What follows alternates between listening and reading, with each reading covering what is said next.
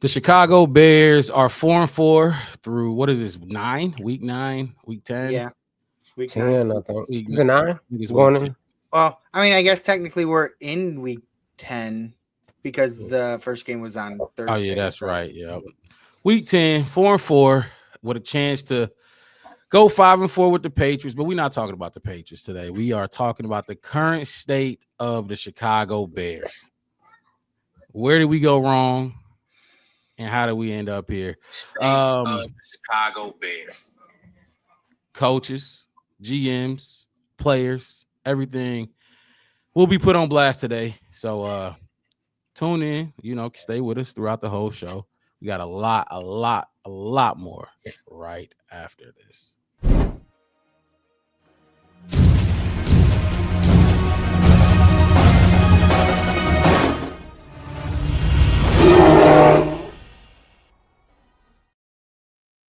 First of all, this is 3 the hard way. 3 the hard way. Y'all see the thumbnail. Got a full squad in the building. Co-host Devin to the right of me. Y'all know who at the bottom of the map, my boy Chef Wes. How y'all boys feeling? Go ahead, Devin. I'm just happy to be in here while it's not after a disappointing loss because it's been a couple weeks. Yeah. There's been some rough losses. Wes, how you feeling? Terrible. Terrible. I was so excited to be at those games, man. Commanders game was awesome, man. I sent y'all some pictures, man. Shout out to my You know what? I should family, have uploaded some of those. Yeah, got to talk to Shane Waldron, man. Swift, Rome, Tremaine. Was DJ. that the Cardinals? Not the Cardinals game, but that was the Commanders game. Yep. Yeah, that was the Washington game. That's cool. You took blame for what did you take blame for? I should have shut my damn mouth. What was it? What you take blame for? Oh man, for talking to Shane Waldron, telling him like, "Hey man, this is a game, man. You got to beat him, man. You got to show me something special." He showed me something special. He handed the ball off to the center and he fumbled. I'm like, not that. That ain't what I was talking about. I was thinking of, some end around, a flea flicker, maybe have DJ throw a touchdown to Rome. I didn't say nothing about no Kramer. I didn't say him. It's crazy because when you said that, I'm like, damn, I got you. I was screaming at that too. I was screaming. I'm like, bring in Doug Kramer, bring in Roschon Johnson. They did it. I was happy as fuck until I realized they had something else planned. They had something else in mind. And man, I got to meet Rojo. I told him, I said, my dude, man, I'm riding with you, man. That's a big wide. And then when I see him, I'm like, oh yeah, that's why you 100% on the 5-yard line and touchdowns, man. That dude is wide. That dude stop.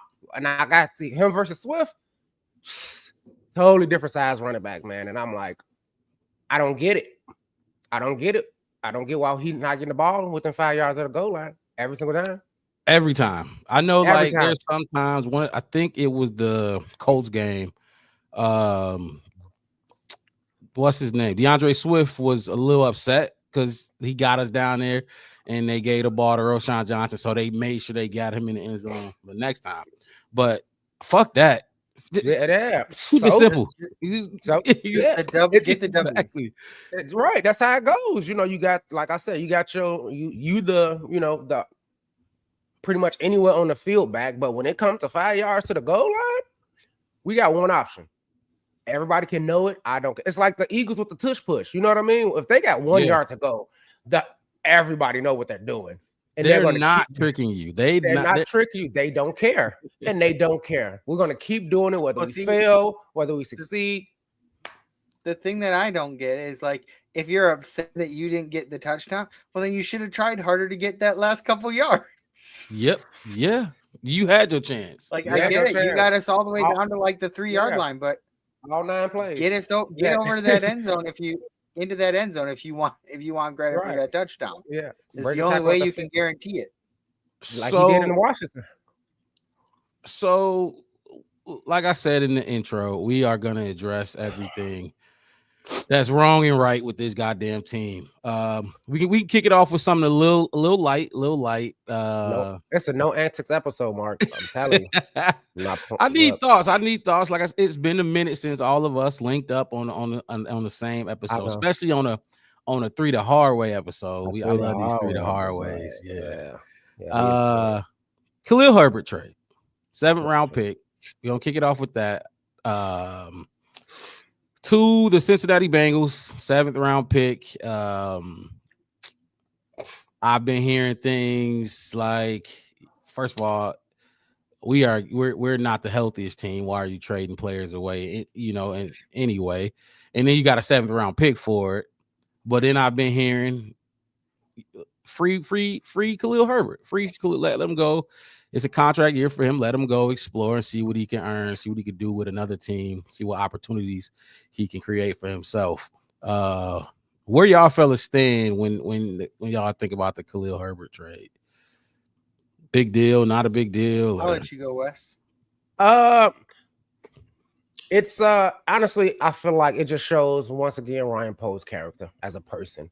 Mm-hmm. He knew that Khalil Herbert wasn't going to shine. Like you said, it's a contract year for him, and like I said, Poe's is about the players, not about the product on the field per se. You know what I mean? He has to acquire, get those players and make sure the right relationships is on his team to him, and he has to, like we talked about, in the offseason about him getting his guys, that kind of thing, and doing right by those people. Like he said, I want, even with Justin, like I just want to do right by him. I know it probably wasn't the best. We probably could have got, a 4th or 5th round pick instead, guaranteed, but I don't want Justin, the 3rd string quarterback somewhere. Oh, you talking about for Justin?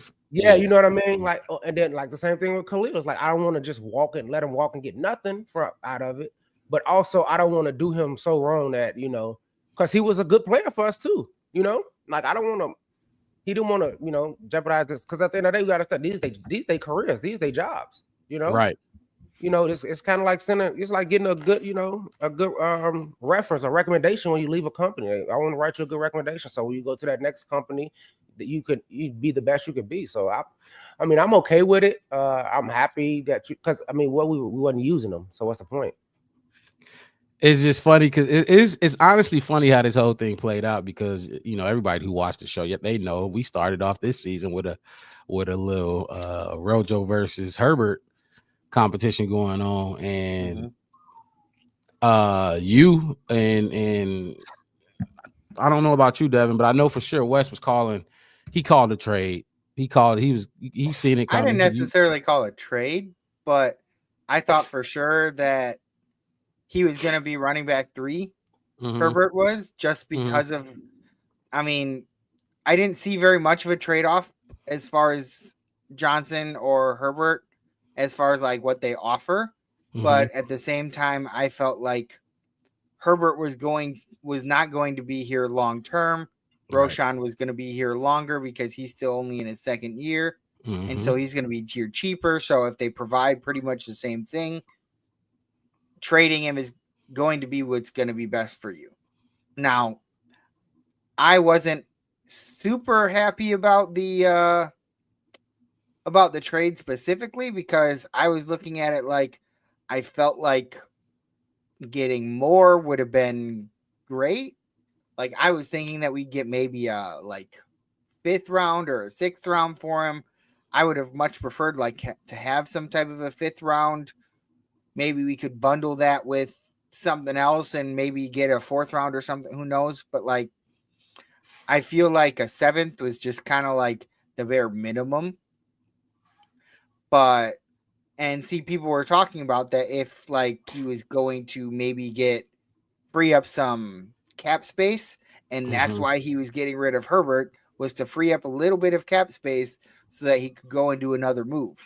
Well, now there is no other move. So I don't know what he was trying to do. There were a lot of rumors flying around, and personally, all the rumors that I was hearing wasn't what I was interested in. But I do admit that after that Cardinals game, it definitely clued me in that we needed some more help on defense, because you take Montez Sweat out, and the defense just changes. Not to say that he's the best run blocker out there or rush blocker out there or anything, but like without Montez Sweat, the defense just looked. I mean, like I know that Brisker and Kyler Gordon were out, but like we've been without them before, here and there and stuff like that. Like there's always something. Like every year, they each get hurt in some way, shape, or form. Gordon and Brisker, if I remember correctly. I think last year we started without them too. Yeah. But being without Sweat, I think, is what really keyed us in on the fact that like we don't have somebody to replace Sweat if he gets injured. We don't have somebody to be on that opposite side to take pressure and to provide pressure to the other quarterback. Like, not that they were throwing the ball a whole lot, but still, it didn't. We never really got to do the things that we normally see them do. And the fact that Montez Sweat was out and you still had people, and I know it was a late scratch. Like I think it was the morning of when Montez got ruled out, but people were still calling for Tyrique Stevenson to be benched. Knowing how shorthanded we were as it is, people were still calling for I see that we got this is the first time this happened. We got a Facebook user in here. I think you gotta like allow StreamYard to post your name and profile picture up here. This is the first time we had one, but I've seen it happen before. Anyway, people were still calling for Tyrique Stevenson to be benched, and we were shorthanded as it is. I'm glad. Look, so okay, I wanted to start it a little light with the Khalil Herbert trade because let's talk about that game. Then let's just talk about that game. The fucked up part about that game is, and I think we touched on it a little bit in the post game show, was the unit we hang our hat on, the unit that we pride ourselves on. Yeah, the offense had 9 points, but we've seen that. We've seen worse from that offense. We haven't seen it. This is the first time we gave up over 21 points in how many games? Some crazy like amount of games or something. Yeah, I think we did have one game that was 21. I forgot, but I think the Colts game. Yeah, the Colts game. But like, go back 12 games and none of our opponents scored more than 21 points. Right. Exactly. I get what you're saying, Mark. That's what stands out to me. Of course, we're gonna talk about Caleb. We'll talk about Shane Waldron if people think it's his fault too. But when that defense shows up like that, I know a lot of people calling for Matt Eberflus's job. That is the reason. That 29 points is the reason, not the 9. Because as a defensive coordinator or defensive minded head coach, if we lost that game 9-15 or whatever, something like that, then you can 9-12. Exactly. You have a leg to stand on, like the reason you retained your job in the first place, because you are good with the defense. But 29 points, now you're not doing what you're not doing what you specialize in. And let me get this down. We're not talking about Khalil Herbert no more. But now you're not doing what you specialize in, and step up to the plate, Matt Eberflus. You're up first. And see, I don't feel like the Cardinals are like that, kind of like a world beater team that they're able to do something to us that no team has done on us for 12 games like that. There had to be other things going on because like our defense just looked so bad out there, and it's not because the Cardinals are just this massively superior offense. And to be honest, it wasn't the Cardinals. James Conner. That's his name. Just say it. It was James Conner. It was the second string running back. It was the third. I think the third stringer is the one who had the 50-yard touchdown at halftime. Like, we really. But that's what happens when you get when it's exactly what we were just talking about, kind of with Swift. It's like you can start it. You get the wheel going as the running back. And that way, the second string come in. And once you wearing that defense down, and you find that weak point, that Achilles heel in that defense, what we want to run to, who looks soft, who look like they ain't coming to play today. Oh, Right. we can send anybody up that alley. We can send anybody. They all, like we was just saying in their post. This their job. This their career. They're professional. I don't care if it's say third string on the depth chart. He's an NFL running back. Either way it goes. And if you give him a hole, like you said right before half, you see what they gonna do. Don't get into that mindset of, oh, it's 5 seconds left in the half. We've been going to halftime down 14-9. I think, Oh, right? it's 4 seconds left in the game. I can go over here and talk to some fans. I could go over there and talk now. We could go to the game before that. It's Hail Marys usually don't succeed. It's the percentage of them succeeding is low. So I could say, yeah, sure, or celebrate, blah, blah, blah, because this is almost no. You get paid. Clock in, clock out. You get paid from when you first come to work, or you clock in, you hit that 8 o'clock, 9 o'clock thing, and then 4 p.m., 5 p.m. you hit the thing that you work between those, those times. But you know how it's like anybody else. You get Facebook user, just put your name in the chat so we know who you are, because it's not showing us. Definitely not who you are. With this comment, just put your name in the chat real quick so we can address you properly and have a conversation. So fellas, what is the Bears' biggest problem in y'all opinion? I mean, offensive line, is it the coaching staff? Is it the quarterback? Is it the defensive line? In y'all opinion, if you had to pick one, what is the Bears' biggest problem? Obviously, there's more than one problem. What's good, AC? Appreciate you. There's more than one right answer here. Exactly. Right. Select all that apply. All of the above. I mean, I can just go ahead, jump Wes. out, Yeah. I'm gonna be like this as a test, because David said that. What is the Bears' biggest problem? You got to reread the test before you answer the question. It's the coaches. It's the coaching. It's the coaching.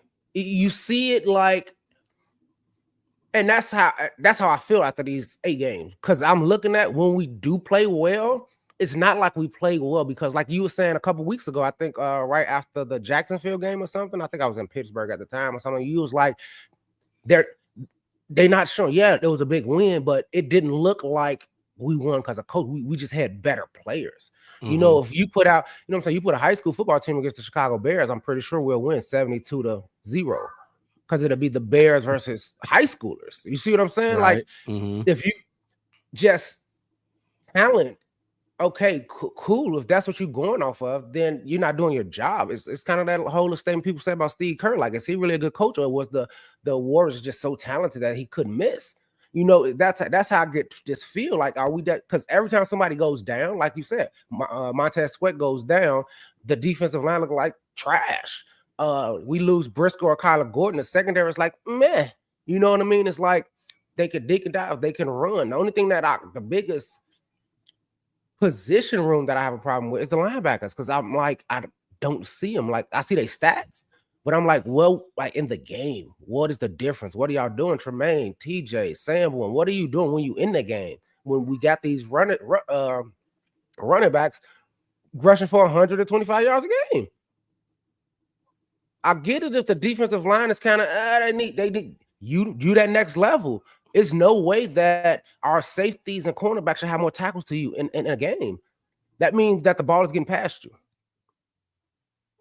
If Bayard got 13 tackles and Tremaine got 3 and TJ got 6 and Bayard got 12, that happened in the game. I'm like, what are y'all doing? So you said coaching. If you were gonna pick one, you were gonna pick coaching. It's gotta be coaching. Yeah. Is that Eberflus? Is that Shane? Is that I think it's just all the whole coaching staff. It's like, what are y'all doing? Yeah, right. Yeah. Because I mean, if you look at it, like, it's like even at full strength, like, you know what I'm saying, with Shane Waldron, his decision making, like I said, we said it's multiple. Like, you could see, like, oh man, we don't know what we're doing, we don't know what's going on, blah blah. But like we were just saying about the defense, the last 2 games, it's like we knew this in the offseason. We said even if the offense starts slow, get that chemistry together, trying to learn each other, the defense is going to have to hold this Bears team up until the offense can get everything kind of clicking and putting those puzzle pieces together. But when you don't show up, now we just look terrible. You know, it just looked bad. It just looked bad. The offense can't get that chemistry because now they playing, you know, rush football, trying to catch up down 20, you know, 29-9, you know, like all this other kind of stuff. Instead of like the Commanders game when you had us back in the game, finna win, and then you clocked out early. And that's got to be coaching. It has to be. Because they fought for that Commanders game. The players fought for that game. The offense did what they had to do. They had the points. So in the Commanders game, you just, if you heard the players talk about it, even Jalen Johnson was saying we should have called a timeout. We should have did that. The players are now speaking out against the coaches. I don't care if you want to like say, oh well, he didn't say it wasn't that bad or he didn't mean it that way. He still said something. He's they're dabbing their feet in the water a little bit, and when they should not. If you fully trusted your coach, if you fully respected him, you're not even gonna come close to saying some of the stuff that's being said. Now it's not like blatant throwing the coach out. They're not gonna do that. Yeah, I'm just gonna run him over with a bus, but they saying shit that you just don't say. You just shouldn't say. And they weren't saying last year. Yeah, that they absolutely were not saying last year. They had some rough games last year, and there wasn't a single time I remember them saying anything about like, well, we should have done this or we should have done that. A lot of times the players would, if they had a rough loss, the players would be out there saying we should have played better.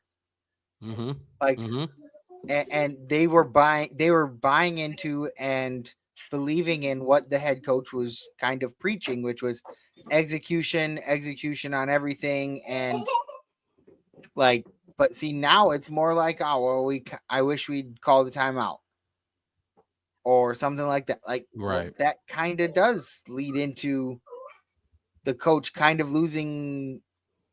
I don't know about if it's the respect of the locker room or whatever, but like something's different. Yeah. It's kind of like we talked about this all week. We had 4 practices about this. We ran this same drill. You coached us on this drill and said, hey, when we get to here, we're going to call time out here. I need you to do this. I need to do that. Then we go out. It's kind of like I just keep seeing that LeBron meme when he was looking at RJ Smith when he had his arms out because he was like, what are you doing? Yeah. You know what I mean? Like, we still need to score. Like, we did this. We was in practice, dude. Like, I think that's the frustration they have is like, we made these whole plans all week long, and then when we get out there, you're not doing it for us. Like, we can't sit here and change the plays. Like, I mean, they probably could. They could run whatever play they wanted to. I'm pretty sure they know the book. They could probably get all together and huddle up and say, hey, he said we're gonna run this, but we just gonna run this instead. I'm pretty sure they can, but they like, okay, what are you going? It's like what everybody keeps saying. What is our identity? What are we trying to do? Are we going to be one of those blitz happy defenses? Are we going to be one of those just cover defenses? It's like, what are we doing? And then on top of that, this is not what I do best. You know what I mean? Like, right, you're not putting me in my best situation.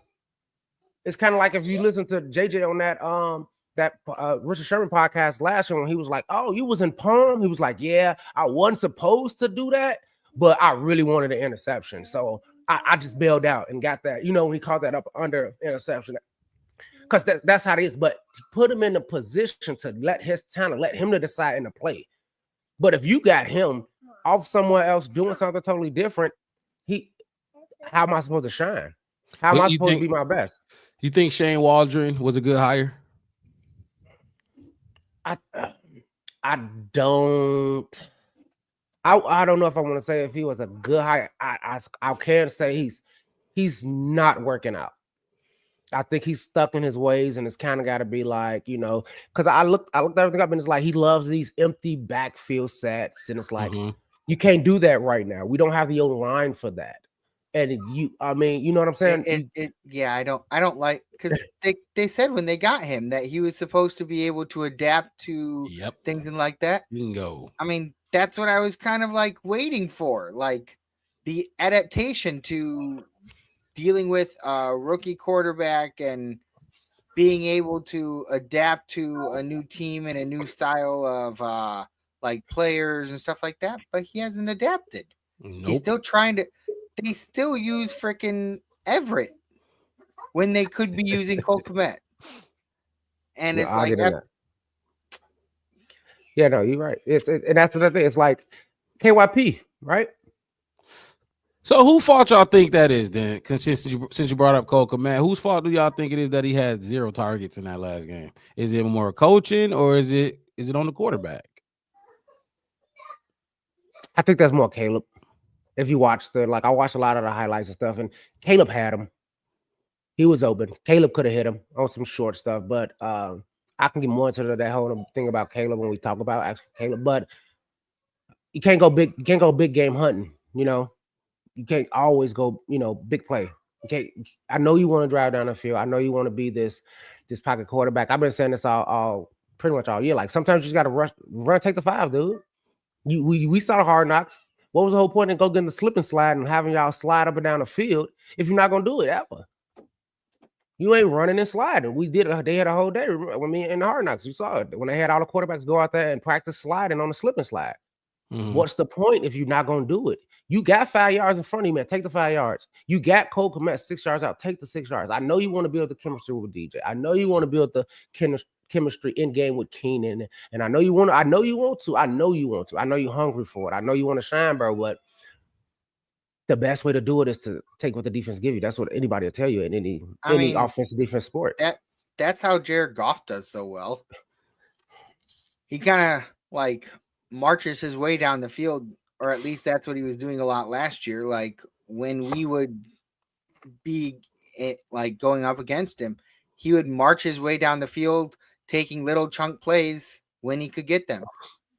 But see, the Cole Kmet thing, I'm kind of wondering, like, maybe the plays that were being called were ones that he's maybe the 3rd or 4th option, and Caleb was trying to see if he could get it to the 1 or 2 options. Mm-hmm. And so I think blame falls on both. I think Waldron and Caleb, because Caleb's not hitting him when he's open, and that's on Caleb. But Waldron is also your coach.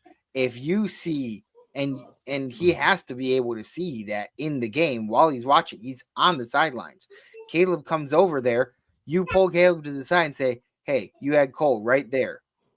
Keep an eye out for him next time if you need to. Like, there were no adjustments made in the game. Like, they're just going to kind of like let Caleb do what he was going to do. And if Caleb makes a wrong decision, he's a rookie. He's going to make wrong decisions. That's where coaching comes into the play.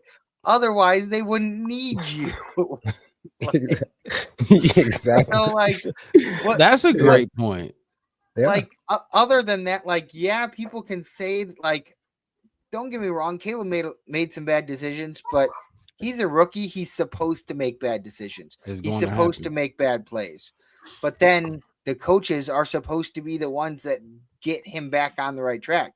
And that's my fear for the coaching, is that they're not doing what they're supposed to do to actually coach him. Like, they're trying to coach the team and not real, like the team as a whole. And it almost makes it seem like coaching on game, like Matt Eberflus brings up all the time. We'll have to look at the film. You were watching the game. Mm-hmm. Like, how do you not know about this play that happened in the game that you have to go back and watch the film? Like, I understand the film is important, but being able to address it in game while it's happening is way more important for a coach, in my opinion, than being able to go back and look at it after the game is already over. Or at halftime? Yeah, like at halftime, being able to like sit there and say, like, hey, Keenan, you went this way on a route when you were supposed to go this way. If you can clear that up, make sure you get the routes correct or whatever. Like, whatever the case may be. Or talking to the O-line about, like, hey, you were supposed to block this guy, but you blocked the other guy. And then we had 2 linemen on one guy, and then the guy you were supposed to block went right to Caleb. Yeah. I'm sure that there were plenty of times to say that. Yeah. And you come out of halftime and, hey, what you tell your team? We got this team and we got each other. No shit. Oh, I will say, though, genius. After halftime, though, in that Cardinals game, he came out talking about the 50-yard run for a touchdown right before half. And he said, Yeah, that's my bad. I called pass coverage play instead of run coverage or rushing play. And so they were in pass coverage and they just ran the ball. But then Mark brought up a good point that, yeah, but after that ball passes that line of scrimmage, every single player on that field should be focused on getting him tackling the guy. And like, I don't care what you call. He should have been stopped. I don't care if he got 30 yards. He should have been stopped for 30. He shouldn't have got a touchdown. He ran 50 yards for a touchdown. But that's Matt Eberflus. Why are you taking credit for that? He's getting scared. He's getting nervous. He's been getting a lot of people criticizing him on taking accountability. So now he's real though. He's been getting criticism for the past 2.5 years. Yep, that is true. I think this is different type of criticism. This is competence. This is pure competence. Before that, it's like, hey, you know, what you think you need? We know you need an edge rush. You need a better edge rush. You probably need some more pieces, you know. So what you want to do about Justice? You probably need some more receivers. That's about in the past, like previous season. Like we can see that. I mean, now this year, the only thing you can really say is that like the offensive line needs to be better. Yeah, because personally, for me, that's what I say is the biggest problem. Yeah, the offensive line. Like I agree, coaching is pretty high up there. My biggest problem for the Bears right now is the offensive line because we have this rookie quarterback, and I'll admit that I thought our offensive line was going to be better than it is right now when we were going into the season. Yeah. I knew that I didn't like the center that we had last year. I can't even remember the guy's name, but then whenever he would get hurt, and it happened a couple of times, we would have Whitehair come in, and Whitehair could not place the ball on the mark. Like sometimes it was above Justin where he had to jump for it. Yeah, he couldn't. Sometimes he was catching it near his ankles. And when you're reaching down to pick up that ball, like I'm sorry, but that's you need another 4 or 5 seconds just to kind of like realign yourself and stuff. So I hate that. Like I thought for sure that we were gonna get Ryan Bates coming in. Him and Shelton were gonna go back and forth for figuring out who's gonna be the center. Well, then it became Shelton because Shelton Coleman because Bates was out, and now we get Bates back, and I'm like, well, kind of at a good time because we need somebody back, but only because of our offensive line is riddled with injuries right now. But like still, like our offensive line, like in my opinion, the best player on our offensive line this year has been Darnell Wright, and he hasn't even really had a very good year. Not compared to how he played last year. He's had way too many like pre-snap penalties and stuff like that for my liking. And he had a few of those last year here and there. Like he'd have some games where he kind of like seemed off. But the thing I don't like is that we get a lot more of those pre-snap penalties on our away games because we're doing that tapping of the center. And there's a slight delay between when Caleb calls for the ball, he taps the center, and then the center hikes the ball. Sometimes people are like going off of what Caleb's doing, which is what you should be doing. But I don't know. It feels like there's a little bit of a delay sometimes. And honestly, I just feel like that allows the other team to get a jump on you. Like, yeah, they can watch that. They can definitely watch it. They do. They just read your offensive line so well, right? Yeah, I get with that, but my whole thing is this. So, all right, how about this? What if we just take the NFC Pro Bowl team and give them to Matt Eberflus and see how he coaches them? Do he really need to coach a Pro Bowl team when every single person on the field is probably top 5 at their position? You don't need a coach then, like he was just saying, if you're not going to coach the team. If you just want talent, like I said, it looks like in a lot of these wins, it's just the talent that we're going up against. We're not coaching, like I was texting, I think we're not coaching against the team's weaknesses that we're playing. Like we're not scouting. It's like, what's the point in scouting if you're not going to attack them where they're weak? I mean, every team over the last 8 weeks have been attacking Stevenson because he's the weakest one as far as the secondary goes. You're not going to really throw towards Kyler Gordon or Bayard or Brisker or all these guys that you definitely not going to try not to throw to JJ. If you know what's good for you. So But I do feel like that's making Stevenson a better cornerback. Like he's for sure. getting better. Like For I sure. remember last year, he started off struggling a little bit, but like as the year went on, he became a top cornerback. And that's perfect fine. But my point is, they scouted us and said, "Hey, when we throw the ball, the best thing we can do is catch when Stevenson's is 1-on-1, or if they rotate in Hicks or what's the other one? Terrell Smith. Terrell Smith. Like they're not looking like, hey, look, we're just gonna keep throwing the ball towards that cornerback number one. We're gonna throw to who we want to. Yeah, we're gonna throw to who they can." Who they can and who they coach it and who they going to get. They say, hey, look, we're going to look at this. We're going to run the ball because we know that this side is weak. Then that's what the Cardinals did. Because Kyler Murray didn't really do anything that game. Let's be real. Marvin Harrison was locked down. Marvin Harrison was locked down. You see what I'm saying? They didn't do nothing. They said, you know what? What we can do, though, is this run looks good. We figured out how to run against them. We don't go into it. That's what I was saying even earlier in this is like slow starts and all that kind of stuff. I'm okay with slow starts. So you try to figure out what the team is doing, how everybody's playing. Like I said, who came to play and who did it. And then at halftime, I will refer back to the Ravens and Bengals game we just saw on Thursday night. The Ravens, that first half, the Ravens was like, you looked at them like this doesn't look like the same offense. They came out of halftime and went pound for pound, blow for blow. They say, okay, this is what we know we can do. This is what's been working these first two quarters, and we're just gonna keep hitting you like this.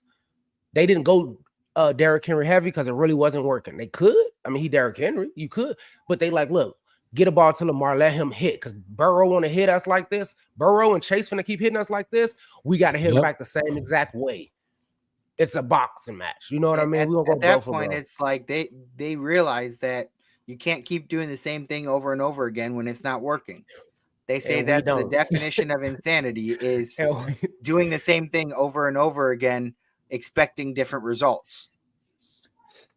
Well, and that's what brings in my whole Chicago Bears right now. Right, yeah, and that's the whole thing about my whole point about, I've said it a month ago about Kmet. It's like you see the difference this offense is when he is the one kind of leading us. When him and Swift is kind of getting the offense going and driving, then DJ have a real good game. Not even a lot of yards, a lot of stats, but he have a good game. He looked good out there. The next week we do the kind of same thing. Like, do you see Rome have 115 with a touchdown? And then the next week, then you see, you know what I mean? And I know, like I said, I know you want to build the chemistry with the receivers, but get the wins. Right? And you got Cole Kmet out there all game blocking for you. In an interview before the England game, Keenan Allen was asked point blank about the fact that there's so many playmakers on this team. How is it been proven difficult to be able to share the ball around? And his response was golden because it's not what I was expecting, especially for a guy and kind of like he's in a contract year. He said that at the end of the day, the stats don't really matter. As long as we get the win, everybody's going to be happy. You get the win, and nobody will be upset about not getting this stat or that stat. And that kind of really resonated with me because that was one of my worries during the offseason was most teams don't have a good receiving tight end, 3 good wide receivers, a running back who can catch the ball out of the backfield really well. And so most people don't have to share that ball between 5 different players. So and so this is my thing with the whole Cole Kmet thing, because yes, Caleb, it's clear as day on film, Caleb misses him. He's not the only one Caleb misses. Caleb misses a lot of wide receivers. He's a rookie. He's going to miss. He's not going to read the field perfect every time. My thing is this, Shane, you're the offensive coordinator. We just watched that game where Jamar Chase just had 264 yards and 3 touchdowns. As an offensive coordinator, you should, especially dealing with a rookie quarterback. And I think they're letting Caleb do too much. I think they're giving him too much freedom. And it's probably going to benefit him in the long run. But Shane, you got to draw up a play and you got to tell Caleb, Throw the goddamn ball to Cole Kmet here. I Yep. drew this play up for Cole Kmet, not DJ. Yep. Not throw the ball to Cole It's- Kmet. It's I the don't give a zero fuck if- target. That's the problem. No, Miss him. The zero targets is definitely on Caleb. He definitely should have That's what I'm saying. Like, even if you some overthrow him, even if, incompletions. you know what I'm saying? You throw it in the dirt. You was just close. Ooh, that would have been that pass. You know what I mean? Like, we seen his But inaccuracies, but are not you targeting your weapons. Are you afraid to? Well, but see, Are you afraid to tell him, dude? I that's don't the give thing a that's fuck on what DJ on is Shane doing. too, though. Like the zero targets Yeah. is on Shane too, because like you see zero targets going into halftime, you go and tell Caleb, target Cole at least once, throw up a contested ball, and see.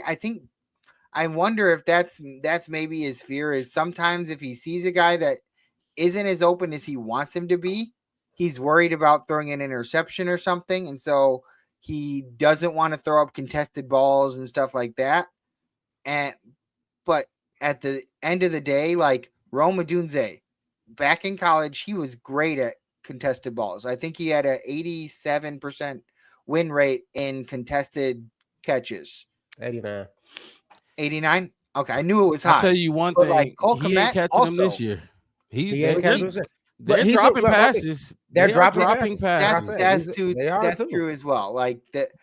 Guess who's not definitely dropping seems to passes? be- Who's not dropping passes? Cole. Wes? Cole Kmet. Listen, I'm finna tell you this.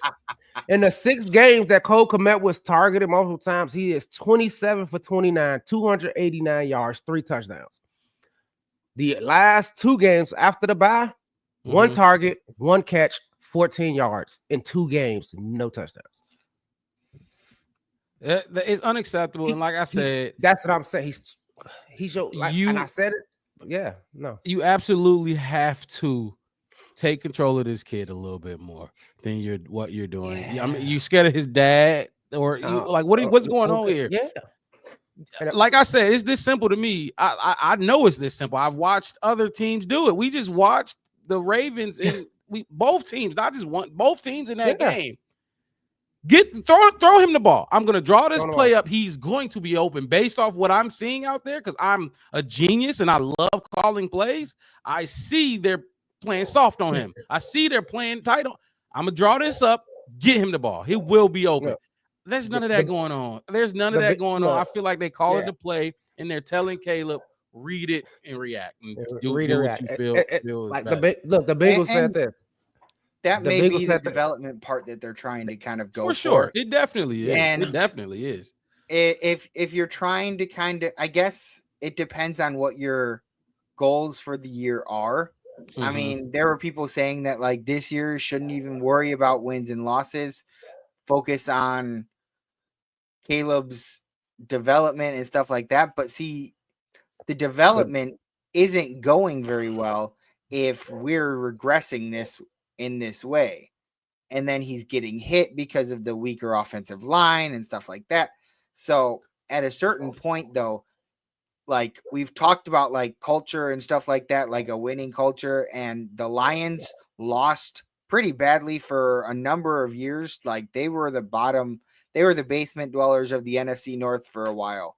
They had that 0-17 season a number of years back and stuff like that. But if you look at them now, that's not even remotely the same type of team or culture, but we still feel like we have the same culture that we've had for the past like 10, 20 years.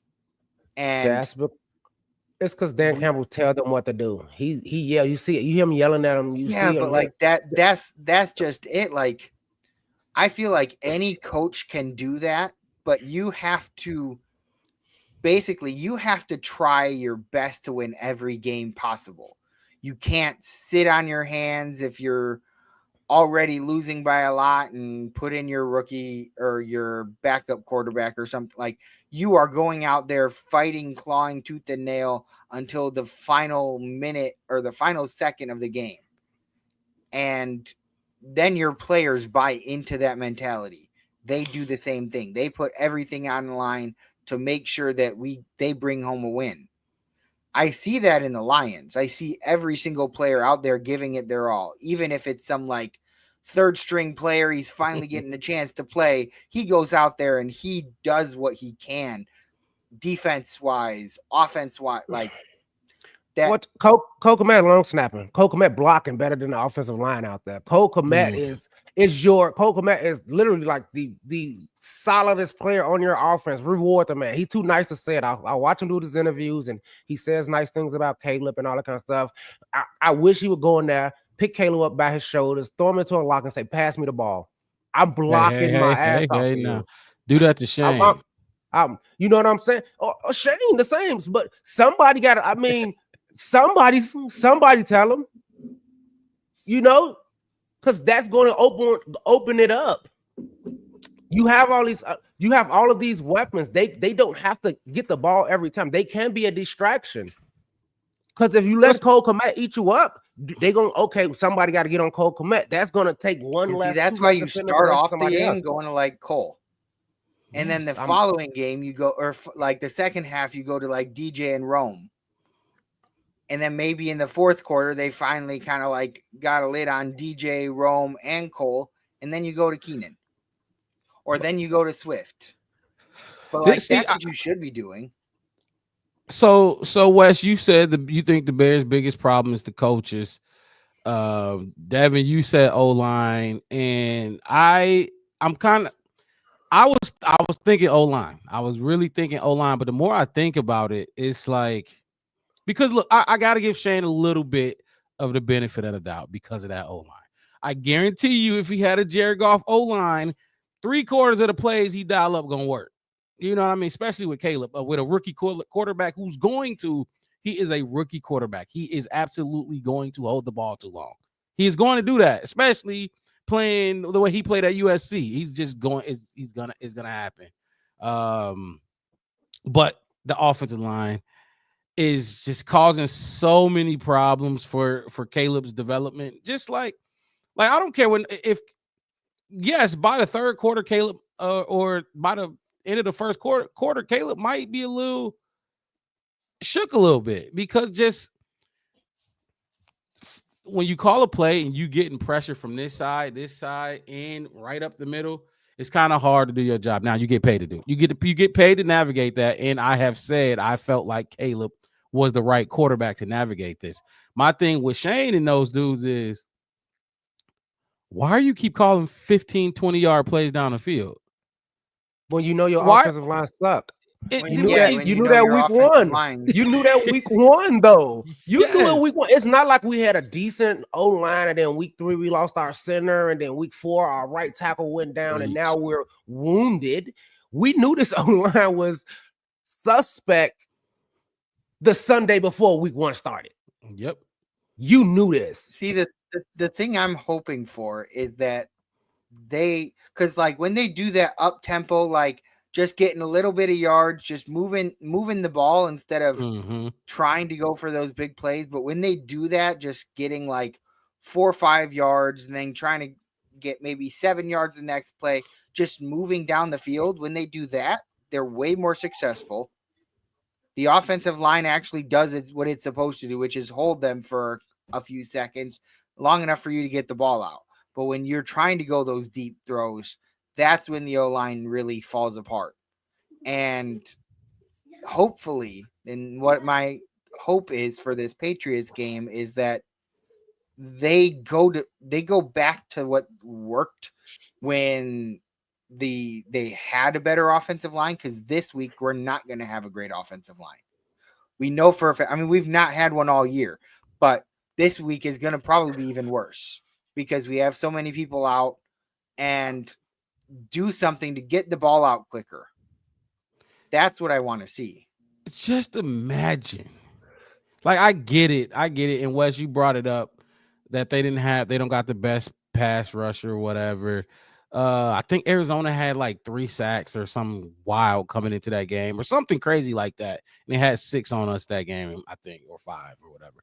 But I just imagine being this rookie quarterback and you're about to line up your royal guard, the guys protecting you, are third stringers. Let's just call it what their third string linemen. Those are third string offensive linemen. Tevin Jenkins may be a second string / starter on a good day. Tevin is a starter. He's a starter, but on his average days, he's a second string lineman. Then you got Coleman Shelton. Coleman Shelton was replaced in LA by a 6th-round pick center. I forgot his name. I should have wrote it down. But look, LA, the Rams, that Coleman Shelton came from the Rams. He started for them. They replaced him with a 6th-round rookie. And we went and signed him and made him our starter. And yes, Caleb is this is another thing. We got to face it. It's week 8. Caleb is not playing like a franchise quarterback. I don't know if people expected him to in his rookie year but he's just not playing at the level we thought he'd be playing at. So we have to adjust. We have to play like it. I feel like some people are still thinking like Caleb is just going to be Superman. It ain't happening. It's not happening. This is the NFL. It is hard though when you've had games against teams like Jacksonville or I know we haven't had a game. We did have a game against Carolina, right? Yeah. And like having games against those two teams, it really does kind of like when you see something really good happening and like you have the 4 touchdown game against Jacksonville or whatever. Like when you have amazing games like that really kind of show you what's possible when everything seems to be clicking, special teams, offense, and defense. When you have games like that, you see the potential.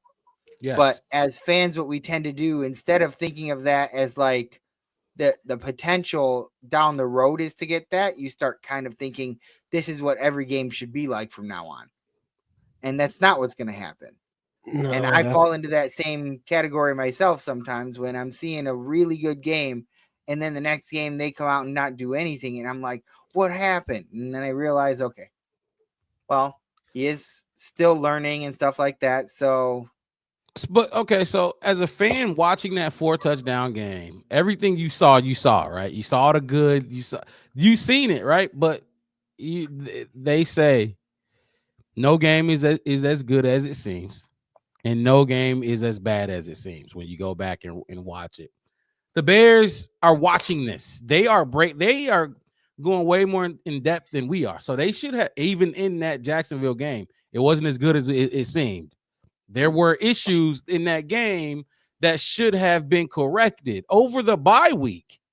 We had a bye week now, and we came out that bye week like we didn't work on anything over in that. We came out of the bye week like it was the first game of the season. Right. Like exactly. Now, granted, we almost won that game, but let me ask y'all this. Do y'all think that bye week slowed us down? Do you think that Washington game would have been different if there was no bye week in between? I do feel like that. I feel like everybody was a little bit too rested, maybe.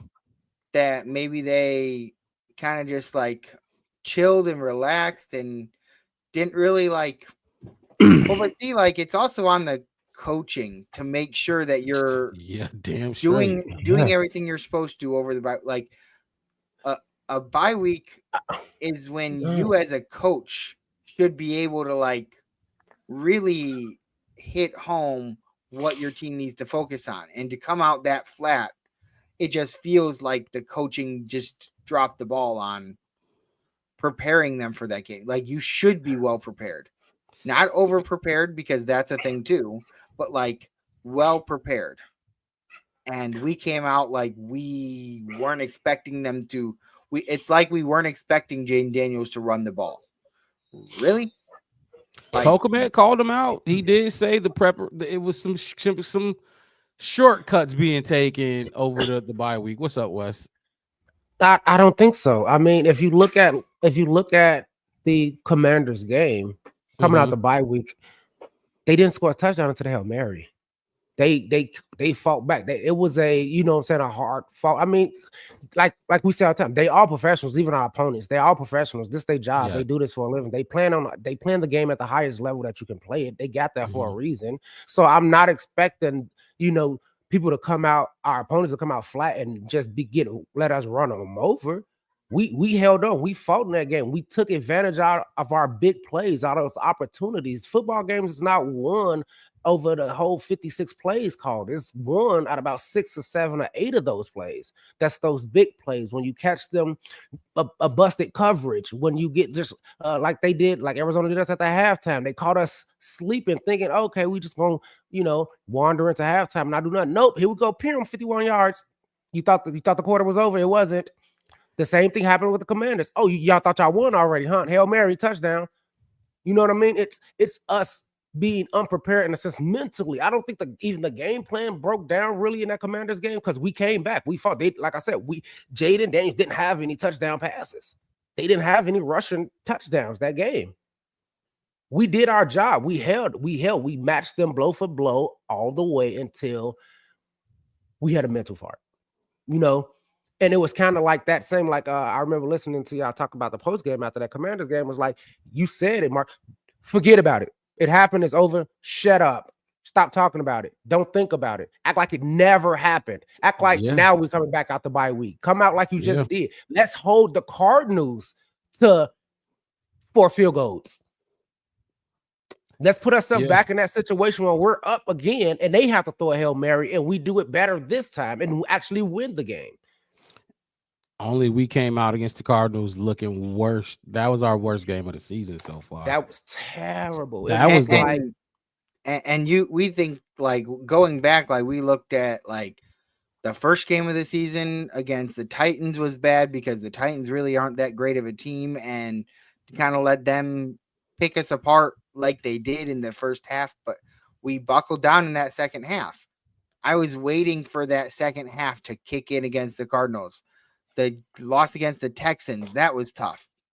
This was way worse. This was way worse 10 times. Right.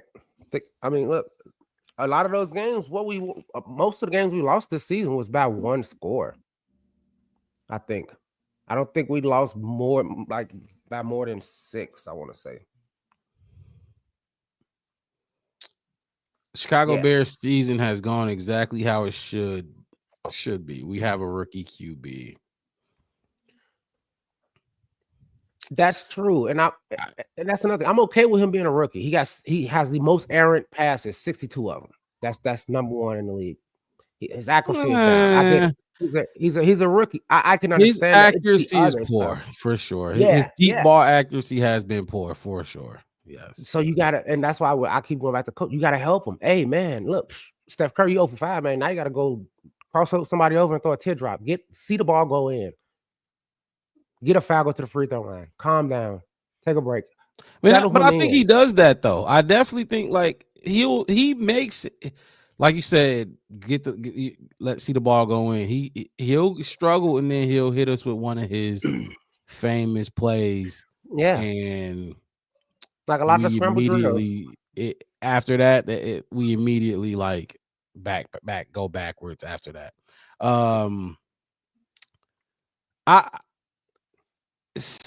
Do y'all want to bring Caleb to the plate? Is it his time to step up to the plate, or y'all want to keep Matt Eberflus up here a little bit longer? Circle back around to the. I mean, we gonna keep coming back to Eberflus. It's his fault.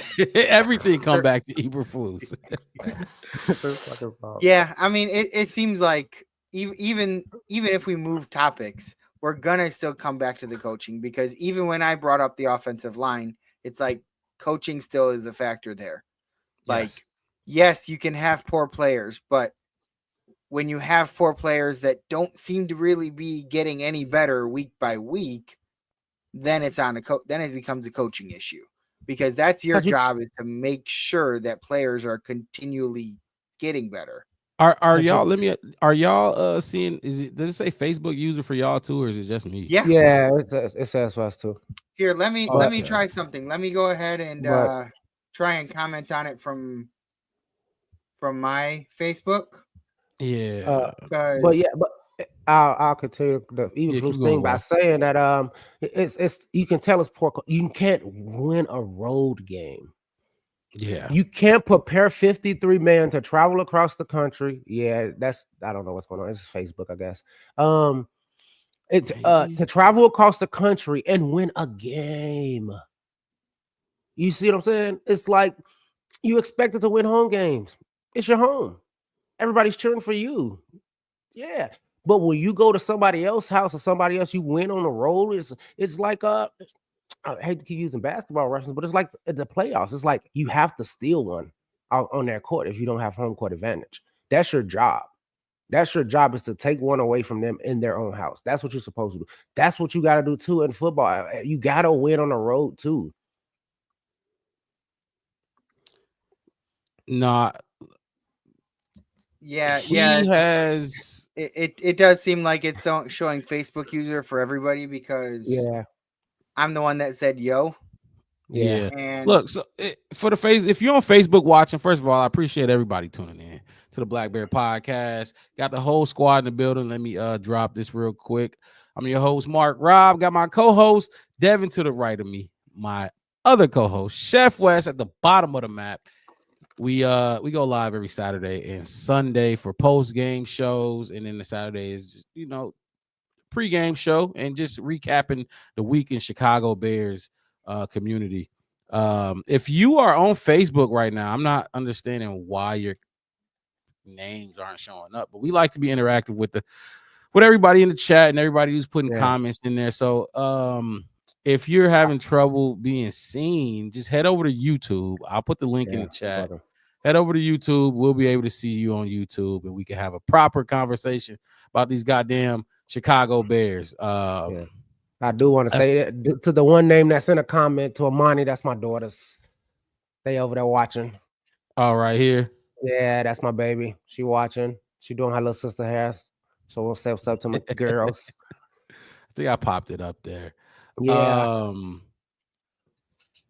So look, Caleb. We gonna move on to Caleb now. Caleb. Yes, I do want to move on to Caleb. But let's stick on Flus for a little bit longer. Because we haven't talked about his hot seat in the state of his job security right now. So yes, he's struggling as a head coach. He's struggling in situational football. That's the main part for me, the situational football thing. Not even just like an entire game. He's not that bad. There could be worse than Flus, but he continues to let us down in situational football going back to last season. Now, you mentioned the road record. We don't even have to count the first year.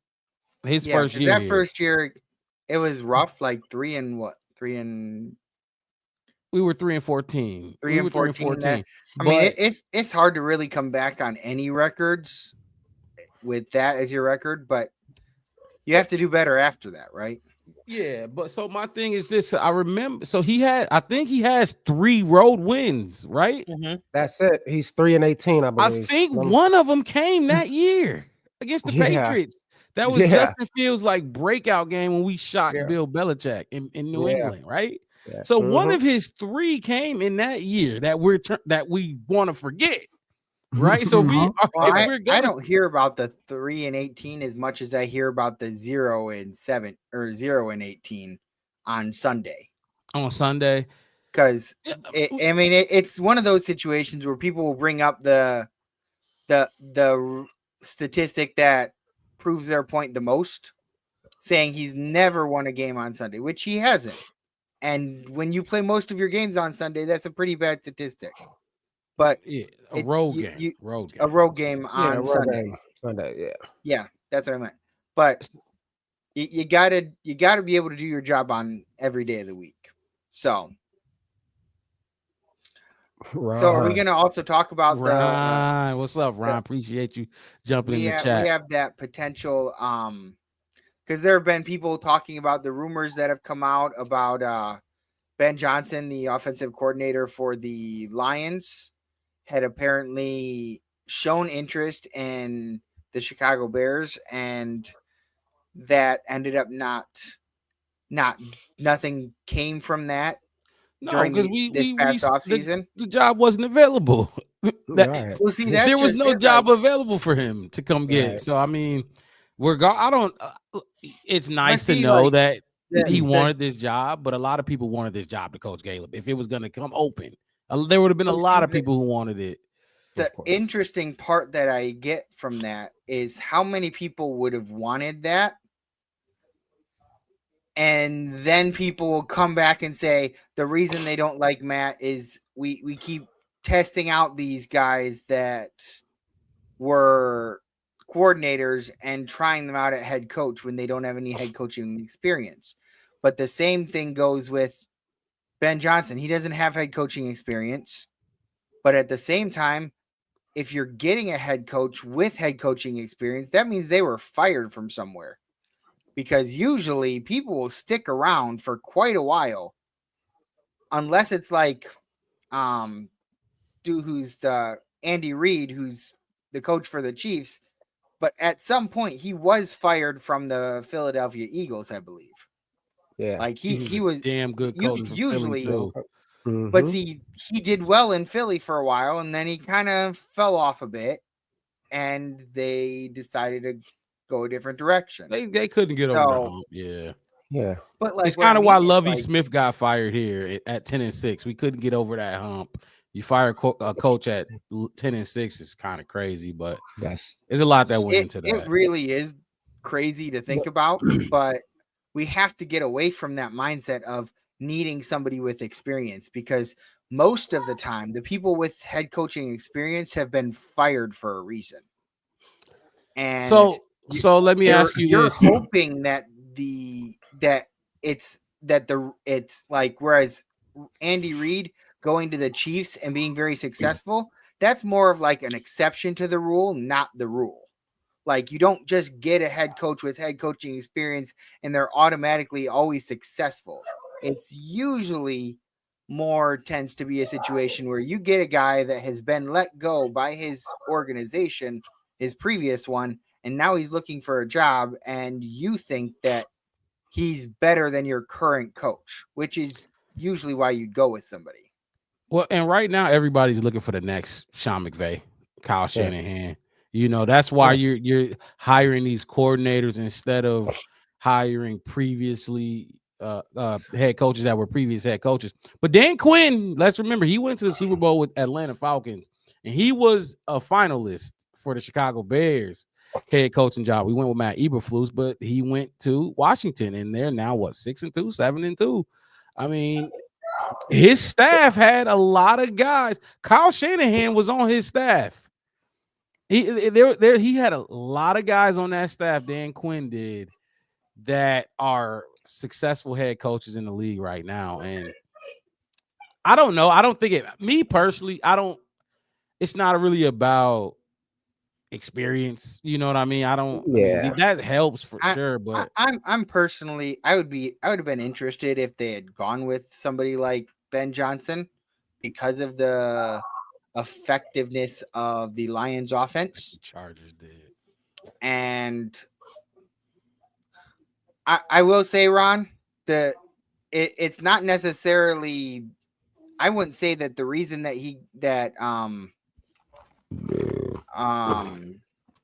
Jim Harbaugh got the job is 100% of because of what he did at Michigan. I think the fact that he did really well for the 49ers when he was their head coach, that also played a factor. Like, you don't just say, oh, well, somebody's a great head coach in college and just automatically assume that it'll translate. But he has done it at both levels. So I would say that that's why you can't just pick anybody from college and expect that they'll achieve. But with college, I will say college coaches have to know how to develop players. Like, that's something that we haven't really been very good at necessarily. Like, sometimes defensively we've developed players, but like offensively we have struggled at developing quarterbacks, wide receivers, whatever. Like, we haven't really had people that we've got and molded them into a really great player. and a good college coach, I feel like would have succeeded in that area. So would y'all do? Okay, so do you think would y'all fire Flus right now? Would y'all do it, or would you wait, stick to the Bears the history of the Bears and not firing the coach mid-season? The Saints haven't done it since like 100 years ago, so they fired Dennis Allen. Well, here's a follow-up question. What do you do if you fire Matt Eberflus right now?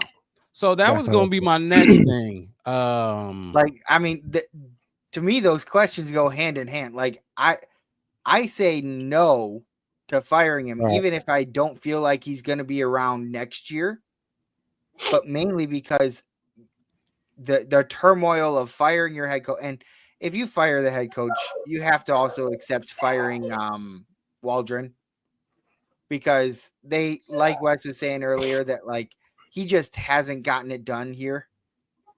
And I mean, knowing how Flus is with the offense, there is absolutely no doubt in my mind that that the offense is 100% on Waldron.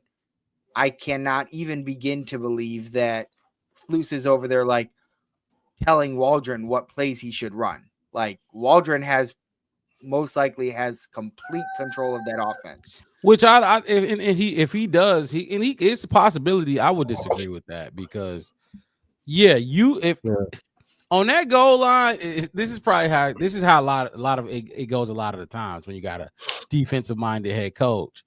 4th and 1, 3rd and 1, the coach will say, not all the time, but he'll say, I want to run the ball here.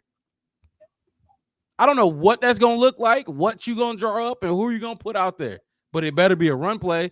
You know what I mean? That's the type of influence Flus will have, or we're going. You think so? Yeah, for sure. Just not like I said, not exactly the play. I don't know what it looks like. Like, I mean, like going for 2-point conversions. That's Flus. I'm going to go for 2, sure, but and you give me your best play. Give me your best. Give me your best run play here. Give me your best pass play here. We need 5 yards. We're going. Give me your best play. Mm-hmm. Like I said, I'm sure he's not calling specific plays, but hell yeah, he has the full autonomy. He has the power. I don't know if he's using it. Like I said, when fucking that's what I was saying. Like, I don't feel like he doesn't have the ability to disagree with Waldron. I just feel like he doesn't disagree. Yeah, and like, that's what was my issue. He wouldn't argue like he just kind of it feels like, just based on the way he always talks about like offense and defense and stuff like that, he doesn't really seem to really care much about how the offense is doing or what they're doing. He's in those meetings. No, he's in the meetings. He definitely he may be in the meetings playing Candy Crush on his phone, though. Who knows what he's doing in those meetings? Which sure as hell isn't discussing good positive things for the offense. Because I mean, remember, if you're a defensive minded head coach and you see something, you go to him like, this is how I would defend that. So I don't know if you want to put it, because if you were playing against me, I would defend it this way. So they bounce ideas off each other like that. Yeah, I mean, that's how it should be. I just don't necessarily know if that's how it is. No, I don't. Nobody can know about them. Nobody can know about them. So either, because the Doug Kramer call, right? And this is a great example. The Doug Kramer handoff. As soon as you hear that call go through your headset, you veto that shit. There's no way in hell I'm giving Doug Kramer his first carry of his career in a clutch, intense playoff-like atmosphere like this. And the game close. And the game close. It's a game. It's a game. It's still a game. If we turn the ball over, we're going to give them the opportunity to be winning this game. It's not like we're up 37-10. Sure, fuck it. Do it. Why not? We up 37-10 in the fourth quarter. Have fun. You see what the Lions did when they put 52 up on whoever they did, and they had linemen out there. You know what I mean? Like, we got 52 to like, yeah. I will put my whole offensive line out there, all 11 of them. Go out there, had an offensive, the backup center throwing the ball as a quarterback. You know why? Because I'm up 52 to whatever you got, and there's Right. no way you're gonna beat us. But in a off the bye week, coming out against what you know is your quarterback's big highlight game. This is where he's from. His family is stacked in the stands. He's going against it's the number 1 pick versus the number 2 pick. They what we call it? They flexed the time so everybody can watch you. Blow them out. Blow them out. You can get as cute as you want. You get as cute as you want. Sadly, other than that, yeah, exactly. other than that, we're going to play actual football. We're going to give the ball to our big running back who has 100% completion as far as touchdowns when we're within 5 yards of the scrimmage line. So yeah, that play right there is evidence that Matt Eberflus is not. He is not vetoing shit. He's not keeping things. He's not being a CEO head coach like he probably should be. That play. I wouldn't fire him right now, but I can tell you this: I'm ready to fire him right now. I mean, I wouldn't fire him now, but I do not want him to come back. I know everybody say he's guaranteed to come back. I mean, hopefully that's just what people want to say for I don't want to fire him mid-season because I feel like that would create too much turmoil that like nobody would know who's in charge and they would have to try and figure something out because I mean, like I said, nobody know who's in charge right now. I mean, you're right, and it's creating turmoil, but that'll create even more, I think. But I would fire him mid-season though. If you fire Eberflus now, do you keep Shane Waldron? Depends on who you want to bring in as your head coach. If you're going to be done like I want to do, you won't be bringing in some random guy off the street as your head coach. No, you're promoting somebody that's in there now as the interim head coach. So we got Thomas Brown, that's the passing game coordinator. We have Shane Waldron, offensive coordinator. You have obviously Richard Hightower, who's the special teams coach. And then you got Washington. You got Eric Washington, defensive coordinator, and then a bunch of other assistants, positional. Apparently, coaches, though, we have like some of the most coaches of any team. Like we have a lot of coaches. We have a passing game. We have a lot of shit ton of coaches. That's probably why. So, do y'all think it's too? So, okay, Fluke's not going anywhere mid-season. We all kind of know that. After the season, we don't know yet. But. Do y'all think there's a possibility Shane Waldron can get his play calling duties taken away? Like I said, we have a passing game coordinator, Thomas Brown, on this unit, or maybe Kerry Joseph, the QB coach. I would say more than anything the QB coach, because our running game is a big factor of our game plan and stuff. And if we're trying to focus out, if we automatically put a passing game coordinator as the play caller, then next thing you know, that like he's only calling passing plays, or at the very least, he's going to call mostly passing plays. I mean, that's what he knows. I think we're calling mostly passing plays. That's what we're doing right now. Mm-hmm. That's what we're doing. But we there are definite times out there that we seem to have a good balance, or at least the games that we do well, we have a good balance between Swift and passing. Like when we don't have to, like the game where we had like 4 touchdowns, Caleb had 4 touchdowns.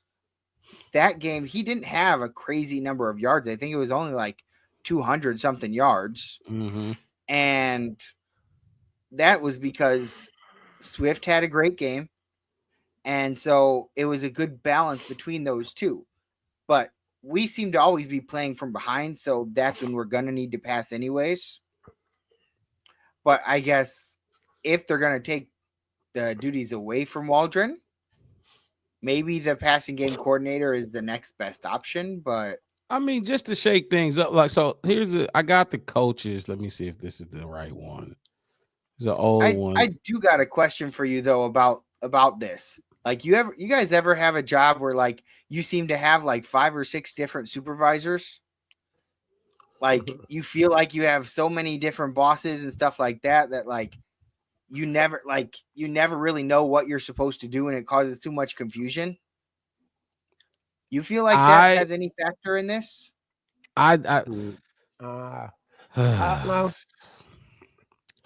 No, because I think they know Flus is the head honcho. I think he's the but like on offense, he's if the they're executive out there chef doing something, but like, now, and your quarterback coach tells you that you should be doing this, and then your passing game coordinator says something that's a little different, and then your offensive coordinator says something different even more. Well, yeah, you listen to your offensive coordinator, but he can be wrong. Like, I had a job once where I had about 4 or 5 managers that were all in charge of me, like me and a whole bunch of other people, but like all of them were my boss. And 9 times out of 10, just about 9 days out of 10 days, they would all be telling me different things that I needed to do, like conflicting things. And that to me caused a lot of confusion in that job. right. And but there definitely might be too many structured though. There definitely might. Go ahead. I think it's more structured like a kitchen, like a Michelin star kitchen. Flus, he's the executive chef. He's the head chef. He finalizes every plate that comes out the kitchen. But you got line cooks and all these other kind of people that you have doing certain things. Like you have somebody just chopping vegetables. They have to be, this size, this size, this size, or whatever for these certain entrees. You got somebody making just the soups. But it's up to Flus to go, and you have a sous chef who's kind of like the, offensive coordinator who goes like and prep and make sure everything is kind of running efficiently as well. But the executive, he goes and he tastes everything before he looks at it. And your sous chef say, "Hey, look, those potatoes, you chopping them too big, you chopping them too small." But the head chef, he goes, he tastes that soup, more salt. He looks at that steak and say, "Yeah, you're gonna stop, turn the heat down, you're gonna burn it." I think that's how the staff works. I don't think that's how I would say that's how it's supposed to work on an NFL team. But I mean, the problem is that we got Flus over there. Like, Flus is like a guy who has only ever worked in like a fast food restaurant or something, or like maybe like a vegan restaurant or something, and now he's in charge of a Michelin star kitchen. A steakhouse. And now he's in charge of something where like he doesn't know how, like he goes over there and he's like, "Oh, those vegetables look nice," and really the guy's cutting them all wrong. Or he goes over there and says something like, "Is looking good, like just gotta trust the process." And the guys are over there like, "What does that even mean? Just tell me, am I supposed to flip the steak yet?" Should I flip it? No. And so, I mean, I think that's part of the problem. Like, if you have somebody on top, like, so say Flus is on top and he knows what everybody in the kitchen is supposed to be doing, that's perfect. But if Caleb gets told by his passing game coordinator to do one thing, and then his QB coach tells him something else, and then the offensive coordinator tells him something else, and then the head coach is just sitting there like, "I don't know which one of those 3 you should follow." That's where you're running into our problem, because you have like, yes, Flus is the head honcho, but when the head honcho doesn't know what he's doing with your specific question, it's really hard to believe. I mean, so like he can't go to Flus and ask him, "Hey, can you give me tips on this?" Flus would send him to somebody else. And if those 3 people that he would send him to tell him different things, it could really mess with what he's thinking out there. So he's like trying to do what each of them tell him to do, but they're kind of in conflict with each other. And so he chooses one and it doesn't work. And then he chooses another one. And in that situation, it didn't work either. And he's still trying to figure out how he's supposed to play this game at this level. I wonder if having too many cooks in the kitchen, so to speak, to go off of your analogy there, too many chefs in the kitchen there is affecting the way that we play. I think it plays a role. I definitely think it has some sort of effect. I don't know the magnitude of it, but it definitely has some sort of effect, because this is the most coaches the Bears I think we've had on our staff now. And a lot of people, so Do we all agree that firing Matt Eberflus is basically off the table, no matter how? Like, say we lose to the Patriots. As unless he goes on this like 6-game losing streak for the next 6 games, and not just losing, but like losing really bad. He loses the entire locker room. Everybody is coming out. I mean, there are obviously things that could happen that I think could potentially have him lose his job, but I don't see them as being realistic. So I would go as far as to say I don't see him losing his job during the season. Right. So I want to play a clip. It's like 45 seconds. I'm sure y'all have heard it this week. It's Adam Rank. Everybody know Adam Rank. Yeah. He's speaking on Matt Eberflus's future, even beyond this season, and what he's hearing from inside Halas Hall. Here he is. There's a possibility that Matt Eberflus actually has a 5-year contract and that he might be more locked in, because I talked, and I might have alluded to this a moment ago. I talked to some people within NFL circles, people who are close to Ryan Poles, and they indicated to me that regardless of what happens at all,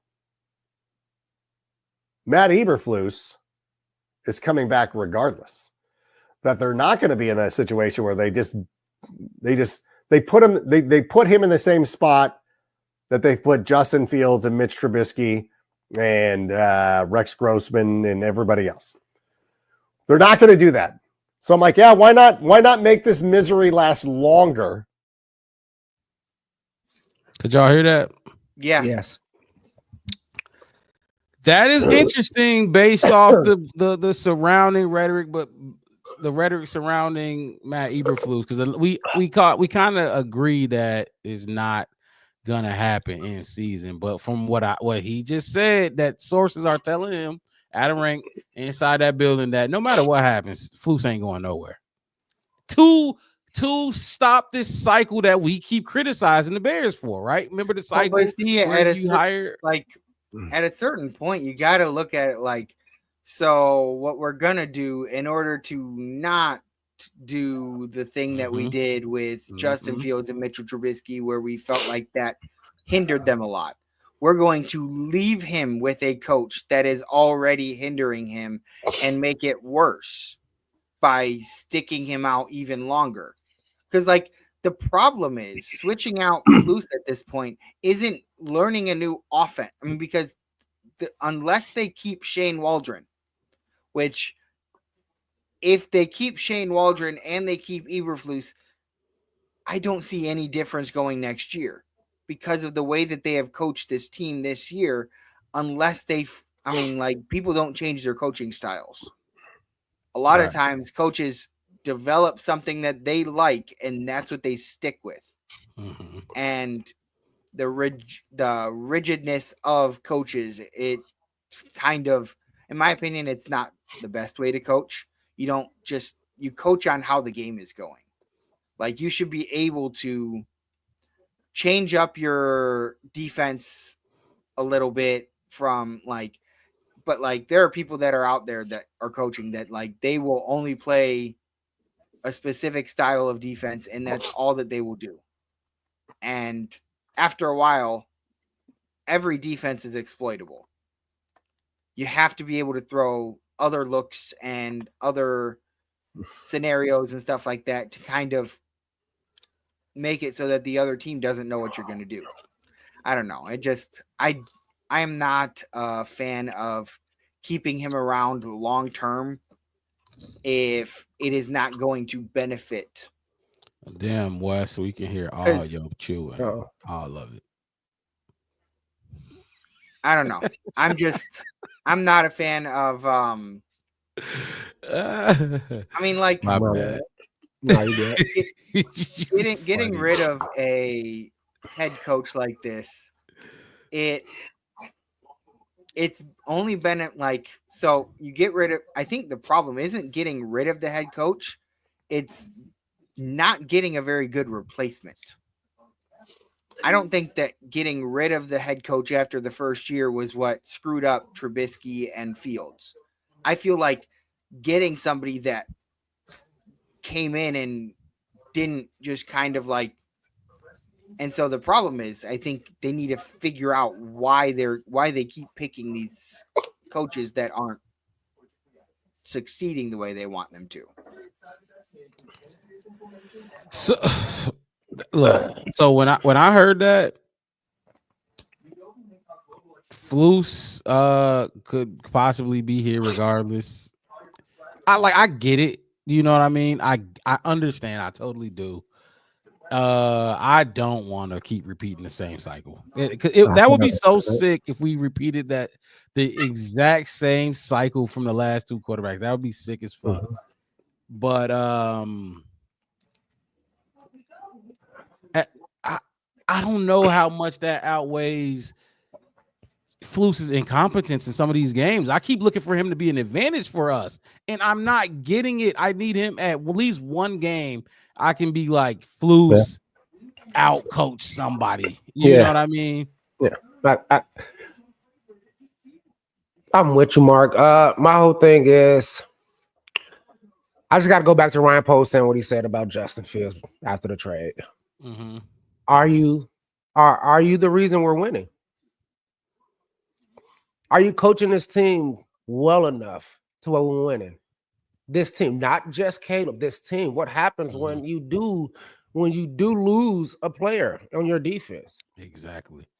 Can you coach this defense? I gave you more players. I gave you more. I mean, I get talent-wise. We could talk about that second string, third string. But you have somebody else that you know that you've been coaching. You walked around. I don't know what you probably call him, the American Eagle, the big call. You got nicknames for everybody.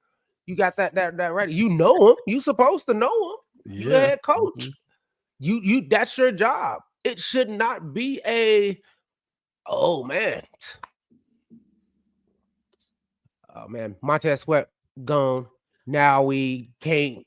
I have no idea. Exactly. I have no idea what to do. And that brings me back to what I've been saying. Is it the talent that was making us win in those games? We were just more talented than those things? Yep. Or is it coaching?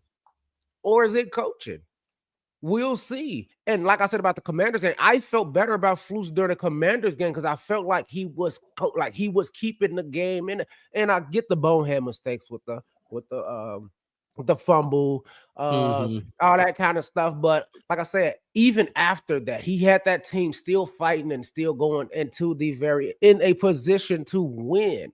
Right. I'm like, oh, it sucked. Oh, that sucks so bad. But then to come back out against probably a lesser team in the Cardinals than the Commanders and just not do nothing. The fallout from that, he couldn't keep us together. He didn't keep us together after that. And that's his job. And that's my whole point. Are you doing your job? Are you the reason we are better? Are you? And like I said, he comes out and he says these things, and it's like, are you really like you said earlier, Devin? Like, do we really need you? If you just want to come out and quote people and say what you got on your inspirational TikTok and we family, we love each other, we gonna stick together. Duh, we know what a football locker room look like. We know that they playing for each other. We know those players playing for each other. We know they love each other. We know they cool. You know what I'm saying? For the most part, I mean, I'm pretty sure some relationships that don't. I mean, a lot of people remember they was talking about Russell Wilson in Denver, like he don't want to talk to nobody. He was up in the office, not in the locker room. Now that's being not a good teammate. We know these teammates, these Bears players are playing for each other. We know that they sticking together. That's on them to do that. What are you bringing out of them though? Who are you going to and going? Hey, Mark, look, Dev out, you up, you can do this. Your time to shine. Let's get you paid. Let's get you some money. Make sure you watch 53. Robinson in the fucking game. You know what I mean? Let's put you. Hey, look, all I need you to do, go out there and just keep blocking 57-7. We're gonna make it simple. We know you just getting in the game. Blah, you know what I mean? Like, Are you coaching up this team? Hey, and like we said about going to Caleb, hey, Caleb, look, man, you doing good. I mean, you know what I'm saying? Just try to get that ball on the numbers, all that kind of stuff. But hey, look, man, you got to hit Cole Kmet on this next play. I'm going, like you said, I'm going to draw it up. If I'm Eberflus, what you going down the field again? No. Okay, cool. They'll be the decoys. We'll go there. But we're gonna do a curl route with Cole Kmet. That's what you want to do. Whatever curl route you got for Cole Kmet, that's what you can do. But he has to get the ball. I want to, you know what I'm saying? Like the head coach has to be able to say, look, that's what we need to be doing. Yeah. Because that's what especially if you're a defensive head coach, you like, man, if this was my defense, I'd be kind of pissed that they ain't sticking Cole Kmet. He wide open. Mm-hmm. You know what I mean? Like I would tell him that, hey, look, the way they playing, they leaving Kmet wide open. You know, I mean, I hate to say this, but I would have like a screen pass instead of they just disappeared. The screen passes disappeared. I know as much as we said get rid of it, but I would have. They were the way working. they was playing us. I'm like a screen pass. Like a lot of people and a lot of analysts and a lot of these people that say, hey, all Caleb really got to do is get it to your skilled players. You have multiple ones. I get you on the next one, DJ. I just saw Kmet. I get you on DeAndre Swift. I got you. Got to get you out the flat. That little flip. Remember the flip and Swift hurdled the dude and all of that. You know how that makes your offense feel, your offensive line feel when they get to move forward up the field. Take the 5-yard run. You scrambling. You evading people well. You getting out of that chaotic pocket well. If you can't get it downfield, take the 2 yards. You see Pat Mahomes, he do it all the time. He run 2 yards out and kind of stick the ball out in front of him out of bounds. Take the little bit. So Wes, because you on a roll right now, let's talk about our quarterback then. Let's move past Flus and let's talk about this young man that we have at the helm of our team, leading this team. I want you to start, Wes, because I mean, I'm sure you've seen some things you don't like. Maybe you've seen some things you do like.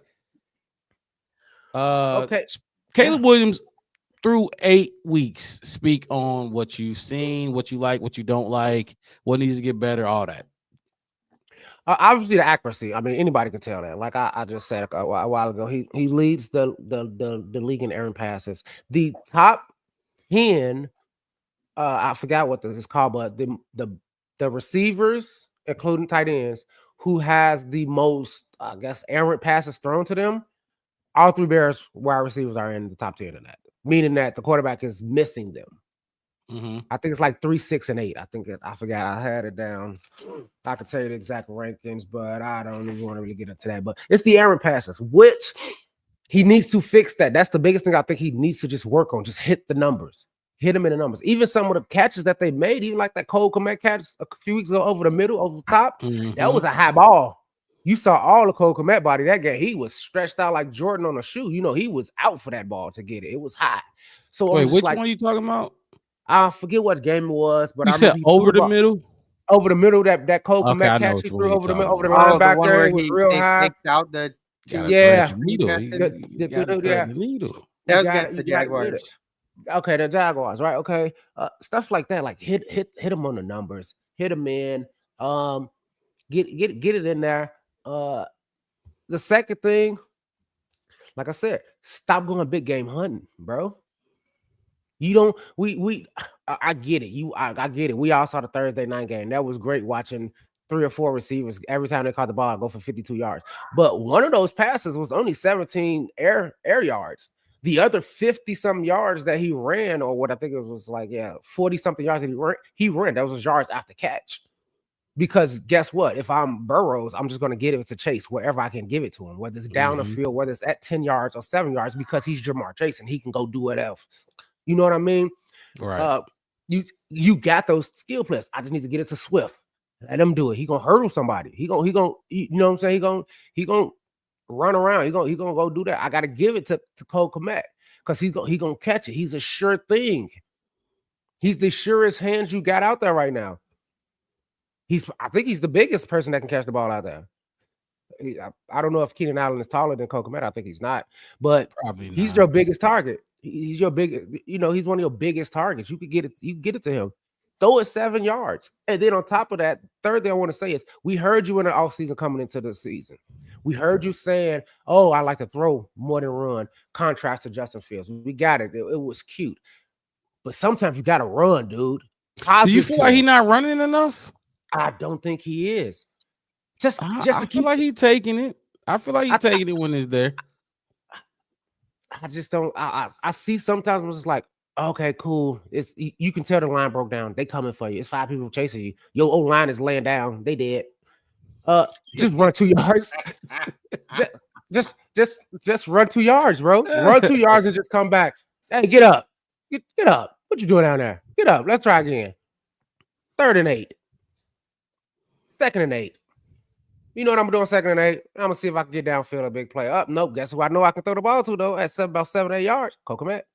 All right, cool. 1st down. Nice. I feel like that's part of the problem is they have too many times where they get nothing out of a play, and getting a couple yards is better than getting 0 or negative yard. Like Or sometimes that tends to be our problem. Like we get ourselves behind the sticks, and it's like if he had just run for 2 or 3 yards, we might have been able to at least be in like 2nd and 7, 2nd and 6.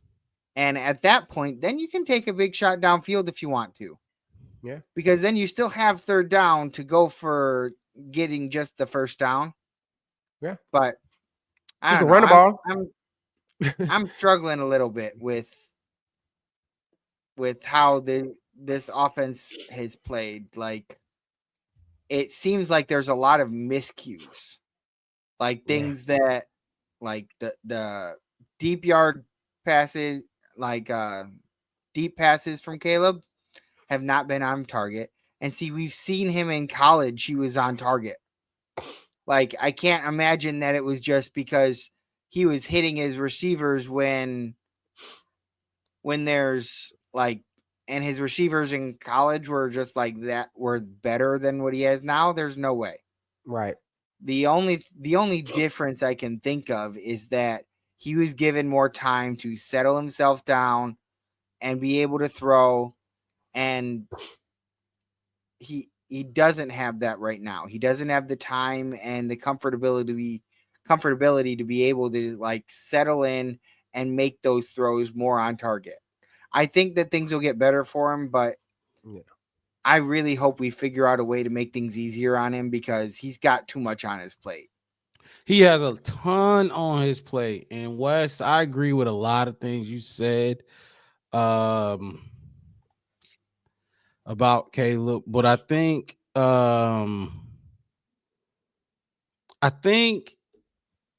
we have to call it the guys that we thought that these dudes, I'm gonna call them out: DJ Moore, Keenan Allen, Roma Dunze. That shit sounded a lot better in the offseason, right? On paper, it sounded really good. Them 3 ain't necessary, especially Keenan and DJ. I'm not gonna lie, DJ, they're not getting separation like they should be getting. Now, yes, Caleb is missing DJ sometimes. This is week 8. It's week 8, or it's 8 games, not week 8. 8 games. Right. You are still throwing back shoulders while DJ is running the fly route, and he's not. They're still not even communicating. Like, what is really going on there? That's my issue. DJ Moore, you got that dude for 6 years. Him and you got Caleb for 4 at and possibly more. It's 8 games, and those 2, that's probably the worst connection out of all the receivers. Like, yeah, Komet's not even getting the ball, but when he throws it to him, you said the stats earlier, he catches it. The connection is like this. DJ Moore and Caleb's connection is horrible. I don't know what it is. It's frustrating me. It's frustrating DJ Moore, and it's frustrating Caleb. But I think it's frustrating DJ Moore a lot more than Caleb. Let me ask y'all fellas this: who do y'all think the leader is on this offense? Give me the leader. Give me, if you had to pick one leader on the offense, who would you go with? Because we can all name Montez, Jalen Johnson, probably Jaquan. He's a Tremaine, TJ Edwards. You know, there's a lot of leaders, veteran players on the defense. But give me y'all one leader on the offense. And Devin, you said somebody. I didn't hear you. I said Cole Kmet. Kokomat, Chef Wes, what you thinking? It's Keenan Allen. Keenan Allen. So Cole Kmet, I would if I'm going to say somebody, I would say Cole Kmet mainly because he's been here the longest. He's been here a while. He kind of like, and he gets himself out there and in front of issues and stuff like that. Like he'll be the first one to go out and do an interview about something, whereas like some of the other players will wait till they get around to like going up to do press or whatever. But like he is out there interacting with like podcasts and stuff like that. Like I feel like he's more like he goes out there and he talks about things and he kind of like seems to like call people out on stuff if they need to, because he was part of that situation with Waldron earlier on where they pulled him into a meeting or whatever. And so that's why I chose Cole Kmet. I think Cole Kmet is more of a spokesperson. Okay. He goes to they sit down, they talk. Who want to go out here and tell everybody what we feeling? We all sat down and talked about it. Oh, Cole Kmet, of course, I'll do it.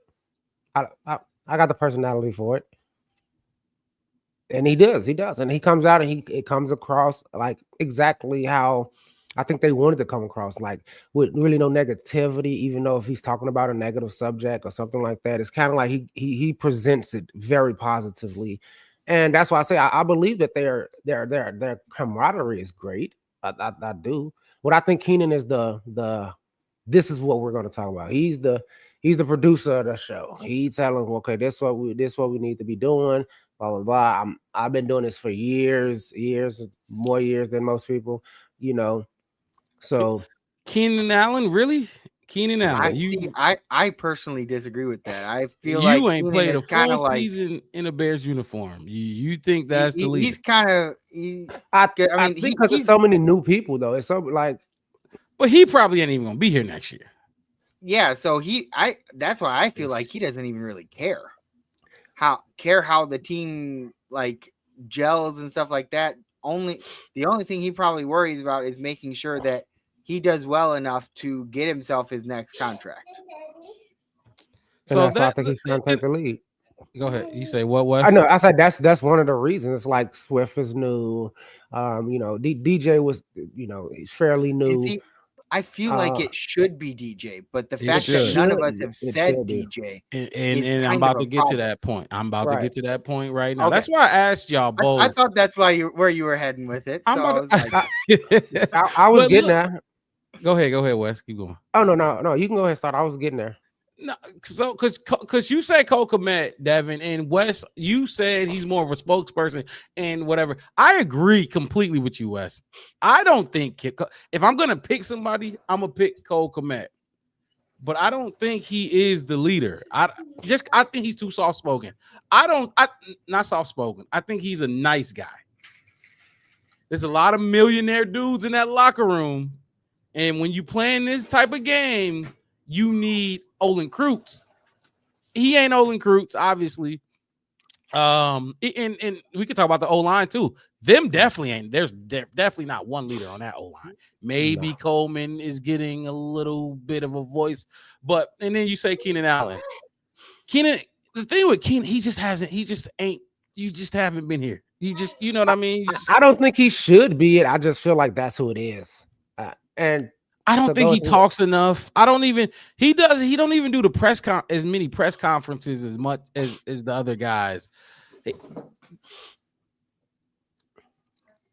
I feel like in order to be a leader, you kind of not only do you got to be like a leader in the locker room, but like people need to see you outside of the locker room and going up and talking to the press and stuff like that. And that, I mean, not that like I could even say that Caleb is the leader either, because he's a rookie quarterback. So he really doesn't have the qualifications to be a leader.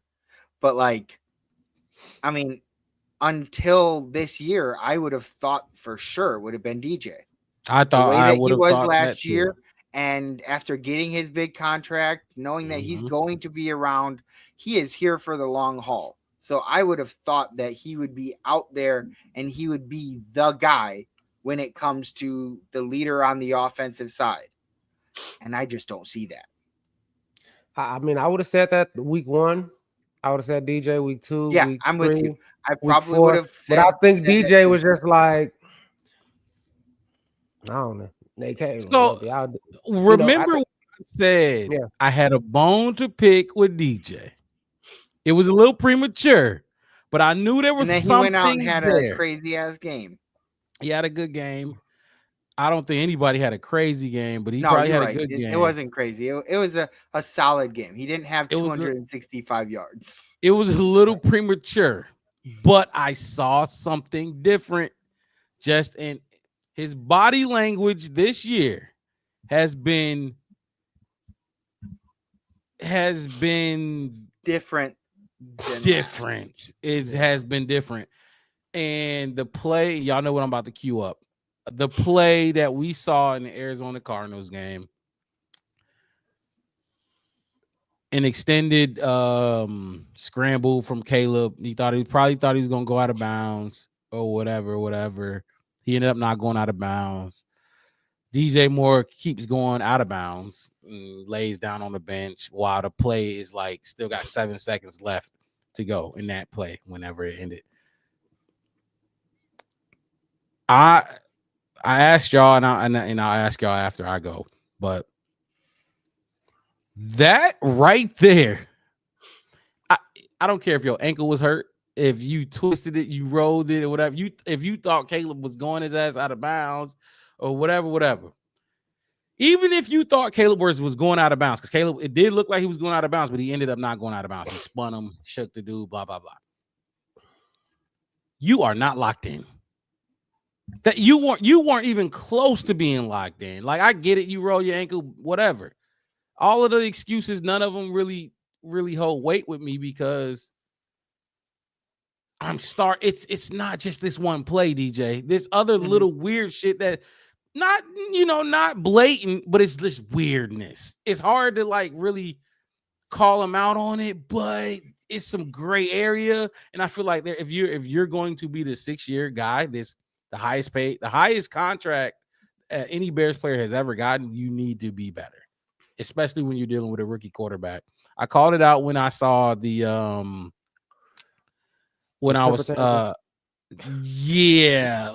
called it out. The game where he was kind of off sitting on his own or something like that. Sitting by himself, and Caleb said he had to wait to talk to him. He had to wait till he come. Like, why am I waiting? We're talking right now. If you're gonna be pissed, be pissed after the game. We're in battle right now. We're not war, but we're in battle. Emotions aside, egos aside, let's if we get it blown out, focus on getting this win. Let's focus on getting this win. And if you want to be pissed off after the game and sit by yourself in the locker room, that's fine. But while we still have time, I just thought it was weird. I thought that play from DJ Moore, it's not gonna get as much airplay as the fucking Tyreek Stevenson because it wasn't as egregious, but it was bad. To me, him going out and then laying on the bench and your quarterback is out there making plays, fighting for his life. Exactly. Fighting for his goddamn life. And you laying on the bench is just way too weird for me. I don't care what his excuse was. I did not like that play. DJ Moore has to play. That's my thing. DJ Moore ain't just getting open every time. Hell no, he not. Like he's supposed to be our number one receiver. He's not just dogging shit. Rome Odunze right now is our best receiver. And it's that simple.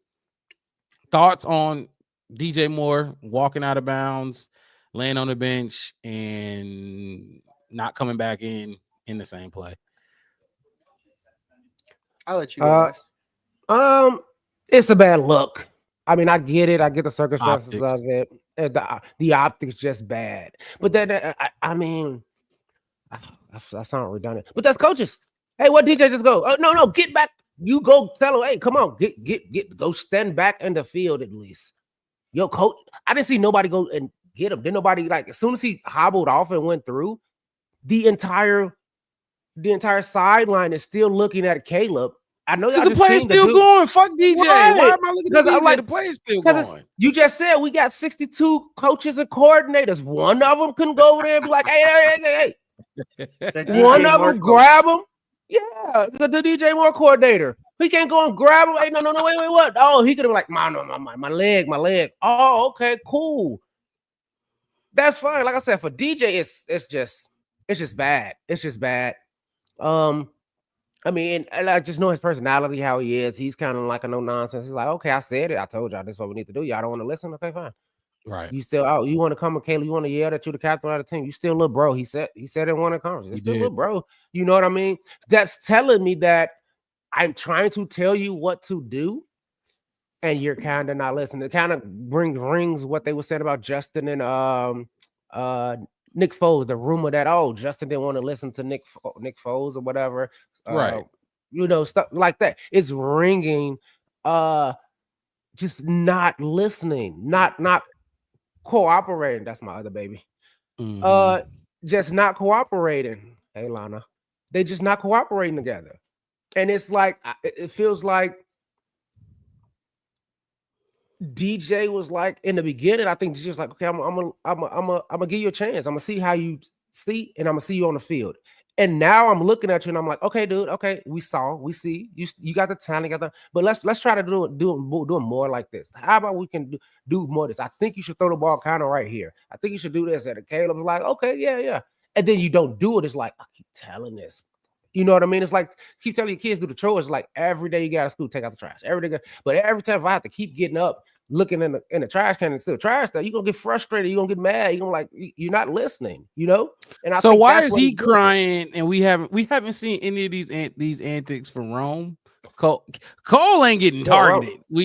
And Keenan's Cole's a nice guy. Cole's a nice guy. Rome's a rookie. He's learning too. He like I'm new to the job. I just got. He's like, what? I don't know. I ain't even got a dental plan. Yeah, I don't even got a dental plan yet. I don't even know. I just got medical. You know, he's new. He is new. You know what I mean? And that's why I'm thinking like Keenan Allen is taking over, and he like DJ, man. You know, he's like, man, okay, Keenan, look, I told him this. This is what we keep telling them. This is what we keep telling the coaches. And I think that Allen, because he does have a West Coast, you know, California type personality where it's bold. He's like, hey man, why y'all not? Look at DJ over there. He's sad and stuff. I think he's the one that's in that yelling these things to them, and then they still not. But then for me, you gotta be wide. You gotta be wide open if you're gonna cry. You gotta be wide open, like you were saying. You gotta have that separation. Like you gotta get those balls that's right there in your hands, right there by your shoulder. You gotta do better too.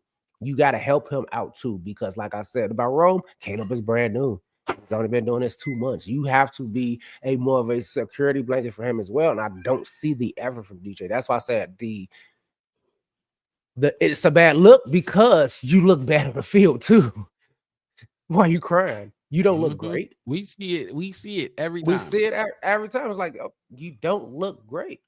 And then to go and say, hey, look, the difference is that, you know, Justin had reps and Caleb didn't. That's kind of saying like, is that what he said? Know. Yeah. In his press conference, they said, "What's the difference between Caleb and Justin?" He's like, you know, Justin had reps. Justin had what reps? Season. Reps at what? Not with like you. In the season, in experience in the league. He has seasons like behind overall experience. Overall experience, yeah. When I got here, Justin was on his third year, right? When DJ got there, yeah. You know, he had how many games? He got a dental plan, like I just said. Like, you know, he's in here. He's got full benefits at that point. Yeah, he got full benefits. This dude don't, and I think that's just what it is. And it's like I feel like that's a cop out, because who didn't know that? It ain't like we just found out he was a rookie today. No. Yeah, you knew when they got rid of Justin that you were going to be getting a rookie quarterback. You knew when he got drafted he was a rookie quarterback. But see, my thing is, he's crying, and it's on him too. Yes. It's on you and Caleb to go, and I get it. This is the NFL, so they do a lot of work, but they don't practice as much as they used to. They're not even close. Y'all need to be putting in the extra work whenever y'all can. Honestly, y'all need to get on the same When they page. come out with those injury reports starting on Wednesday, I'm like, what about Tuesday? What about Monday? I get okay. Monday rest after your game that you played, maybe a couple hours of football on Sunday. Okay, but like you look at like other sports like basketball, they play like 2-3 games a week, sometimes even 4 games in a whole week, and they still find time to practice. They still find time to do that and all the traveling that they have to do. You guys play 1 game a week. If worst case scenario is you play 2 games in like 5 days, if you play Sunday, or 2 games in 4 days if you play Sunday and Thursday. But like still, like I'm just looking at it like it's not a bad gig as far as like you don't even practice until Wednesday. It is a very physical sport.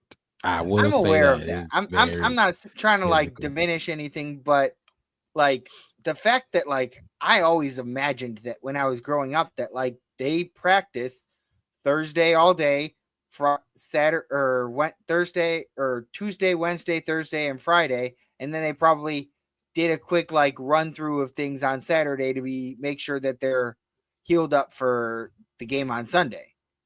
But it feels like whenever I see the injury reports, I always hear about like Wednesday being a walkthrough day or whatever, and Thursday being full practice and Friday being full practice or something like that. But it feels like 3 days of practice isn't nearly as much as I thought it was back when I was younger. Well, when you were growing up, they were fucking practicing. They was doing 2 days. They was practicing. The NFL, these dudes is worth too much money. They're not practicing as much, and that's another thing. Like that plays a role. Like walkthrough, you're not gaining chemistry with these dudes in walkthroughs. It's a walkthrough. We know what walkthroughs are. The most boring practice ever. So I think they're off Monday. And I should have the exact schedule because I know it. They've told us the schedule. Tuesday is like film day or something, right?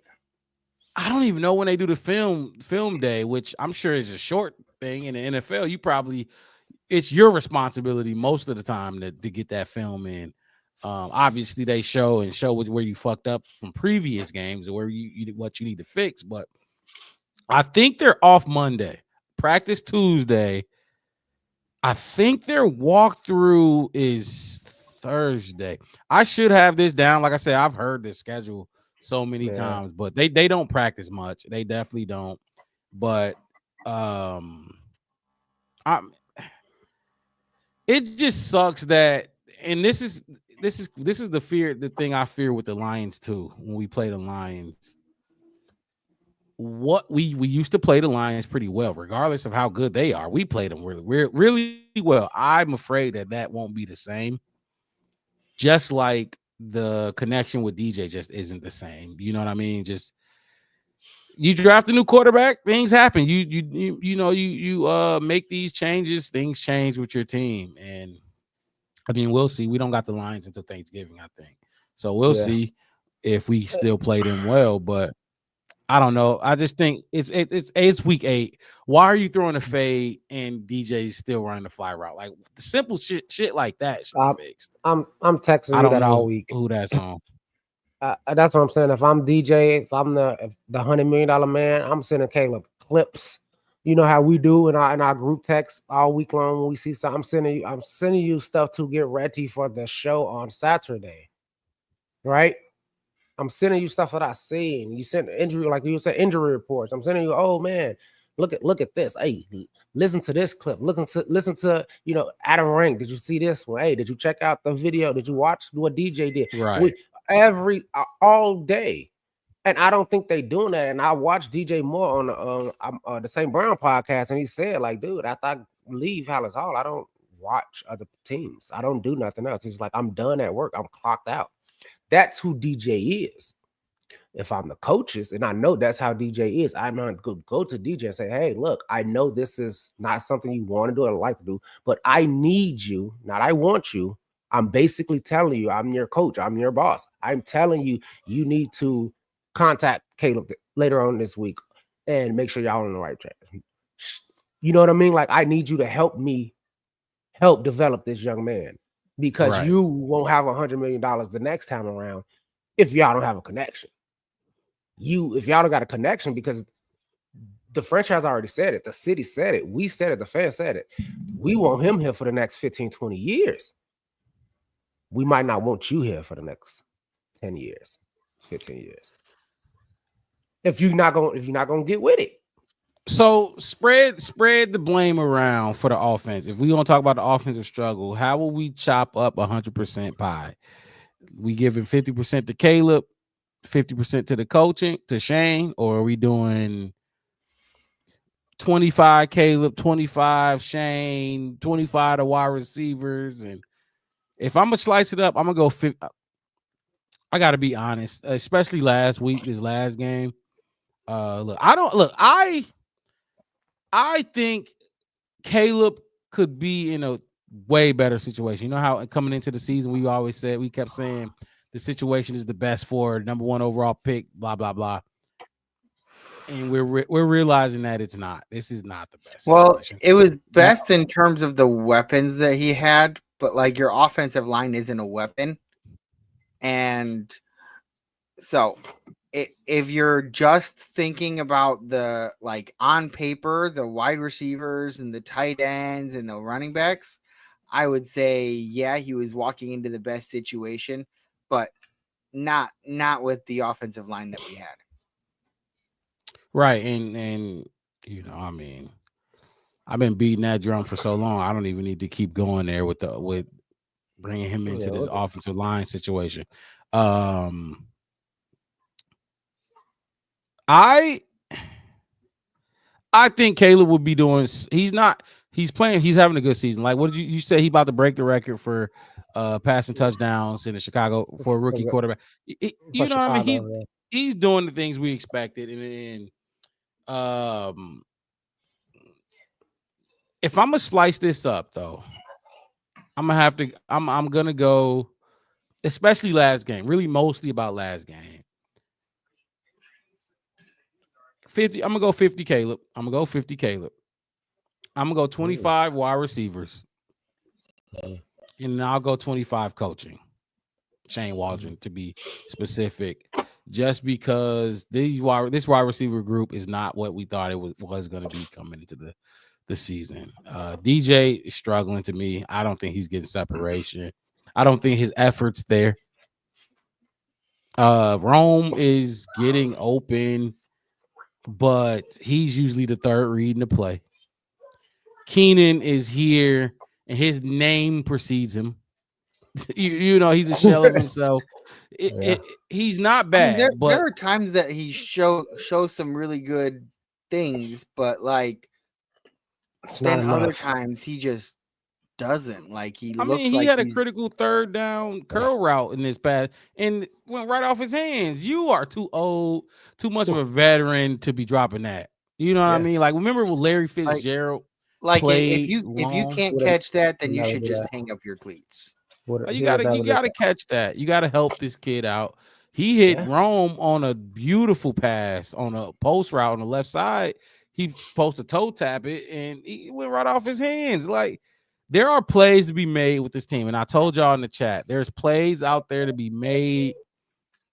It's a lot of stupid shit going on. The chemistry in West. You keep saying the chemistry is 10%. If you need 100% chemistry, the chemistry is so low, and it pisses me off that they if you listen to these dudes talk, they talked coming into the season like they won something already. Like they were very confident in themselves, and you should be.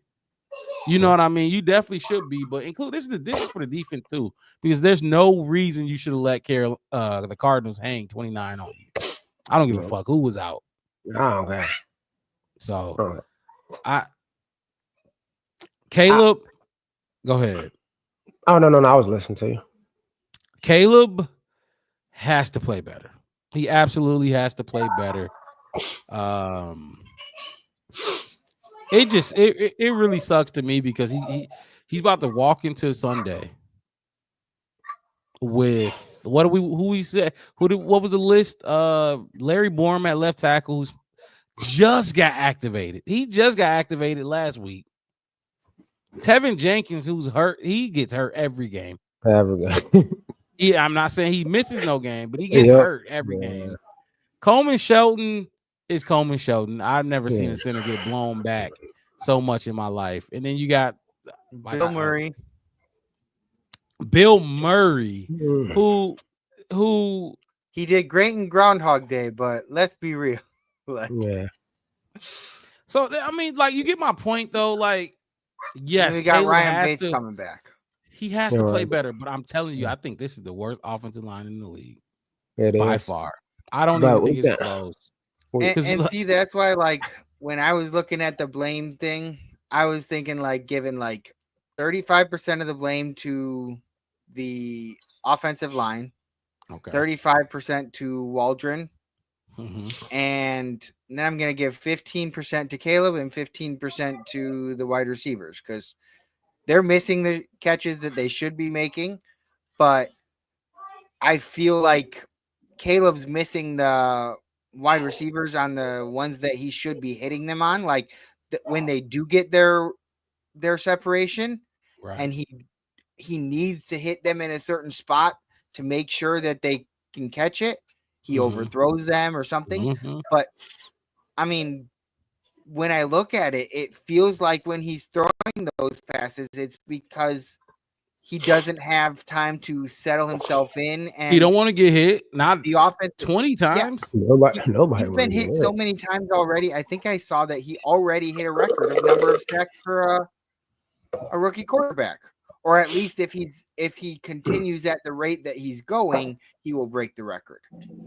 But I mean, one of those two. But still, it's not a good look for, like, you don't want your offense, your biggest offensive acquisition being your quarterback. You don't want him scared to be in the pocket, Yep. because that's what he says he wants. And we've seen that that's what he can be successful at if he can have a clean pocket. And you brought it up with the Bengals Ravens game, that those pockets don't look chaotic at all. Like, they're getting hit and banged up, but they don't look chaotic, which is Right. what ours looks like. Like, not only is Caleb kind of running around sometimes, but then there's a guy that'll be like, the right guard is all of a sudden on the left-hand side because something happened and he just ran over there because he's like, I got to find somebody to block. And that's the chaoticness that's not going to be beneficial for long-term success. Thoughts on Caleb West? Let me chop up my pie first.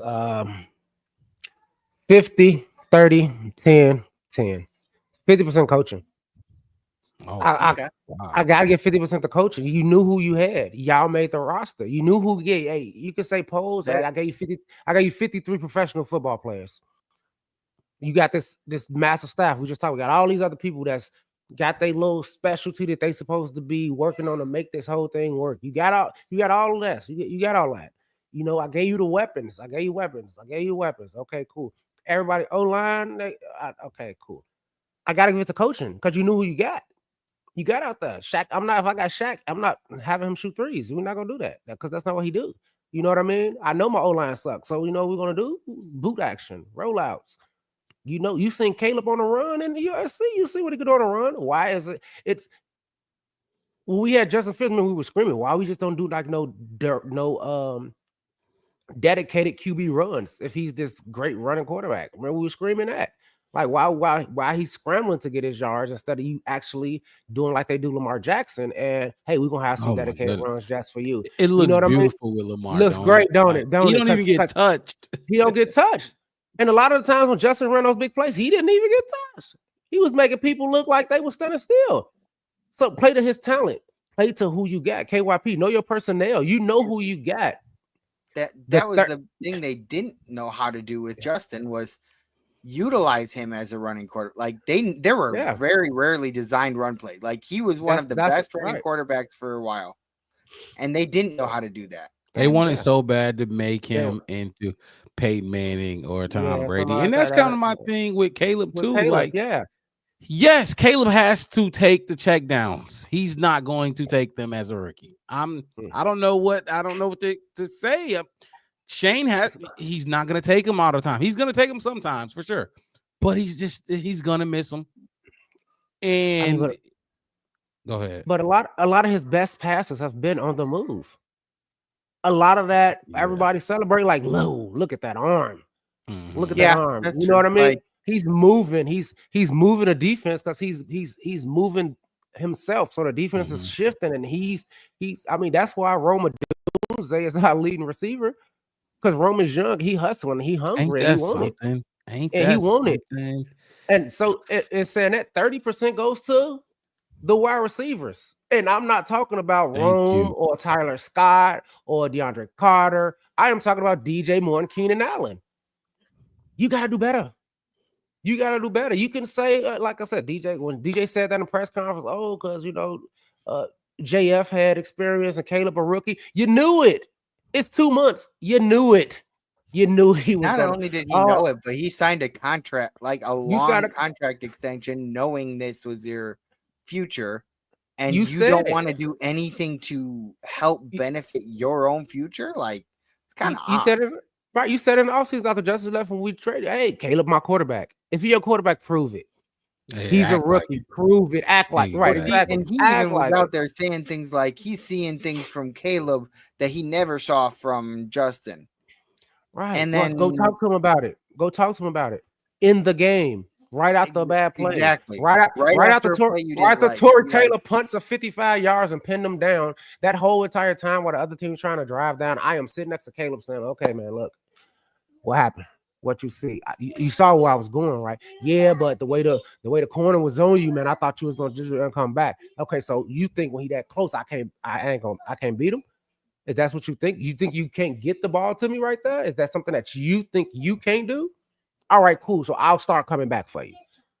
That's what Odunze does all the time. He like you said, he knows he's the third read, but you know what he do? He run around and find that spot. I know Caleb finna be scrambling. I know my offensive line suck. Scramble drill. It's a drill. I know my offensive line suck as a wide receiver, so I'm gonna go out, run my route up. Which way he's running? He's running to the left, right? I'm just gonna be running like this, facing my quarterback. You know what I'm saying? Looking at him. That's what like Travis Kelce does like 99% of the plays. A lot of them. And if you look at a lot of that breakdown of the Cardinals games, half of the time that Caleb is set, the pocket is clean, DJ not looking back for the ball, Keenan not looking back for the ball, Rome barely getting separation, but he's looking back with his hand up. And I've seen punters say, oh, well, he ain't really, he dropping past it. But at least he's looking back saying, hey, at least try me. But your number one or your number two ain't even looking. They reading signs in the stands. I know one thing, Rome better not drop no another pass like that, like he did. And I know he did. One thing. I wanted him to get it. And like I said, if I'm gonna say this, and I say everything has to be same in level, he's still a rookie too. So I'm just gonna say, like, hey, the veterans are dropping him too. DJ dropping him too. Keenan dropping him too. He's still a rookie. We gonna use that with all you gotta do with yeah, he do gotta catch him. He can use this as a learning experience. Yeah. See, when DJ Moore drops a pass, that ain't no learning experience. That's you just not being didn't do your job. But this would be my counter to that. DJ has caught many of those. Rome ain't. You can't be dropping before you catch a bunch first, and then you got leeway to drop. Then nobody gives you. Then everybody's pissed that you drop a ball. If you drop a few early on, people are like understanding. If you drop them when you're in season like 5 or something, people are a lot less understanding. If Keenan drop a pass or DJ drop a pass, we're not gonna lose faith in them. Let Tyler Scott or fucking Rome Odunze start dropping passes. We're gonna be like, damn. Tyler Scott did drop passes, and do you notice how many games he has played in this year? Exactly, that's what I'm saying. DJ ain't getting benched no matter how many passes he dropped, because we seen him catch so many. Rome has not caught so many yet to be dropping Catch a lot needs- first, and then needs start to catch So dropping. basically, You you're get what I'm saying saying? Rome doesn't get the No. benefit of the doubt, even No. though he is outperforming DJ. That was my point. No. You brought that up earlier, just because Rome hasn't done anything yet to be dropping passes. Yeah, but see that's the problem. People are focusing too much on the past. DJ is not playing well this year. Like how he's playing this year. I don't care what you did for me last year. It's not helping me out this year. Yes, but what I'm saying is I'm not going to bench DJ for No, dropping I'm a not pass. saying I'm I not will benching bench anybody. Rome for dropping a pass now. Rome can get benched. I wouldn't bench him for dropping a pass, but if it becomes a habit, then yeah, you bench. That's him what I'm after- talking. Not one pass. Yeah. Clearly not Yeah. one pass. Yeah. But hell yeah, Rome, you need to do you. Rome has a shorter. Okay, let's talk. He has a shorter Shorter leash leash. than DJ. Okay, Yeah, right? yeah, Fair. definitely. Definitely. But my whole thing is this: if DJ is catching those, like, and not dropping them, like we were just talking about this season, if him and Keenan are Mhm. catching them, if I'm the quarterback, I'm like, see, that's why I'm not throwing you the ball. I could have thrown it to Right. DJ and knew he was gonna get it. It's kind of how Justin Fields was. Remember when he was trying to throw to Claypool? They want. Okay, cool. You know what I'm gonna do? I'm gonna throw the ball to DJ Darnell 13 times so he can have two. You know what I mean? Like if you're gonna keep dropping them, like. But I know if I give you the ball, he's gonna catch it. You see what I'm saying? That's what He I'm saying. threw the Like ball to Keenan 11 times that last game. 11 times. And I know y'all seen the play when he threw the fade to Keenan and DJ was coming underneath right wide open. Yeah. That's when you say, why the fuck are, because I was watching the film, like I was telling you, I was watching the film. Why are you throwing it to Keenan? He keep dropping passes. There's no separation. But that's because that's based off what you saying. Like they supposed to, because they've done that. So he thought in his mind, hey, this Keenan Allen, he's done this. Mm-hmm. He should be able to do this. Mm-hmm. That's what I'm saying. Like with Rome, it's like, okay, dude, hey, keep working on it. You know what I'm saying? You have to, like Devin said earlier. We not only are we got to develop our quarterback, we got to develop our our rookie wide receivers, our rookie cornerbacks like Stevenson from last season. Like we still got to develop these rookie players. They're just getting in this. They just getting in the NFL. So you gotta like. But hey, look, if I have a better option than the third stringer, I feel like DJ, like you said, I don't feel like DJ is out there hustling. I don't see Keenan. I don't see the separation, but I see 15 blatantly every time I'm looking. I can see his number, but he's still dropping them too. So it's just passes. Like it's like now it's like what the fuck, you know, like what can I do now? I saw Rome throw his hand up for the ball, and it's a receiver. You always got to want the ball, no matter if they own you or not. I'm open. Give me the ball. You know what I mean? I get it. That's your nature. That's what you're taught to do. He called for the ball and didn't get it, but he was draped all over. Then he then he got it and dropped it. Like, you can't do that as a rookie. That's you can't do that as a rookie. I seen Caleb throw picks to him this year. Jump balls that he didn't come down with as a rookie. And we talk about his contested catch rate. You got to catch the ones you get. You just have to. Yeah. I don't know how else to say it. You have to do that as a top 10 pick. Just like Darnell Wright has to be better as a top 10 pick. Because that man is struggling this year. I ain't gonna go.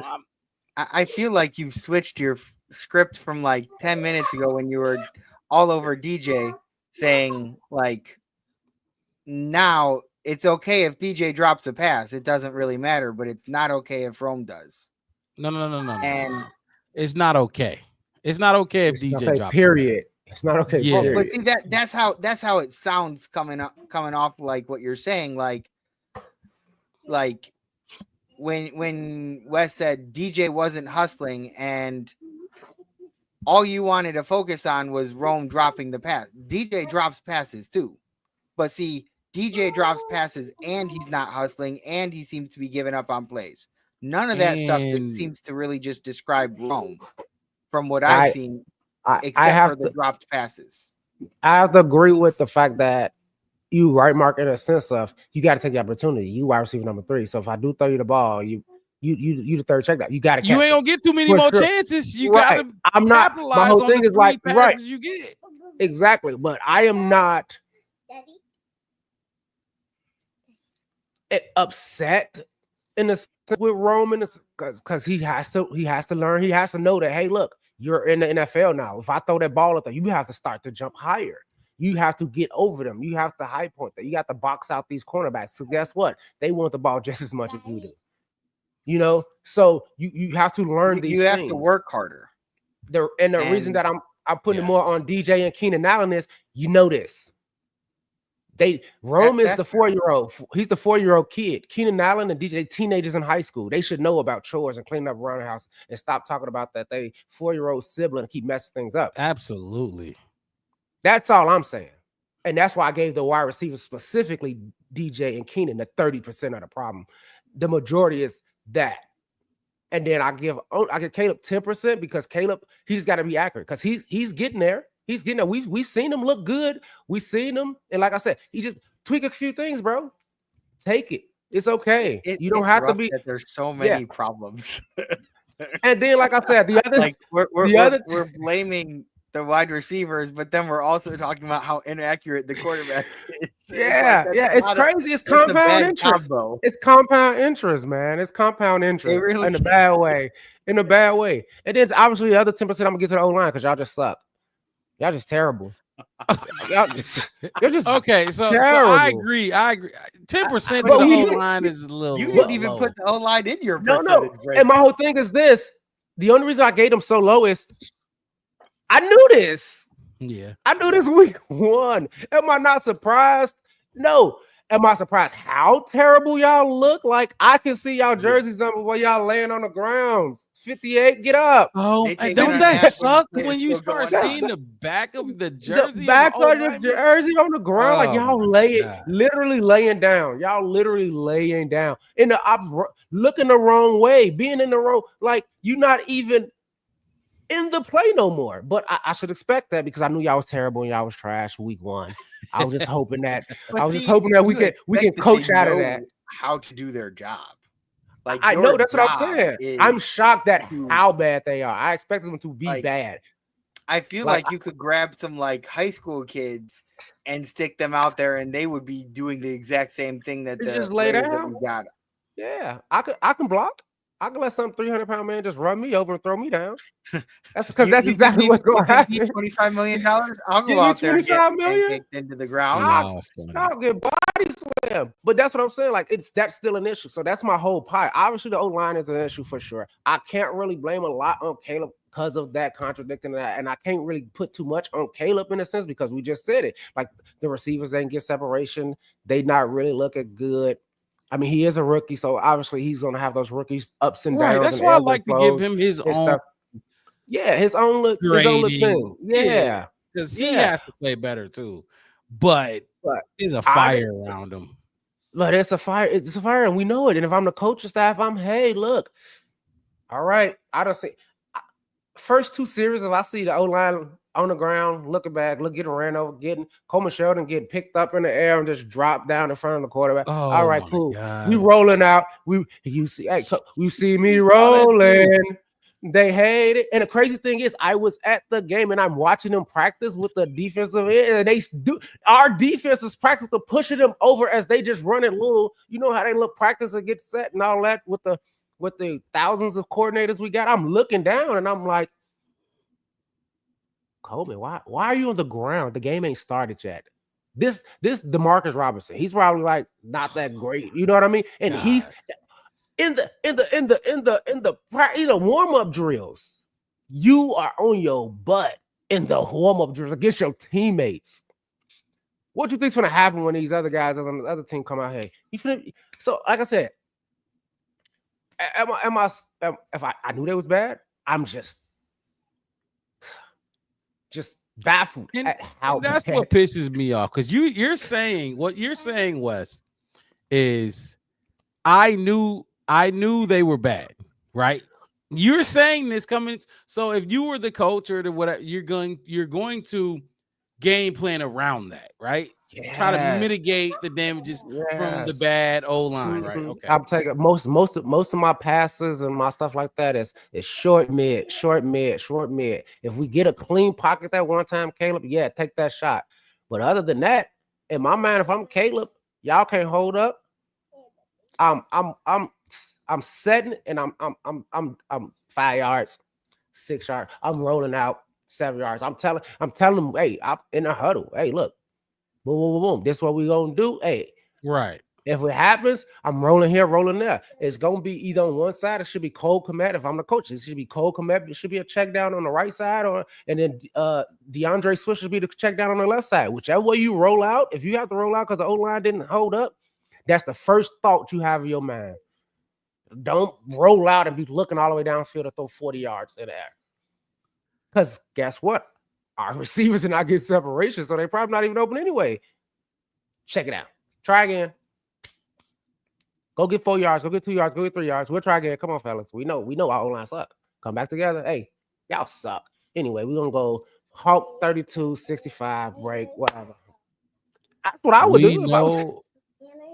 We know our O-line suck. We know our O-line suck. So, step up to the plate, Mr. Ryan Poles. It's your turn. It's your turn. This he got the picks. He got the picks now. Remember, we talked about it during the draft live, so he only had 5. He only had a few. How many drafts has cool. Ryan Poles had? This is third one. This could be his third one. This is his third one. Okay, yeah. Okay. And that's the one. I'm happy. I'm very happy this is his third one. And this not is going this into the one. his fourth one. Yeah, this is his third one. This is his third one. And like I said, you got 11 of them. You got 11. I think 12 now. I believe traded away. so. Eberflus has been here for this is his third season, right? Mm-hmm. 2 with Justin, 1 with Caleb. Yep. This is his third. So if I remember correctly, Ryan Poles was hired like a day before Matt Eberflus. Yeah. So when everybody says that Ryan Poles should be fired for the fact that they hired Matt Eberflus in the first place, he was not part of that discussion at all. Like Ryan Poles was brought in and then told, we are hiring Matt Eberflus, because you don't do enough research to hire a guy in one day. Right. So I don't blame Poles for hiring Matt Eberflus. Maybe for keeping him after this past year, like that part's on him. But you never really know what's going on up top. So there's always that maybe the ownership didn't want to move on from Flus or whatever.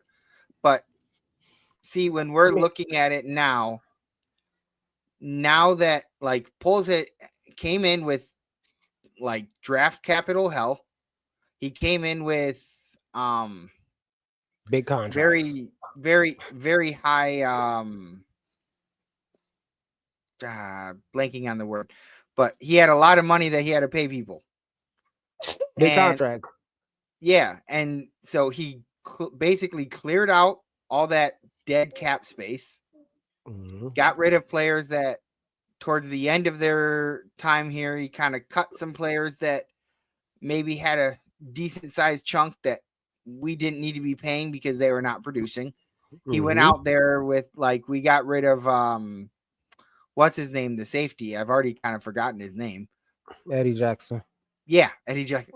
God dang, my memory is not on today right now. You Mark, muted. you're muted still. You're muted, Mark. But no, I was saying you knew that Eddie Jackson answer ASAP. But like, see, so he got rid of Eddie Jackson, then he got Byard this year. Okay, Byard has done so much better than Eddie Jackson did. Like Byard is out there, and I see him hustling. If somebody makes a catch, Byard is out there trying to chase him down. He's an older guy too, so it's not like he's like the fastest, youngest guy out on the field, and he should be able to catch everybody. He is hustling his butt off. He's second in tackles amongst the whole entire team. That's not good for your safety, but like he's still doing his job. I know. Like his job is to be that last line of defense. With Eddie Jackson, he was damn near in the bottom of tackles. Even when we were struggling on defense, Eddie was just ignoring the players. He was not a very good last line of defense. But the thing that I like is that like we're going into a year where we do have a good number of draft picks. We we have 3 of them in the first 2 rounds, and just we do have a lot of draft picks that like we could spend probably about 50% on the offensive line next year and still have plenty to maybe get a development guy to possibly replace Brisker if his concussions continue to be an issue or something like that. Like just somebody to kind of get in that area. I mean, we already have like Hicks that he's been playing pretty well. So I wouldn't necessarily say that he plays at the level of Brisker, but Brisker's benefit is also his detriment. Like he plays hard, he goes out there, he puts it all on the line, and then he gets himself hurt. So it's kind of tough to compare, but like I don't know, like I feel like this is a great position for us to be in as far as like having the picks to be able to go out and kind of rebuild that offensive line where we don't have both lines. Both lines. True. You got like 11 you got 11 or 12 picks and a lot of money. This is it. I mean, no matter what happened this season, this next offseason, it's going to be whether we should keep Ryan Poles or not to see what he do. It's going to be kind of how like, you know, absolutely. Mark was saying, like what you were saying earlier, this offseason, Mark, when you was like, man, I'm like, look, he'd have him this time. It's hey, no antics draft, dude. You better show me you can cook. You said you showed me you can set it up. You went to the grocery store and got all the ingredients. Everything chopped up and looked good. The water on the stove is boiling. Now you gotta cook. That's what Ryan Poles got to do. And now, obviously, I think fixing this offensive line will help everything else. Make it so, you know, because that's the weakest. That's just the weakest of it. Fixing those lines, because you don't really need to fix nothing else. Really, the linebackers and essential, like we said before, the linebacker room is deep. It's good. That secondary room is good. Those skill position players, that wide receiver, tight end, your running back. Look at Roschon. Look at Swift. Your franchise quarterback. You see what he can do. All right, cool. You don't have to touch nothing else. You don't have to touch nothing else, really. And you see how we look, right? Everything is good. Like you just called everything out. I don't need to do it again. You just did it. Everything is good except that O-line. Look, I pulled Ryan Poles up to the plate because it's his turn. Matt Eberflus just stood up here in front of us. We told him about himself. Caleb got up here. We told him about himself. Although I know some people who probably would have went a little harder on Caleb than we did. But now it's Ryan Poles' turn to step up to the plate. Ryan Poles has a role in this. Now, Devin, you spoke about the coaching. I'm not gonna put the coaching on Ryan Poles. You know what I mean? I look, Shane Waldron is definitely on Ryan Poles. I know he had a hand in that, but I'm not out on Shane Waldron yet. You know, I don't think he's as bad as Matt. If we're talking about firing coaches, I don't think Shane is as bad as Matt. But so you're kind of thinking that like Matt's on the hot seat, but Shane his is maybe warm. Yeah, warm, but like if Matt gets fired, Shane's gone too. You know what I mean? That's true. That's his staff. You know, his whole staff and cabinet will be gone, right? Hang on. Not necessarily. I feel like Washington has that kind of possibility of maybe sticking around. Oh, Eric Washington? Yeah. Maybe, and that happened with it kind of depends though who takes over. That happened with Nagy. Yeah. You know, when we had John Fox and then we hired, because John Fox drafted, he was there when Mitch was drafted. Did not want to draft Mitch and the GM, but that's another story. They kept Vic Fangio. When Matt Nagy got hired, they kept the previous D coordinator. So that could happen, Devin. Eric Washington could still be here. It would depend though, because I feel like 1 year isn't enough to like justify keeping somebody as opposed to like bringing in like there was talks of I can't remember his name, but the guy who is the head coach of the Commanders, he used to be in Chicago, and there were talks that like people were going to try and get him as the defensive coordinator. Oh, do you know the name? Does I know does his name come to like, you? it's Wes? right there on the tip of my tongue. He coached the Commanders. Yeah, he coached the Commanders. And he used to play. You talking about Ron Rivera? Yes, that's the guy. Ron Rivera. Yeah. Yeah. Like so, there are people saying that like he would be like a solid guy to get in as a defensive coordinator if we got an offensive minded head coach. Yeah, it was that talks about knows- that. He was questioned. He was asked that on ESPN 1000 Chicago, and it was right before the Commanders game because obviously he coached the Commanders, and I think he played for the Bears or something like that. Teams, yeah. Yeah, He coached both the Bears teams. too. Yeah, and he coached the Bears too. So they were trying to see like, you know, who you picking, kind of giving him to play, you know, favorite child kind of thing. And he was like, I got to pick the Bears because not only did I coach for him, I played for him too. So if I had to pick, you know, who's going to win this game coming up, it's the Bears. And are you interested in coaching? He was like, you know, who knows, in a way, kind of like, I'm not like desperately wanting to go coach for the Bears, but if I'll take the call, you know. And Right, with that, and with that being said, like about Ryan Poles, it's for me, it's you got this organization to the point where only you can fuck it up. That's perfect. I like Only that. you can fuck it up.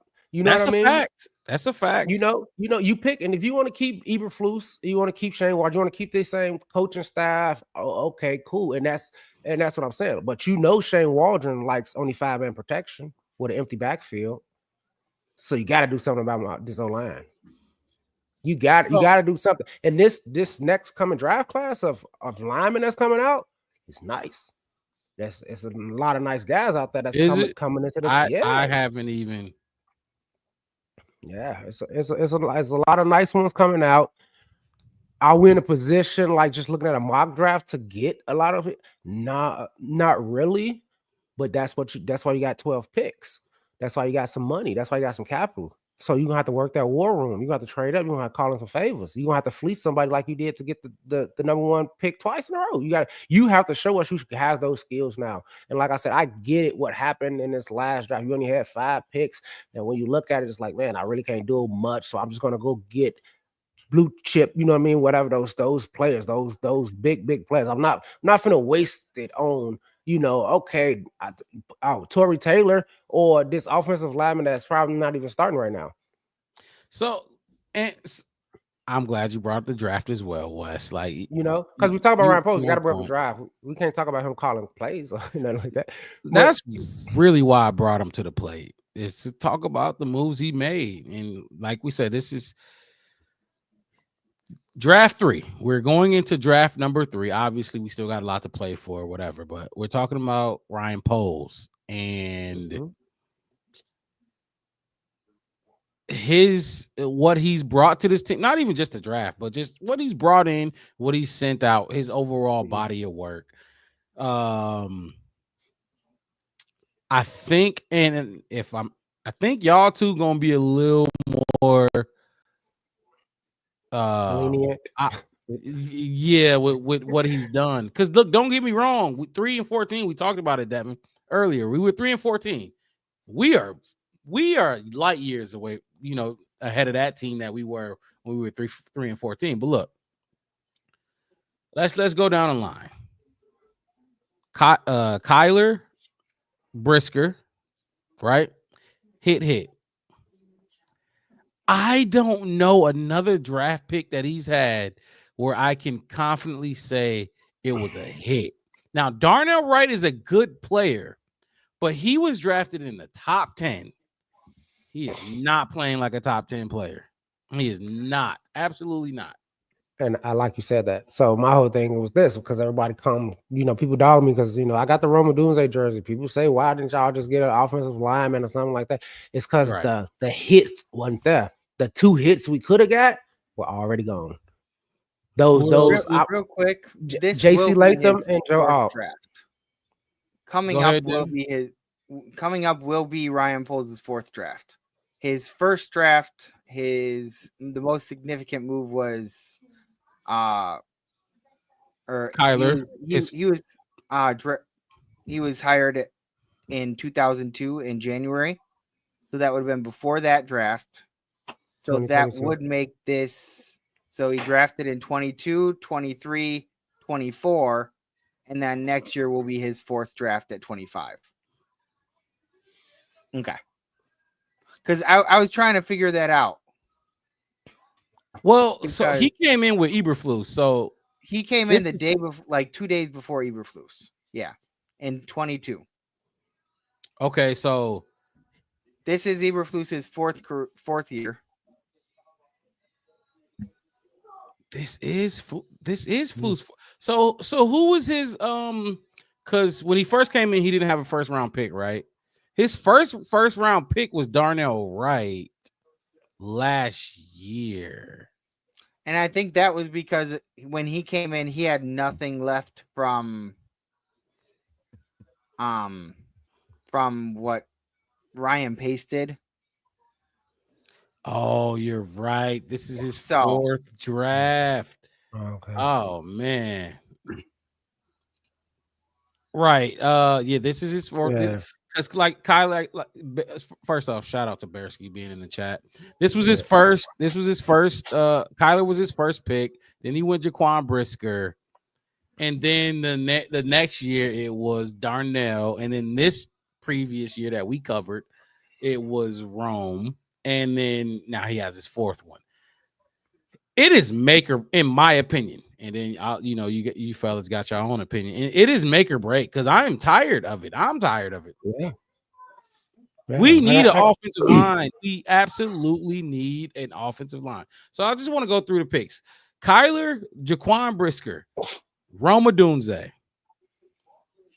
I'm not putting y'all could put Darnell Wright, make the argument for him. I'm not going to put him in here because he's a top 10 pick, and he is not, in my opinion, he is not played like a cornerstone piece going into year 3. I feel like going into year 3, he should be leading his offensive line. Yes, because the rest of them is trash. Absolutely. You would draft, like I said, that you supposed to be hit. You that number one, that first round pick. That you're supposed to be a starter. You know what I mean? And like you said before, these are some of these is somebody else's second stringer or third stringer that we brought in. You're the only one that was designated as a starter when you got drafted. Like we knew you were going to start because you was a top pick. Absolutely. You know what I mean? And it's like I said, like we said, it's a shame, but and that's why I'm still on my Rome bus. It's like he's leading the receivers.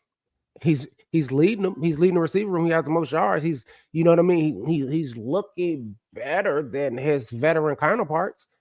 He has more highlight catches. What I mean? Like, yeah, because that's what you're supposed to do. You're supposed to come in and produce. That's why when you're saying like, he needs to catch those balls, I 100% agree with you. You got to outshine those veterans because you are a top 10 pick, bro. You have to catch those. Like, I'm not fully excusing like, oh yeah, it's okay, try it. What I'm saying is he definitely has to catch them. But I am more mad that DJ Moore and Keenan Allen are dropping them. So with Darnell Wright, oh my God, I'm more upset with that. So, and just like I look at this offensive line with Darnell Wright, I'm like, I'm more mad at you because you on the ground with these other, you laying down with the second stringers too. Like, what are you doing? You supposed to be way better than them. You know what I'm saying? Like, don't let Ryan Bates come in here and show you up. Matt Pryor coming in, showing you up. Really? No. So would y'all go as far as to say Ryan Poles was negligent with this offensive line?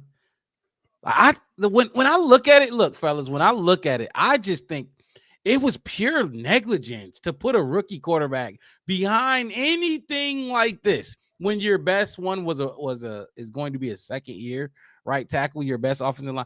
I feel like it was just pure negligence. He lose so many points in my book by that. That's just how I feel. The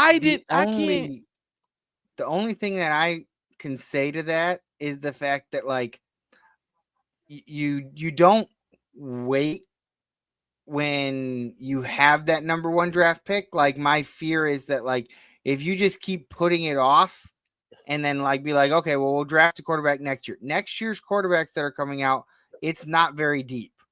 Unless you guarantee that number 1 pick, you can't be sure that you're going to get somebody that like you're going to like Caleb Williams isn't coming out next year.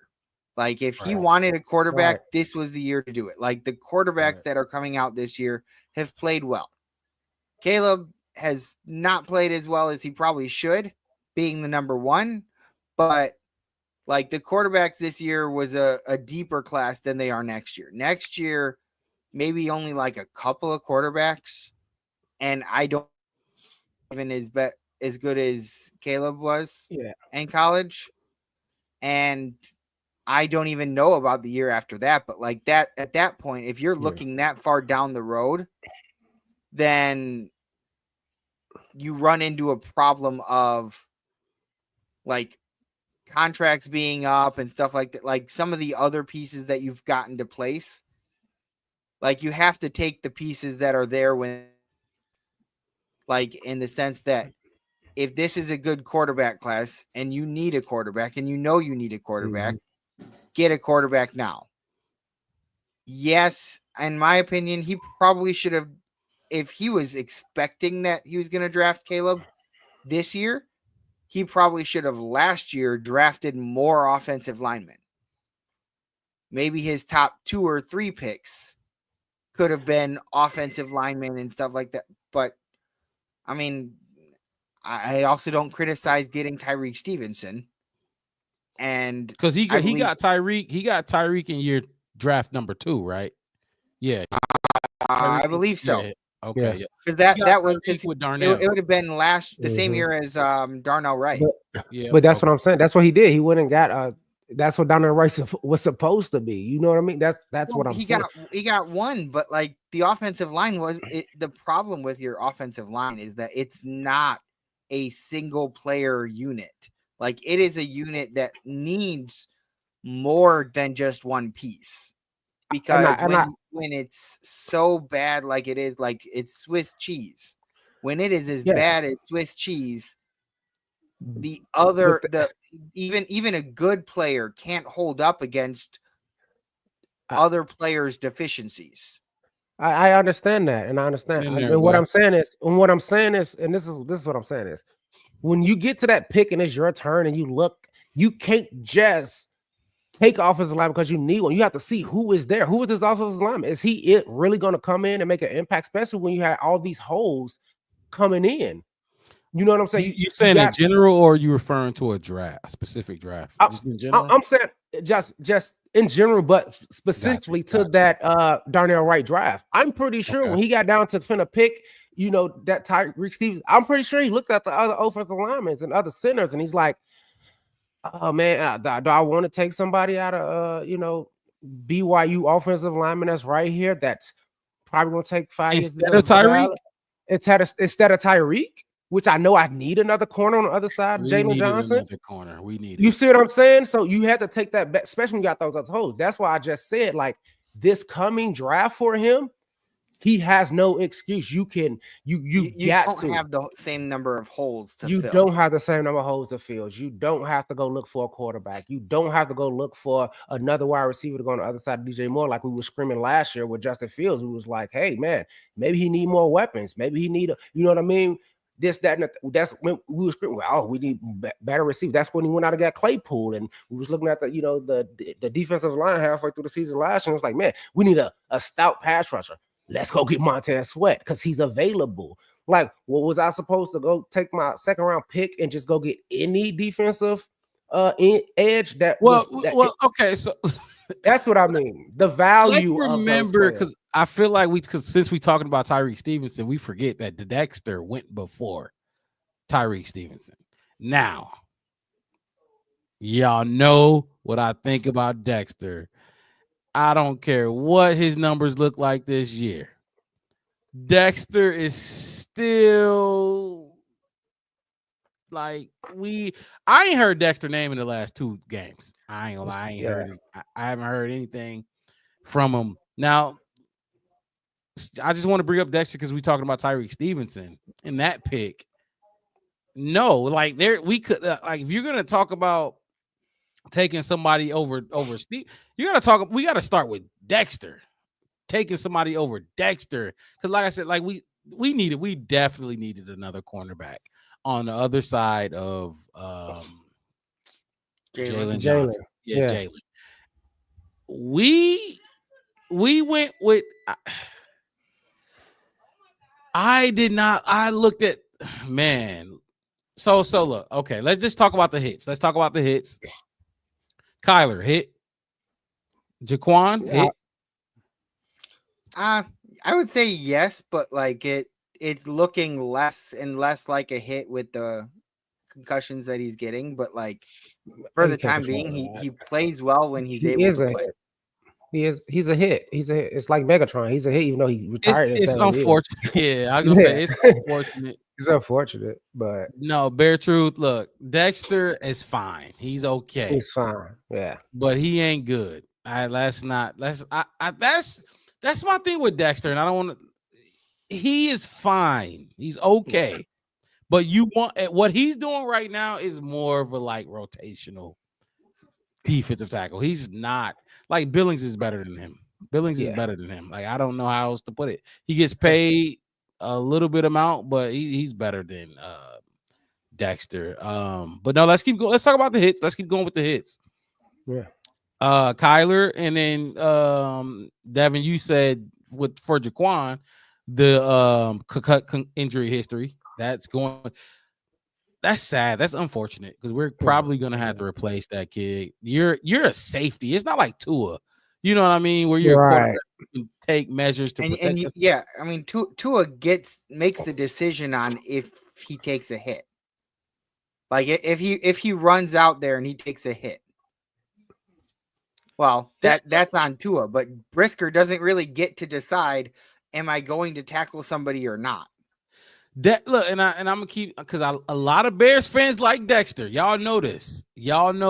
I am not. Dexter is not. Dexter was a high draft pick. He was pretty high. He's not producing at the. It's like with Darnell Wright. Yes, Darnell Wright is good. He's fine. Mm-hmm. But the man was a top 10 pick now. Come on now. We got a great right. Talk about these players from where they were picked. You know what I mean? Dexter and mm-hmm. Darnell Wright have to be better for where they were picked. I'm just gonna say, especially at important positions like tackle and 3-tech in a 4-3. Those are important positions. Y'all have to be better. You absolutely have to be better. So we said Jaquan. Oh yeah, we talking about his. That is just unfortunate for us. He's a hitter. That cause like I know it sucks. He's a really, really good safety, and we're his energy. I think is what is one of his biggest benefits is he gets everybody more energized and stuff like that. Okay, so I got the list. 2022 draft. You got the list. You got. Yeah, we had no first round. So second round picks were first draft. This first draft. I'm just gonna go down so we can say hits. These are everybody he's picked. So we got Kyler Gordon. We said hit. Jaquan Brisker hit. Velus Jones was in the third round. We already know what happened to him. Braxton Jones is the fifth rounder, but we know we talked about him. I would say for a fifth round pick, Braxton Jones ain't too bad. Oh my gosh. You literally just brought up like you have to base it on where they got drafted. For where he was picked. He's serviceable for where he was picked. The rotation back. Yeah, but yes, he could be a rotation because he's not a good starter. Yeah. That's my thing. He's not a good starter. Garrett Verse is a rookie. He ate his ass up all game. Yeah, Dominique Robinson, fifth round. Remember, fan. I just want look at people who watching. I am not a fan of Braxton, so I'm gonna have my feelings different than Devin and Wes, and then I'm not a fan of Dexter either. So that just put that out there for the chat. Keep going, Wes. Zach Thomas, offensive lineman. I don't even think we even got him no more. Tristan Ebner, Doug Kramer, 6th round pick. He's still out there following around. Jatir Carter, that offensive lineman. I think we cut him. Yeah. He's 7th round pick. Elijah Hicks is a 7th round pick. And Elijah Hicks is a 7th round pick. Yes, I love that pick. I'm not gonna lie. I will say, like, I will call that a hit. I was just give him a hit on that for a 7th round pick. Yeah, he's out there. He's doing well. Doesn't need to be starting or anything like that, but when he's called upon, he does well. And for a 7th round pick, that's perfect. That's good. I would call that a hit just because he's a 7th round pick. That was kind of, I wouldn't say a steal, but I would call it as a hit because he's out there making, he's doing his job. Bare truth. If you don't want him there on your blind side every game, that means he's a swing. He's not a starter. He's a swing guy, replacement guy. Go ahead, Wes. Keep going. All right, to 2023, the draft before. So we just talked about. You just went over his first year. This is his second. That's his first draft. This is his second draft right here. Second draft, 1st round pick. Darnell Wright. We already talked about that. 2nd round pick. Dexter. So let me just a few words for Darnell Wright. He is not playing like a top 10. Mm-hmm. I will not call that a miss, though. You know what I mean? I can't call it a miss. For me, with Darnell Wright, I feel like we still have to see more to be able to judge if it's a hit or a miss. Yeah, because of, and like I kind of mentioned earlier, for me, a big part of it is that offensive line has to work as a unit. And when like last year, he played really, like, if we were going off of last year, I would have said that was a hit. Because last year he played really well. He had some mistakes, but I chalked that up to being a rookie. And this year, it seems to be like he's making some more mistakes. He might be hurt, and that's he might be hurt or something. I think he is, because he was hurt a lot last year. He had a couple big injuries that took him out games last year, right? If I'm not mistaken. Yeah. I keep going, Devin. All right, so I got you. Devin. I was just saying that, like, it's a little bit harder with the offensive line. I know that that's where our focus is right now, but like when the entire offensive line is struggling, it makes you could have one guy blocking, like say that Darnell Wright is the best offensive lineman in the world. Okay. I know he's not, but like, imagine if he is, but the rest of the offensive line is the rest of the Bears offensive line. The other 4 suck. Yeah. You still give up all those sacks that we've been giving up and stuff like that. And at the end of the day, you're going to be out there saying that Darnell Wright is not the best offensive lineman in the world. Even if he is, it's because the offensive line as a total gives up sacks.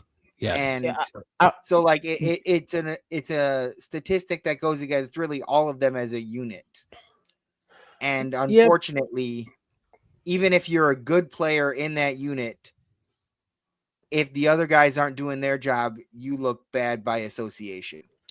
I think just the offensive line look bad, but him, if he's standing up, if he's healthy, he's blocking, his block percentage is good, his pancakes is high, he's protecting what he has to protect. You have to give him his high grade.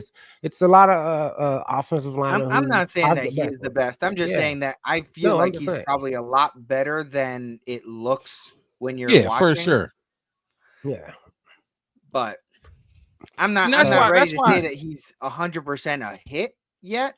But like you, Mark, I'm not ready to say that he's a miss. Exactly, he's not a miss. He's not a Velus Jones. Yeah. Oh my gosh. What isn't this did we miss Velus? We already went right. Velus was his first draft with Brisker. It was Gordon Brisker Velus. 3rd round. I was meant to put a blunt. That's a huge. First of all, 3rd round Velus. His 3rd round picks, and you're gonna see a theme as you go through these. All right, you want to hit his 3rd round? He does in the 3rd round, but he's a little weird in the 3rd round. Yeah. I think he be trying a little bit too hard. He get too cute sometimes. Yeah. That's what I said. Cute ain't us. The Bears not cute. But see, Ryan Pace stole our 3rd round pick this year. Come on. He did. And that would have been great. Wes was screaming because I think it was. Oh my God! I almost cried. It was it was like one pick right from before Washington. We were getting ready to pick. My man Is from Washington. this the draft when we started covering the draft? Yeah. The one you about to do now? I mean that's not where we're talking now, but that's what I was discussing. I'm on last year's. I'm last year draft right now. Let's just keep going so I don't confuse Mark. Yeah. All right, so this is still 2023, guys. Still 2023. This is the first time we had a first overall pick. Bearsky. Just because he drafted a lot of quality over quantity any day in this sport. Any day in this sport. This is football. And that You was got smart. five And that was bums, like 5 in 3 years. He neglected. It was negligence for sure, in my opinion. Keep going. Wes.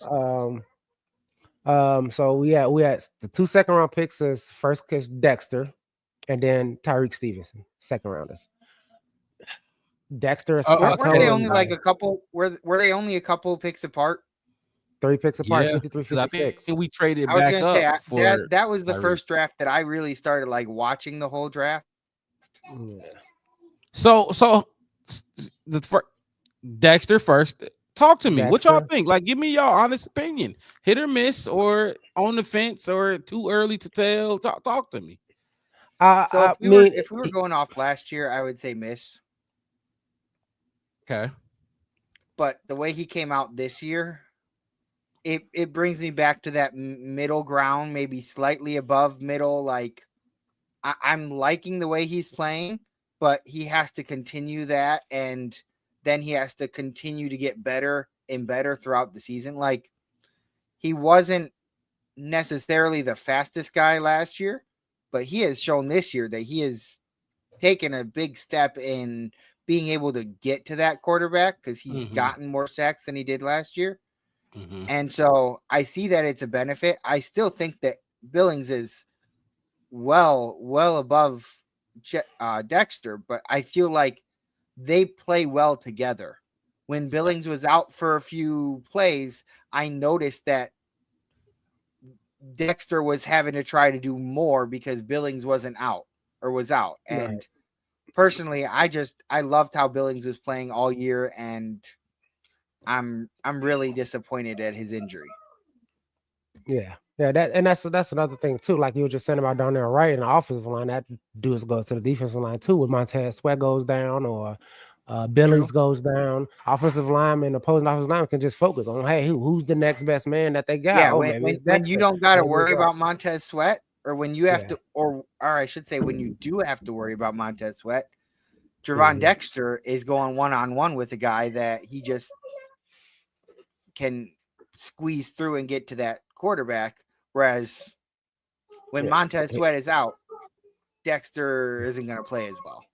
Right. So since we're talking about that defensive line, let's just talk about this 3rd round pick. I got you right here, Mark Rod, right here. Zach Pickens, 3rd round, 2023 draft. So far in the 3rd round, we have Velus, Pickens, and Pickens. Okay, so what is this year 3? This is year 2. This is the second one. This is the second one. This is the second. Okay, god damn. I'm jumping. I'm gonna look. Okay. I said because I looked at when you said it. I'm like, I looked at the list ahead, and I'm like, motherfucker, Mark, right? This 3rd round. This 3rd round shit. He's weird in the These 3rd round pick. Weird. Wait till I get you. This next year gonna be even crazier. So okay, let's keep going. 4th round picks is Roschon Johnson and Tyler Scott. I mean, hold on. We can still talk about him a little bit. Zach Pickens. Zach Pickens? A little bit. Cool. He has not played. Given us much to talk about. Play much. That's my thing. This is football. This is sports. Being injured plays a role in whether availability is the best ability you could have. Right. Yes, I don't know if I agree with that statement a lot, but I know I get it. I've heard the same. Yeah. I'm just going off of what I've heard, and it makes sense. Like I'm not saying that like somebody who's there every single game is going to be like, if Tyler Scott is available every single game, that makes him better than DJ Moore if DJ Moore gets hurt. But at the same time, if you can't count on somebody because of their injury history, you can't justify keeping them. Anthony Davis. I mean, we gonna keep him in LA. We ain't gonna let him go, but the dude will be hurt. You know what I'm saying? Yeah, Anthony Davis has struggled with injury history. He need a home cooked meal. Send him home. Greg Oden struggled with injuries. Yeah, you know, number one pick overall, and he barely Okay, played like 30 games his first season. I'm with the gonna let y'all Trailblazers. hold on. I'm gonna let y'all hold on to Zach Pickens because we're gonna go all 3 third-round picks. Because I just like I said, I watched it, and we could do a little segment on that right after we do all the draft picks, and I want to hear what y'all got to say. But like I said, second round is Roshan Johnson, Tyler Scott. Whoa. Second? Fourth round. Sorry, fourth round is okay. Roshan Johnson and Tyler Scott. Okay. I would say hit Wes. for Roshan. Or Davin, yep. Yeah, I would. You know me. I like Roshan. I think that's a good pick. I think it was a good pick. I think they overhyped it, but yeah, I mean, good pick. It's kind of odd to overhype a 4th round pick, but they probably met with him and he just blew him out the blew him out the door. But see, here's the thing: like when he was playing in Texas, he was like his yards per carry was incredibly high, and he was behind Bijan Robinson, who was a tremendous running back. Right. So, with the fact that at the time they already had Khalil Herbert, they were going into a situation where they were like, okay, we got Herbert. He's going to be our running back 1, but we get this kid. He's already been running back 2 in college. He understands what his role will be. And so, and personally, his first year, I thought Roshan did very well in the time that he played. He got hurt at one point through this in a game. I think that was against the Commanders. And if I remember correctly, that was the game when we needed him the most, because that's when we lost all our running backs. We lost all our running backs. The last part of the game, we were running with Blossingame because we didn't have any other running backs. Yes. And luckily for us, they didn't decide to just start using Doug Kramer all the time. Just right.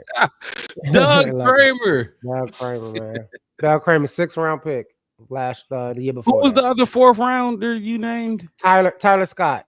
And Tyler Scott looks good in the offseason, man. I just don't know where he at right now. Like what he's been at these last 8 games or so. Like I seen him. He caught a catch, I think, in the Cardinals game. He caught a catch. I'm like, okay, yeah. It was. Tyler Scott has not played in a single game. I don't think he played. He did it. Yeah, I don't. No, he played in the preseason. He did well in the preseason. I thought I'd heard something about him being hurt that first game, but I mean, I've seen him dressed and on the sidelines and stuff like that, but he just has not gotten in. So do y'all think Tyler Scott is dropping passes in practice? Because DeAndre Carter is getting in. I'm not. That's what I'm saying. And the only thing I can think is that, and DeAndre Carter was the 3rd option when Keenan Allen got hurt early in the season. Right. I really don't understand why Tyler Scott is just. I don't know. He's not on the injury. He's on no injury reports. I haven't seen him on one injury report that I can think of. I don't know. I just don't know. I don't know about Tyler. Like I said, I like Roshan. I think that's it. I would call that a hit. He's doing his job, especially this season. Like I said, that red zone, close to the goal line in there, it's in this 4th round. So we talking about picks. He's a 4th round, yeah. As we get going to the 5th round, these are the hits. Yeah. I mean, not the hits, but the misses don't matter as much if you miss. Right. And I'll say that, I think this is where you get those hits. This is where you get those steals. This is where you get those players that's like producing. Like you got him in the 4th round. That's crazy. You know what I mean? It's like Brock Purdy. Everybody's like, man, look, Mr. Reverend, the last overall pick, and he's taking y'all, to the Super Bowl or whatever. You know what I mean? It's why we pay general managers. We got 5th round. Tyler Scott, though, I just feel like that wide receiver room is too crowded. Oh, for sure. Like he just might not be getting the opportunities, even in practice. You were just talking about how they don't practice as much as they used to. They don't. So he might just not be getting the opportunities in practices and stuff like that. I mean, I see Austin Reed on the sidelines more than I see Tyler Scott. Like as far as like in clips and stuff like that, they show Austin Reed over there talking to Caleb and stuff like that after a drive or something. Yeah. I don't even see Tyler Scott like on the sidelines very often. That doesn't give the reason why DeAndre Carter is getting playing time and he's not there. Like you said. So you're only gonna activate so many wide receivers on game day. You know what I Yeah. mean? And Yeah. Carter is a multi-purpose guy. He's our punt return, kick return. So you Mhm. have to activate that wide receiver. You know what I mean? Correct. Yeah, that's Like, true. are you gonna activate 5 or 6? You know, you're not really gonna Yeah. do that. So I can understand, but Tyler Scott was such a big thing in this for this team. Not big thing, but he was known. He was talked about, and now he Yeah. just appeared kind of like Nah, he Khalil Herbert. just gone. Yeah. Now he gone. Now he gone. Now 5th round for the year before this one is Noah Sewell and Terrell Smith.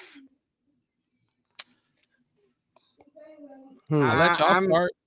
I'm gonna That's say interesting. miss on Sewell just because I don't think I really even hear him mentioned or anything like that. Like I This feel 5th like round? yeah, 5th. 5th round. Gotcha. But Terrell Smith, I'm gonna say hit. Just because Terrell Smith come in 5th round. Yeah, he comes in and does as that. a 5th rounder when we call upon him to cover. Last year it was for Jalen Johnson toward the end of the season, and this year it was for Tyreek Stevenson here and there, like just few plays here and there, which it sounds like they do every so often. Right. Mm-hmm. He comes in and he does his job. Like he locks him down. He doesn't necessarily lock him down to the point of like JJ's level of like pressure or coverage, but like Mm-hmm. he goes out there and he makes plays, he tips balls away and stuff like that. Those first 2 drives of the Cardinals game, there were passes thrown in his direction, probably because they read the scouting report and knew that Tyreek Stevenson was out, and so they figured they'd pick on this like second stringer, and he was out there tipping passes away and stuff like that. So he's doing his job. And I don't know. I feel like that's a hit. Noah Sewell, he made this roster. We was And talking. I didn't want it. Remember we did the roster episode? Yeah. Yeah, Noah Sewell. I don't know. That's not a hit. That's it. I mean, I don't know how you can argue that it is. Terrell Smith is definitely a hit. And this is what Ryan Poles does. When he's on his A game, he does things like this. Terrell Smith. You find him in the 5th round. Yeah. That's why I'm just like I don't want to just like dog out Poles or nothing like that, because I'm seeing some of these like late round picks out there making plays and all of that kind of stuff, and then you see the, like we said, we're in the 5th round. One of them we like, where he at? What he doing? Well, I didn't even have him on the team when we did my 50. Maybe he should just trade away all his 3rd round picks. Well, did we? Oh, we did talk about Braxton. We talked about Braxton in year 1, right? Yeah. Okay. In the last 2 picks of that draft, we got Travis Bell and Kendall Williamson, which I don't think they is even on the team no more. I don't think they And made the team. Yeah, and this is how crazy the list is. It's like his first 2 years, he had so many picks. No first rounder in 2022, but and then this one is like, okay, the baby list. So I'm not even going to talk about the first round from the draft we cover, guys, because we talked about. We've already we've already been talking about them. Those are both. And I want to skip this 3rd round pick. Oh, because y'all know who it is. Gosh, now we skip. So why are we skipping? No, because I want to talk about the 3rd round, all 3 3rd round picks we had all together after I say this 3rd round pick. And then we got Tory Taylor and Austin Booker, which I think Tory Taylor is a hit. I mean, he changes the field. He's been good. I mean, he's averaged like 49, 47-yard punts, 50-yard punts. I think his longest this year was 65. 65, you know what I mean? He had, like, he put some him of down our within drives that don't even 10-20. make it 65 yards. Exactly. Austin Booker, like I said, he's came in and he's done some good things for a 5th round pick. So, I mean, he's one of our defensive linemen that we not talking bad about. Who are we talking about? Dexter and all these other people. Now, the 3rd round pick, Karan Amagachi. I mean, I do. I got a few words to say about Tory Taylor and Austin Booker. Okay. Go right ahead. Y'all know how I felt. Like Tory is Tory. You can't deny what he does. But 4th round pick, Mhm. come on, fellas. I said this on draft night. I said it. I've been saying it. That's high for a punter, fellas. Like it is. Like it just is. That is true. I don't necessarily need to pull up the punting numbers from the entire league, but Torrey ain't number one. He's not the number one punter in any metric that you try to find. You know what I mean? Pinning inside the this and that. He's not number one. Torrey is not number one. When you go 4th round as a punter, you need to be number 1, 2, 3.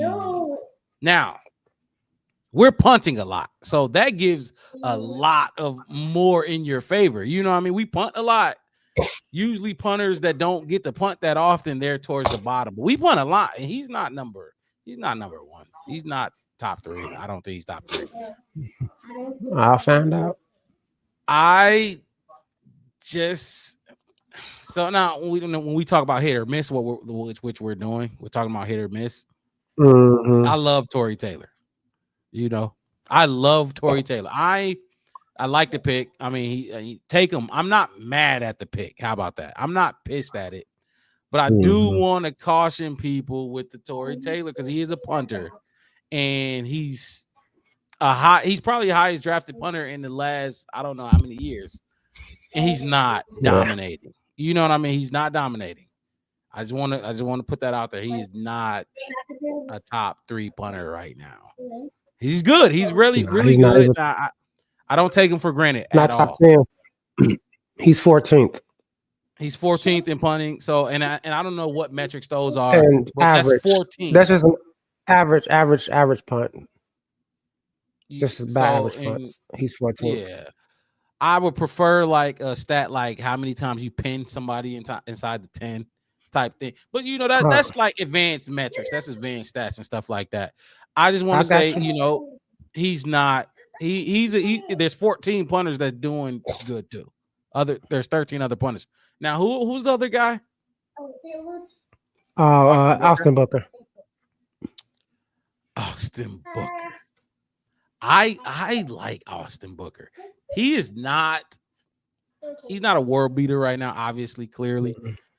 But it's the eye test with Austin Booker. I like what he puts. I like his effort. You know what I mean? His energy. See, the thing that I really like about Austin is that he was expected to go back to school this year and come out, and then he was going to probably be a 2nd round pick if he continued on the growth rate that he was at school previously.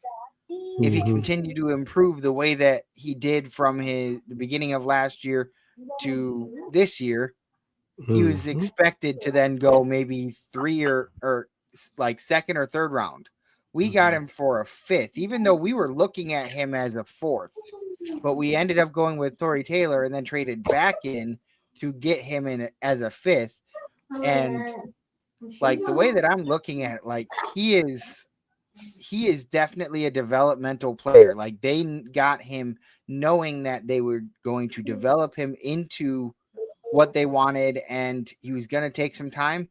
But yet, I got to say, when I see him out there, he doesn't look like, he looks like he still needs some work, but he doesn't look like he's this player that like he's reached his ceiling. He looks like a player that he's still at his floor. Not even close. I mean, he's 15 yards up the field, man. Takes the people down. He's sideline to sideline. Exactly. And I'm just excited about the fact that he was expected to go back to school and stay another year, that tells me that he's pretty dang young. And I'm excited to see what we get, because like defensive linemen, they don't really hit their prime until they're like in their mid-20s, I would say. Maybe like 24, 25 kind of range. Especially when you're not a first. If you're not a first rounder, it's going to take some time. It's going to take some time. And so like I'm just excited to, because like even the first rounder, sometimes the first rounder is like 23, 24. Like the reason that they're a first rounder is because they stayed in school all 4 years and developed into this like high caliber, like edge rusher or defensive lineman or whatever. So if you get a guy that's young and you can kind of like imagine the development that he would have made in college versus the development he's making being on the NFL field, going up against NFL caliber players. He's not going up against future accountants or grocery store clerks or whatever you want to call it. Like, he is going up against cream of the crop NFL players, and that's heightening his development even more. So I'm very excited for what happens for him in the next 2 or 3 years. Definitely.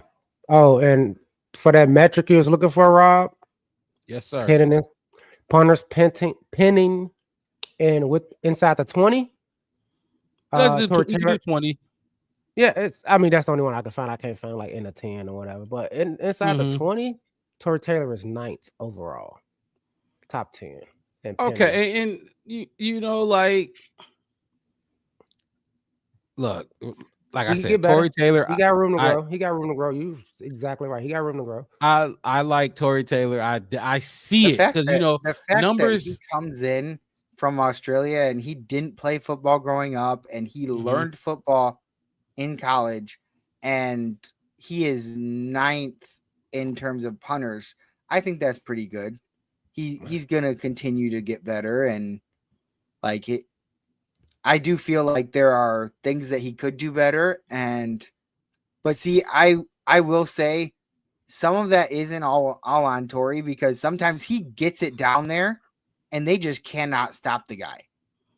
Like when you punt it and the guy and he catches it at like the 5-yard line, and then he takes it out to like the 35, 40-yard line. That's not on the punter. And so I'm sure there is a statistic that shows where the ball hits as opposed to just where it's brought out to. Yes, you have to cover the punt, but I mean, if Tory punts from the 30 and he puts it at the 10, it's gonna be hard for them players to run down there and cover that punt. Now you have to cover the punt. You have to. That's your job. That's you know what I mean. Like, that's special teams. You're gunner. Go cover the punt. But I mean, I just because he was drafted in the 4th round, like I said, where you're drafted matters, and you just dominate. You know what I mean? I don't regret. He has excelled this season. You know what I mean? He's not bad at all. Yeah. Talk about that 3rd round that you wanted to discuss. So our 3rd round picks that Ryan Post has gotten. So like I said, Karan Amagaji, Zach Pickens, and Velus Jones.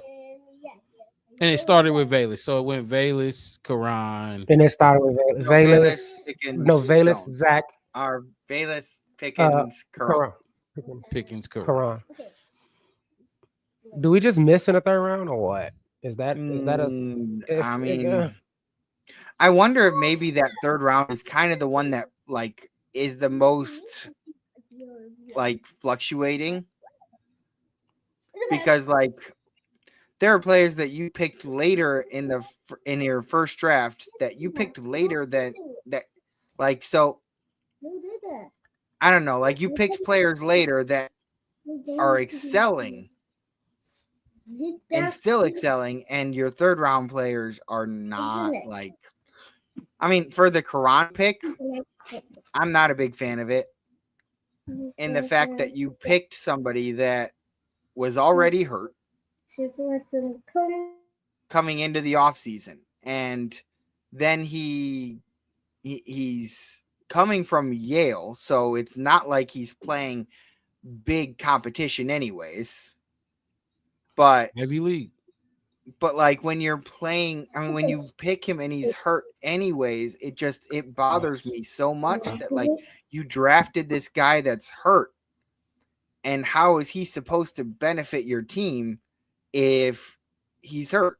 Like, I understand 3rd round you're kind of expecting, but see, 3rd round you should be able to pick somebody that's going to be like a starter for you. or at least contribute. Like I'm not mad Contribute. at the development aspect of Quran, but the injury aspect of Quran is just weird to me because he wasn't even practicing for so long. Like I don't know. I want to start with Velus though, and the Okay. epic failure of Velus because that was the first one. You tried to get Justin. That was the first receiver you tried to give Justin, right? I think that happened before Chase Claypool, right? That happened It did. before that move. Yeah. And that was the first one you tried to get, the first help you tried to get a dude, a gadget guy. You was hoping he could turn into some type of Debo Samuel, whatever type of dude, running back, wide receiver, short yard, all that stuff. Take right? pressure off of Darnell Mooney, whatever. Exactly. Mhm. That's fine. But my issue with Velus is, first of all, you held on to him for so long. Yeah. If Hard Knocks is true, we were well past Hard Knocks. But remember in Hard Knocks, it was talked about like there was a trade. There was for a trade Velus. being offered, and he didn't want anything less than a 3rd round pick. And you released the kid for nothing because of what exactly? Like I don't get it. I don't like that at all. That is bad. That's it. And see, that's one of those things that can come from Hard Knocks in the sense that like it does make the team look worse because we were able to see what's going on in the background. Like the whole, we should have traded down in the draft this year or 2nd pick and stuff. We don't necessarily know what trades were being thrown around or whatever. And who knows? We don't know that what the trade was being offered in Hard Knocks even. We just know that he didn't want something less than a 3rd round. It could have been like a 7th round. And he was thinking to himself, Velus is worth more than a 7th round. But then after this, the season, the mistakes that were made this year, then fumbled a kick return. He didn't have any other choice. Yeah, I don't think nobody wanted him. I mean, they were gonna give nothing up for him. Well, they might have in the offseason. And see, that's in the offseason for sure. Like I'll criticize Ryan Poles for the fact that he didn't get rid of Velus Jones sooner. Now that doesn't make him a bad GM. It just makes him human for making mistakes and believing in somebody that you really shouldn't have. But he better stop being human.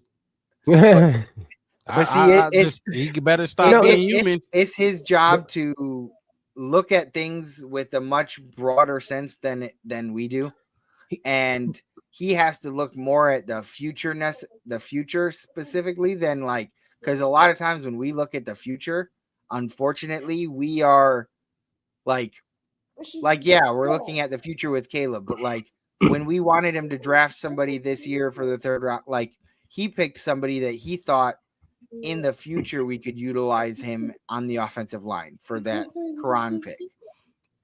Which I can understand it, but I guarantee you there were a lot of people that were saying we needed somebody that could play right now.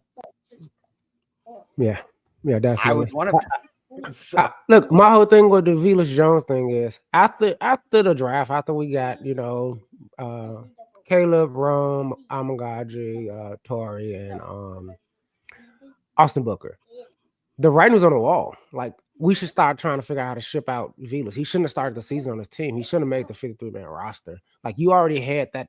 You already had Keenan Allen down. You had DJ. You just got Rome. And then, like, we was watching Hard Knocks, like, we're going to try him at running back. For what? We didn't need him at running back. Exactly. You got 3 other running backs, And one you traded. You just traded. You see, and then on top of that, they also have Homer. They still got Homer. And then I get and the only thing that kind of made me kind of say, oh, I guess, is like when you were saying, Mark, like, he's explosive, he's fast, like, we can use him on kick returns and all of that kind of stuff. And I say, I understand that, but if you can't hold on to the football, if you're a running back and you have a fumble history, you're not getting in. Khalil Herbert first snap, I think, with the Bengals last night, he bobbled the handoff, the exchange. You know what I mean? We ain't see him no more that game. Is that saying that Khalil Herbert's a bad running back? Not at all. It's just saying, hey, look, you need to sit down and work on that, work on your hands. You need to get some more chemistry, as I keep saying. I haven't seen Doug Kramer come back in the game since the Commanders game. We're not going. If he come in, he just better be blocking. Like, I wouldn't hand him off the ball. Why would you do it? You got Roschon Johnson. I don't understand it. So my whole thing is like, if you got all these other options, you could have. I mean, I know it's crazy, but you could have. I don't know. Got another 7th-round pick. And where'd she go? Hey, Carolina. Yeah, Carolina. Y'all like those. We don't know what the offer would have been,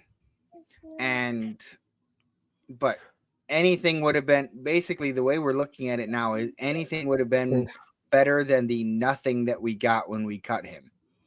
My thing is, he kept him, right? Meaning you had a role for him, a position. They moved him to running back. You didn't try him. He didn't get 1 carry in a regular season at running back. Like what? Oh, I think so. During that first in the game regular season, the first game he got a carry. I think it was the first and second game. He had some over Khalil Herbert. I'm pretty sure right? that it was after he fumbled the ball, and everybody was pissed that he was even getting in. Right. So if you're going to do, why didn't you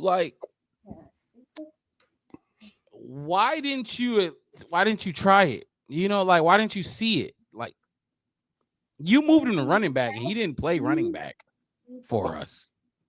You get what I'm saying? Like, you kept him. No, I hear you. And okay, if you're gonna keep him, that means you got a plan. We're gonna try this because they did all that in training camp. You moved him to running back like you had a plan for him there, and you just let him go. I don't, because he fumbled in week 1. Mm-hmm. And we didn't see him again. Like, what are you like? You get what I'm saying? Like, why you kept him for a reason? Why didn't you see that through? You know what I mean? Whatever reason it was, you didn't see it through. You didn't even try it. So if you weren't gonna try it, then why didn't you trade him on Hard Knocks? When unless the reason that he kept him, unless the reason that he kept him was to utilize him for kickoff returns. If that were the case, then he did try him and he failed, and he realized he can't try that again. But you could have 2 carries. Like, you could have tried him again on kick return, and you could have let him run the ball again. Like, I will say that, like, that part is on the coaches, in my opinion. Like, the coaching, like the GM gives the players and to the coaches and says, these are your players, and then the coaches are the ones that like design the plays and stuff. And so, right, but if you want to see a player used as a GM, you're going to tell him right to play him.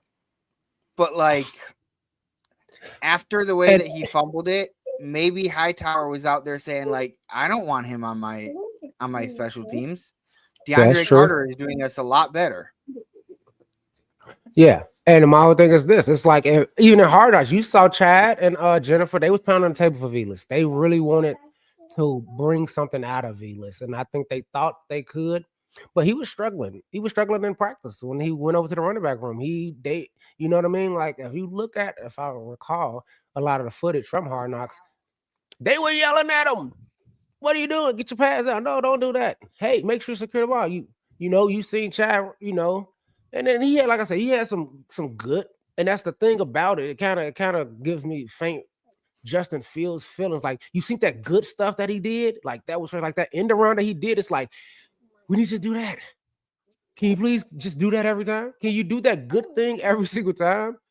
But when they just keep doing those bad things, or you putting us in a position where the good things is what makes you keep believing that the good things are possible. But the bad things are the real, right? Yeah, and that you study not doing it. Justin Fields study fumbling, all this other kind of stuff. It's okay if you want to run around, cool, run around. There's a bunch of run around quarterbacks out there too. They run around, but fumbling you know what I mean? Like, he got the Pittsburgher was fumbling too. It's just like when you start seeing that stuff, that just becomes you, and that's what happened with Velus Jones. Everybody around him looks at, We see what you could be. You explosive, you fast, you good, but we see who you are too. You're gonna muff kick returns. Why are you muffing kick returns when it's a whole new rule where it's nobody around you until you actually catch the ball? It's not like you have to be scared, like somebody's gonna blow you up. Just secure the ball first, and then do all that amazing Sonic the Hedgehog running around be fast. Right. But you can't do that, and that is your main job on receiving kickoff and punts or whatever, is to secure the ball first. And you couldn't do that. And everybody in the league seen it, and I think they was like, no, we're not gonna give you another for him. He wasn't worth a bag of chips at the end of the day. After we put him out there, and everybody seen what he did. Zach Pickens. What is I don't know where to begin with Zach Pickens. This is another third round pick that we just haven't seen. That's the thing. Yep. And that's the thing. It's like we like we were just saying. That's why when I saw the third round picks, I'm like, we haven't seen Karan Amagaji. He's injured, whatever it is. He ain't been out there. We can't say if he's good or bad because he's not even there. Like you were saying, that whole quote about availability, and then with the same thing with Zach Pickens, like, why are your third round picks just not out there?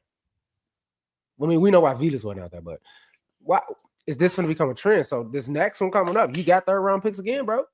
Is that third round pick we're going to draft somebody, an offensive lineman that is not going to be out there again? A safety that's not going to be playing? You might as well just package it up and go get a higher pick. It's a third rounder. Pickens has a shot this weekend to start because he's going to be the one predominantly replacing Billings. So he'll have a chance to show us what he got this week. Well, considering that Billings has been having one of his best years of his career this year, I don't suspect that he is going to produce the same way.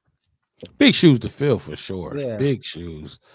I can't hate on Zach Pickens too much. I can't. It's hard because of circumstance. But I can hate on this next guy, Karan Amagaji. I can hate on him because you were not ready.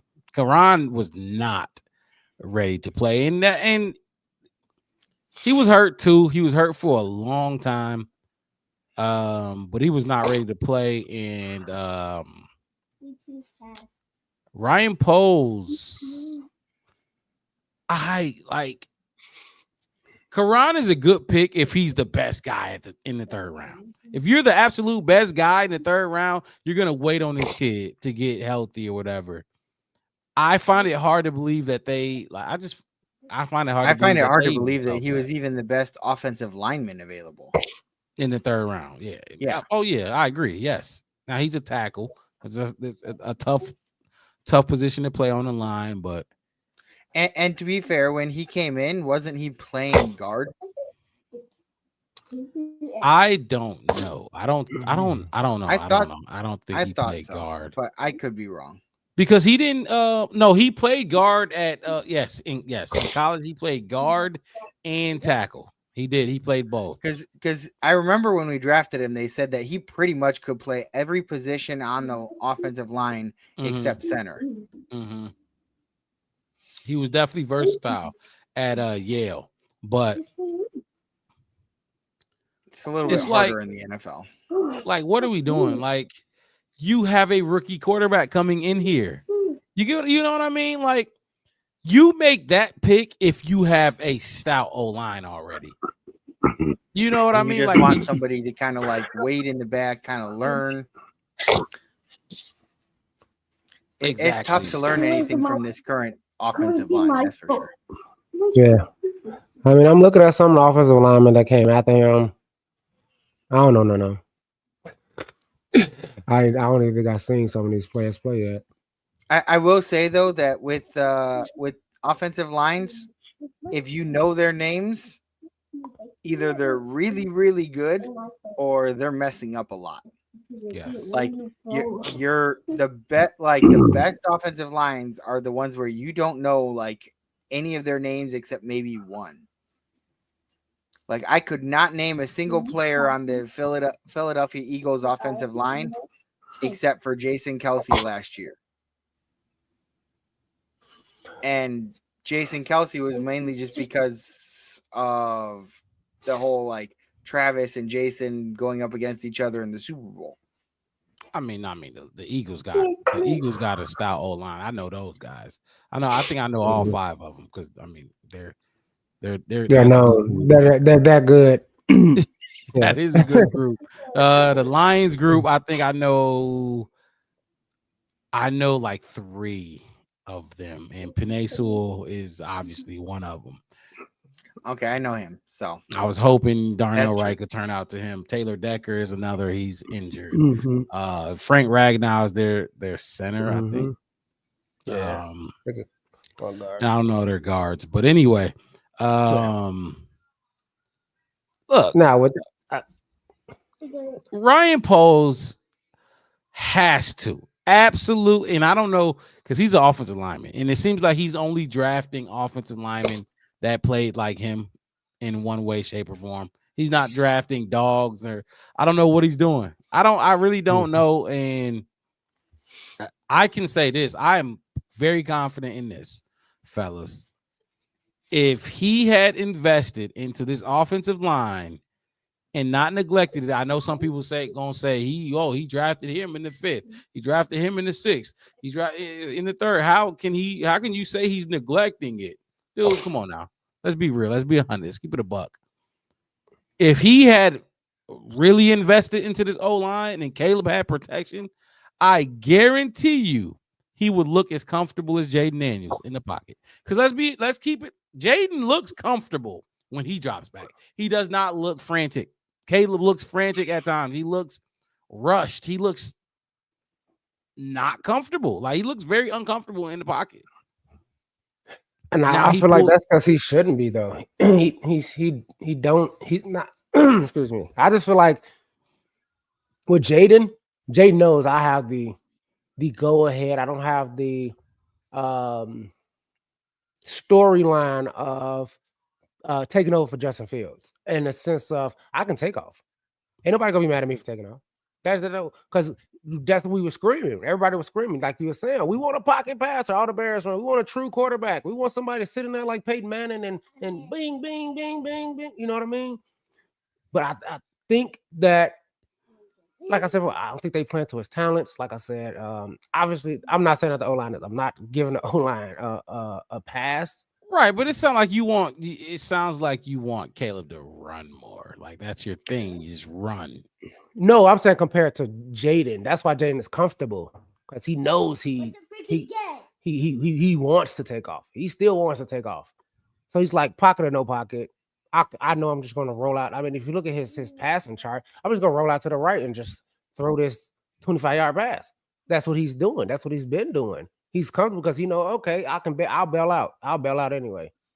You know, and that's because that's his personal quarterback preference. That's his talent. That's what he likes to do. Mm-hmm. That's his thing. Caleb don't really want to do that.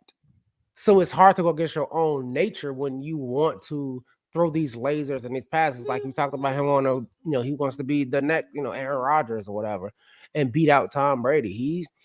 He's not saying like, hey, I look up to, Lamar or Patrick Mahomes or these quarterbacks that do move the pocket when it does break down and try to get out there and get every inch they can every single time.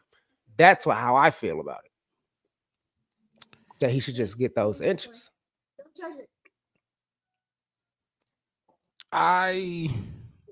Okay, so I guess this is my thing. When I think of Caleb Williams, him running the ball or not running the ball doesn't even come to mind, if that makes sense. Like I don't even think like, oh, he should have. The only time I think he should have like kept running is when he slid on his back. I think it was in the Commanders game, and he was like a yard short, and he probably could have. You remember that play? He like slid on his back sideways and didn't get the first, and he looked up like, damn, I probably should have got the first. That's like the only time. Otherwise, I feel like he's running. I think it was even like a 3rd down. So yeah, it was 3rd down and it made it 4th. But I don't know. I think he needs. I think if he had a stout O-line, not even stout, if he had a good O-line, his O-line is not. It's very below average. I think he'd be way better off. And he's about to get judged based on what Jaden is doing, because Jaden is very comfortable over there. It's tailor made to him, regardless of what people say, if it's college or not. What they're doing over there is tailor made, and it's he's being protected. effective. It is very effective. It like if it's so college level like that, I've heard that a lot when describing his offense. If it's so college level, then you should be able to stop it being in the NFL, right? Like, but Yes. they score a lot of points. The only team that really gave them trouble to score was the Bears. Like, the only team they faced defensively that was like much of a hindrance on them was facing Chicago, because Yes. most of the other teams they were scoring 30, 35 points on. Yes, that's a fact. And I was saying that that will be the best defense that Jaden faced up until that point. And I mean, you saw it. We gave up 12 points until the Hail Mary. So, but Caleb, we talking about Ryan Poles, and I really a lot for me. What I think of Ryan Poles is weighing on this draft. Because honestly, like we talked about before, Devin, you can't fix this O-line right now. It's over with. What it is what it is. You gotta hope Caleb gets through it healthy. You gotta hope he gets through it mentally tough still. You know, you gotta hope you don't ruin this kid and damage his psyche or ruin his confidence. Now, you drafted him number 1 overall, you know, for a reason. His confidence, that better not happen. Because if it does happen, fuck what the Bears did. Now I'm looking at you, because you're not number 10 or 11, 12 pick. You're the number 1. You know what I mean? Myles Garrett was picked where you got picked. A lot of, you know what I'm saying? It's a lot of dogs who get picked there. So you got to be a dog. Now, look,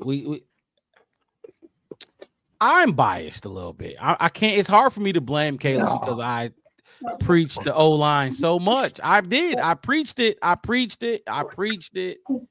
And we're in this situation now. I'm gonna blame it on the O-line. I promise you, I think the offense would be 10 times better with the O-line. Take away the wide receivers, take away Shane Waldron. I don't care if whoever as offensive coordinator, get an O-line in here. You can run whatever you want to run. You can do it. You can do what Jared Goff is doing. So, I just think Ryan Poles, I think he got excited as fuck while he was drafted. He was at 9. He got excited. He saw Rome there and all of it. He needs to focus. You know what I mean? He needs to focus on real football, because with the team he built, and we didn't even talk about the off the free agents he brought in. Coleman Shelton, Ryan Bates, Nate Davis. Dare I say Chase Claypool? Like, we ain't even talking about the free agents. 80 million to Tremaine. Tremaine ain't bad, but he 80 million. Now you hit on TJ. That was great. Montez was really good. He gotta balance it out. He gotta balance out, because you like I said, and like I said, I'm gonna give him the benefit of the doubt because he had to start off getting stuff and filling those holes. Like I said, now you have no excuse. You can't say, "Oh, well, I mean, I'm still giving him the benefit of the doubt because of that Carolina trade. Like that's the gift that keeps on giving right now, and we still get their second next year. So hopefully we can make it hurt even more. And I'd laugh if he then traded that second to somebody next year, and then it got like more things, and then we're like, oh, we get even more because of Carolina. That would be funny. No time to be cute. but I like No more, time to but be cute. I want to get it right. Let's just Get it we don't right. need No to time to keep be cute. if you get your You was cute guy. At already. some point, you gotta stop the Get- trade and get Yeah. the right guy, and let's just go on from there. Yep. Like I said, I'm okay with. I think it was like 11 picks we got. If 9 is offensive and defensive linemen, just straight out. He Like, gonna what else? overload on those. He's going to Yeah. go crazy. See, there. You got to. I hope that he some of his later picks. I hope he really digs down and finds a good safety to replace Byard eventually. Because that's what I'm gonna need, yep. Byard's going to be here for maybe another year or two, but like he's getting older, and getting a guy that will develop into replacing him, or somebody to replace Brisker, somebody like keeping those players in mind. Which I personally, if I'm already thinking about that, that's something that he has already thought of. And the sense that like that's why we have Elijah Hicks, like Yeah, but do it in 2026 with a high pick after you don't fix the O line and the defensive line, because you are right there right now. Don't like Mark Sanders. Like it's no, you can't not do this. Like I know he probably wants to. I know he's probably looking at the future, but you know that next year after this draft that he has, if he wants to keep it, if he want to be here for that draft, that next one after this one that's coming up.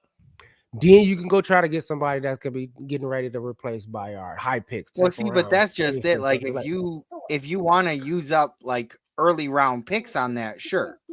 But if you're talking about like a 6th or 7th, because we got like multiple 7th round picks next year, like 4, like 3 or 4.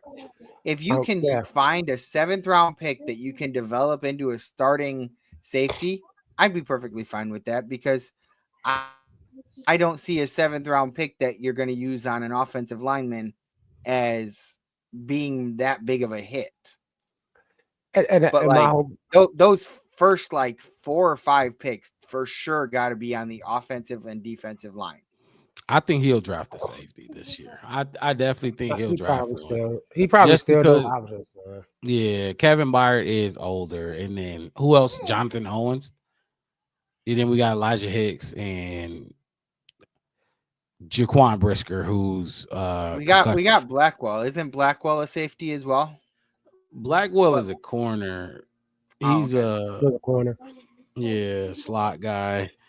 Not that Blackwell is like some like world beater either, but like he's done well. No, he's definitely solid. Like we have depth there. That's where we have depth. But we remember Ryan Poles, he praised he said this is the deepest offensive line room he has been in. He has not been in very many. No, and I hope he wasn't talking about Kansas City, even though Kansas City has some leaks too. They weren't the greatest offensive line, but see, that's just it. Like a good quarterback or a great quarterback with a good offensive line does what Kansas City did. A great quarterback with a bad offensive line, nobody really talks about it because they're not considered great quarterbacks. So your quarterback can take the pressure off the O-line a little bit, but it can't be this bad. In my opinion, people might think differently. I don't think it could be this bad. Like Joe Burrow, since he came into the league, he's had a horrible offensive line. It has not been good. It hasn't been this bad, but Joe Burrow hasn't had a good offensive line, and he makes it work. He is Joe Burrow. He is who we think we hope Caleb can get to, where you can mitigate all of these deficiencies on your team, because you can't pay everybody. You know what I mean? You can't pay everybody. If you draft all good guys, right? Everybody's good and you're winning, you're succeeding, they gonna want more money. You can't pay everyone. You need your quarterback to be able to navigate through that. You know what I mean? Navigate. We lost him. Okay, we're gonna do this way. We lost him. We're gonna do it like Mahomes is doing. They lose guys and they continue to. But see, we also need to have players that are willing to take less money or take a longer contract that's worth a lot, but over the course, but less per year, to make those types of runs. But see, we've never really been at a position where like we can say, hey, Jalen, would you be willing to take a 6-year deal for Oh no. 80 million instead of a 4-year deal? Like you're still getting the full 80 million, but like in it takes 2 longer years. We haven't been able to get to a point where we can even suggest that because we've never been like, we need these people to stick around, but we're dealing with salary cap issues.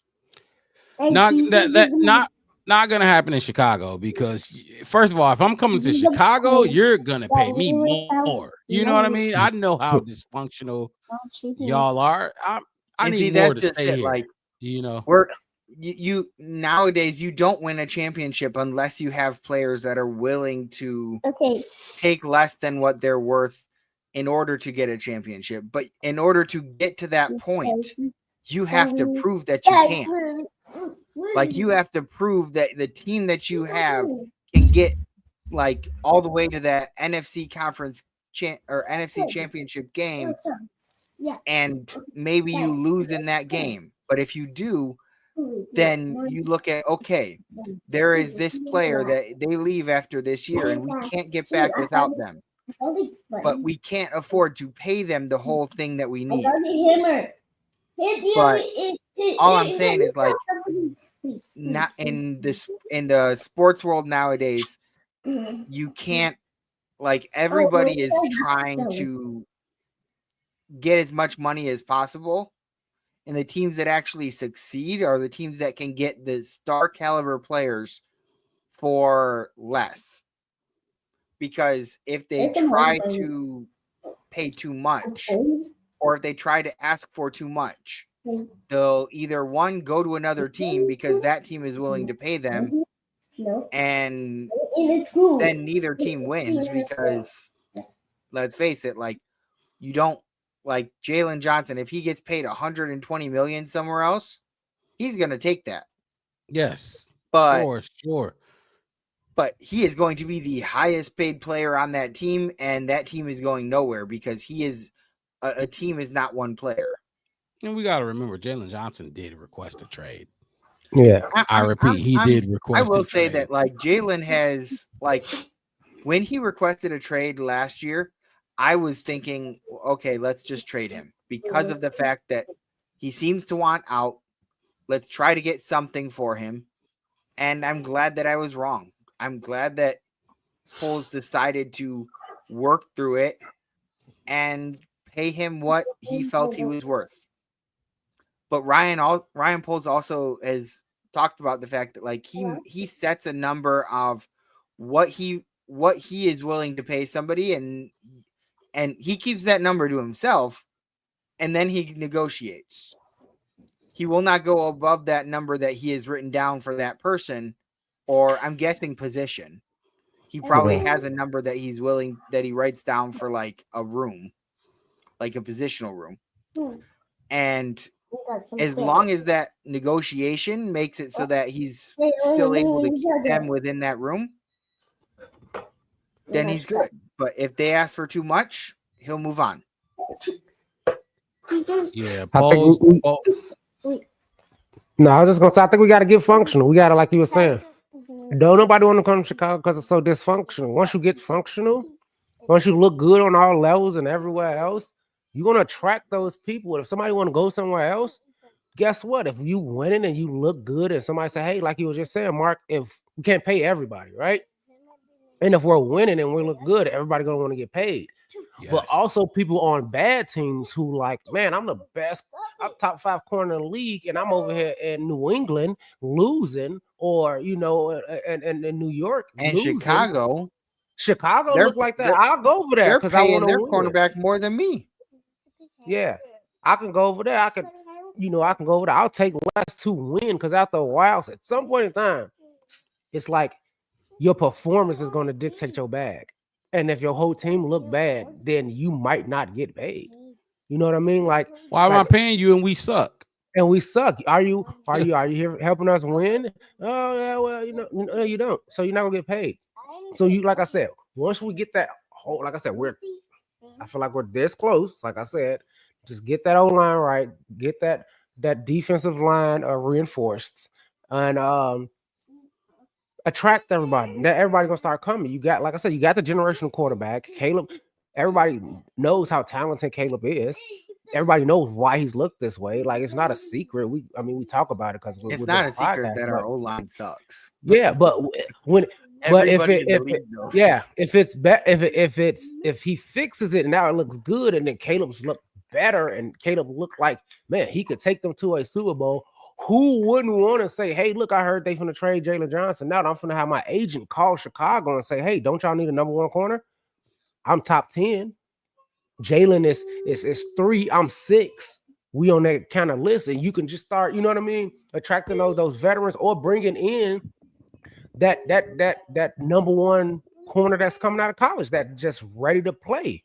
Because you just every year in the offseason, who we lose, who we need to replace. We don't need to fix a whole entire section of our team. Like, we don't have to fix the whole entire secondary. We just need to replace Brisker this time and then replace JJ this time because he wants to. You know what I mean? But with the offensive line, you need to replace all 5, basically. Oh my gosh.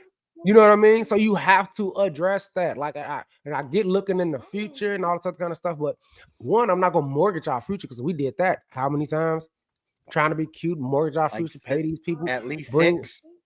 Bring these superstars and pay them all this money. Felt like we did it twice in 1 year. Yeah, can't even get another good defensive lineman because we paying this great. I mean, I'm not saying he's not talented, but you gave him all the money. You don't got no more money for nobody else on that same line. So now you got one good defensive lineman. You got one good offensive lineman. You got one good cornerback. You got one good. You know what I mean? So, and then especially when you got our history as an organization of failing. That's go. We did talk a lot in the offseason about like not letting history dictate, and unfortunately, we have continued to live up to our history.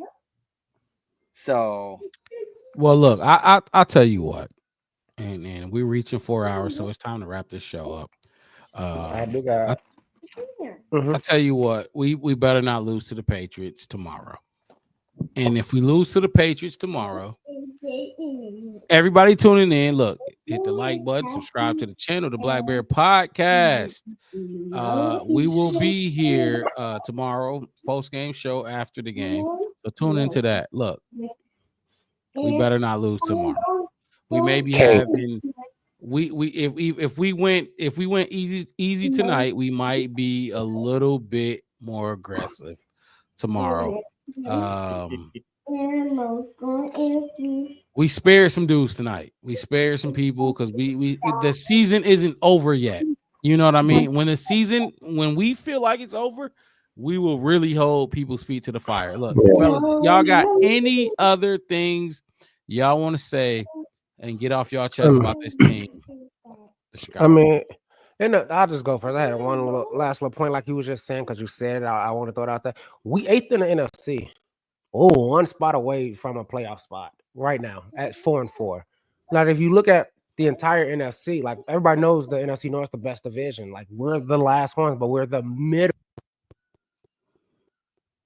of the entire conference, and that's the goal, is to get to the playoffs. It's a bunch of trash teams out there in the NFC. I know we got to go in our division, win division games and all that other kind of stuff, but I mean, as it's looking, and as a lot of these other NFC teams are struggling, we still got a chance. It's just like right now, it's fix it. It ain't no try. It ain't no let's play football. Fix it. You know what's bad. You know what's good. Come up with a plan to get us. Now is the time where you start planning to where we need to win at, how we need to win, how we need to be practicing, who we need to bring in, and who needs some extra TLC, you know, that's not playing well. Or DJ Moore, you know, who needs some extra THC? Yeah, TLC, 10-11 cap. I'm just talking shit. But yeah, no, like if you need to sit down with DJ and be like, hey, dude, the optics is bad. The play don't look that good. Dude, you supposed to be this time. You have to hold them accountable. Now we can. All that stuff that we was talking about in week 1 and week 2, like, well, we'll see. We saw. We see y'all. I saw y'all. And it was not. It's not that. And I think they just really need to playing for a playoff push. They need to lock back in. They Lock absolutely need to lock back in.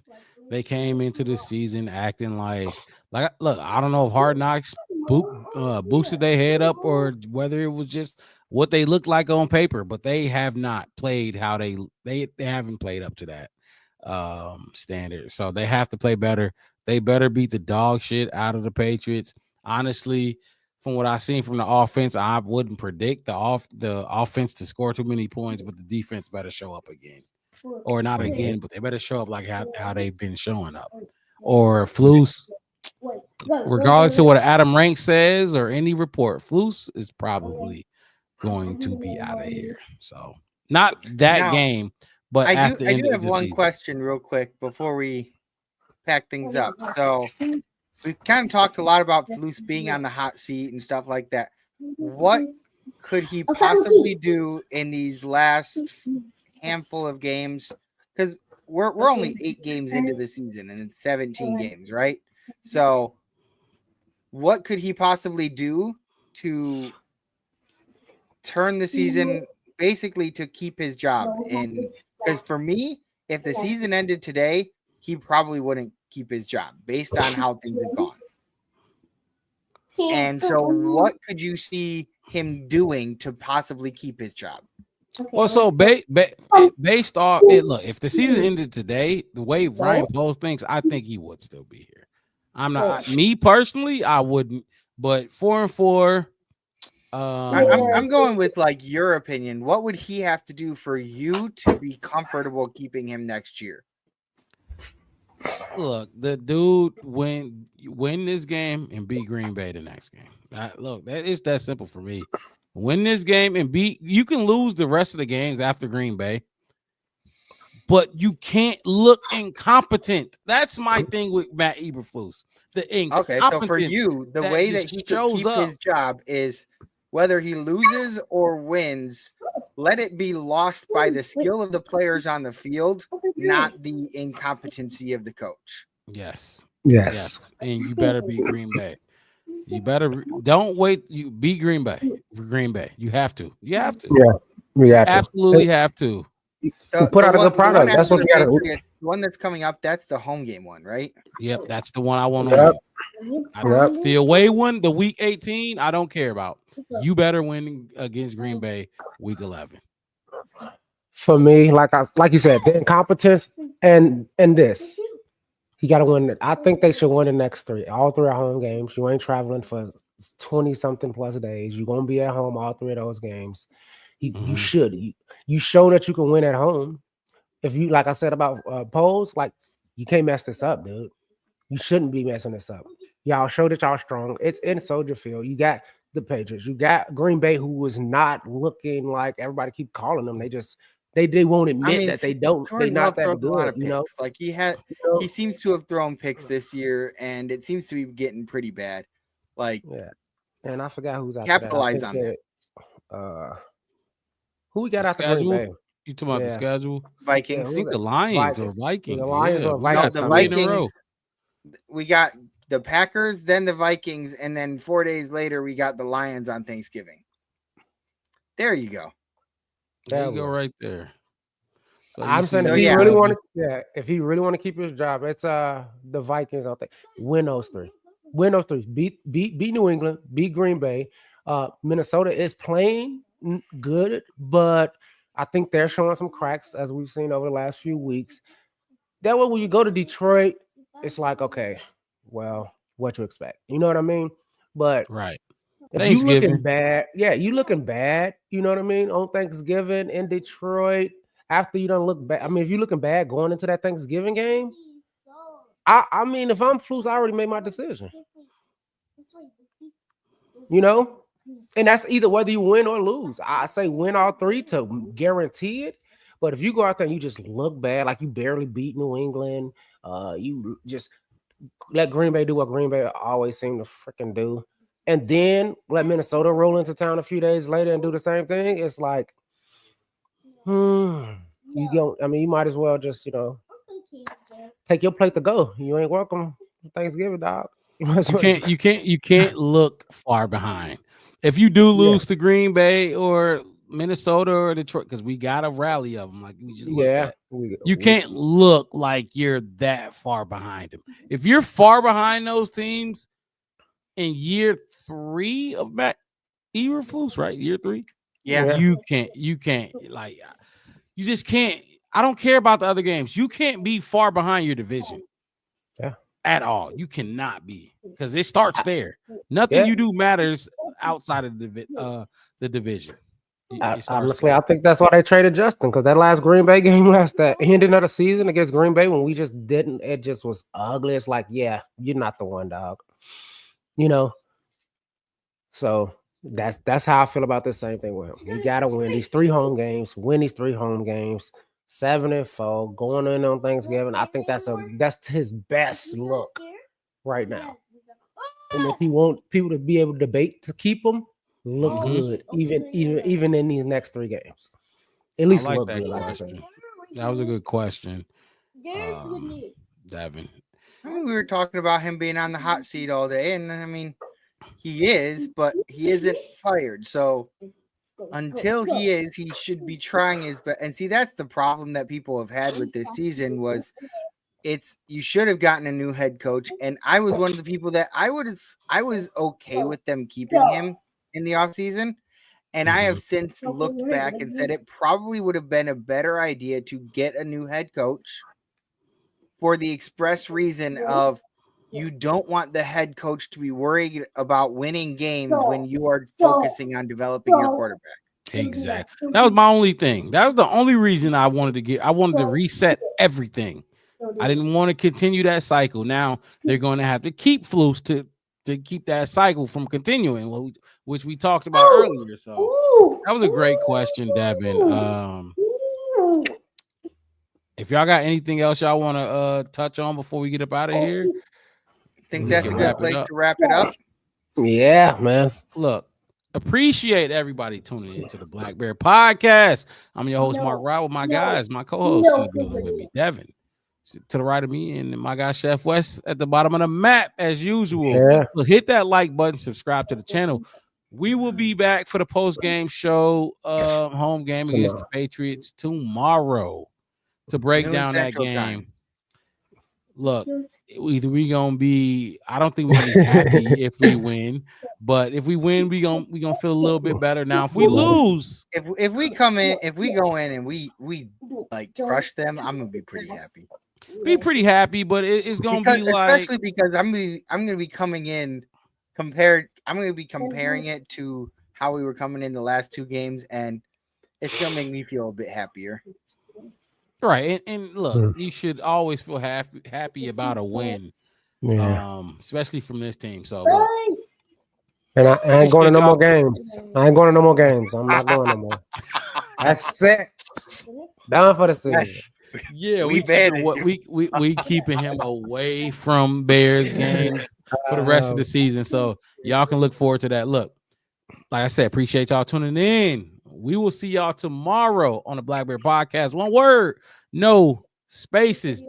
Mark Rob, Devin, Chef West, we out. Have a good rest of y'all Saturday night. Peace.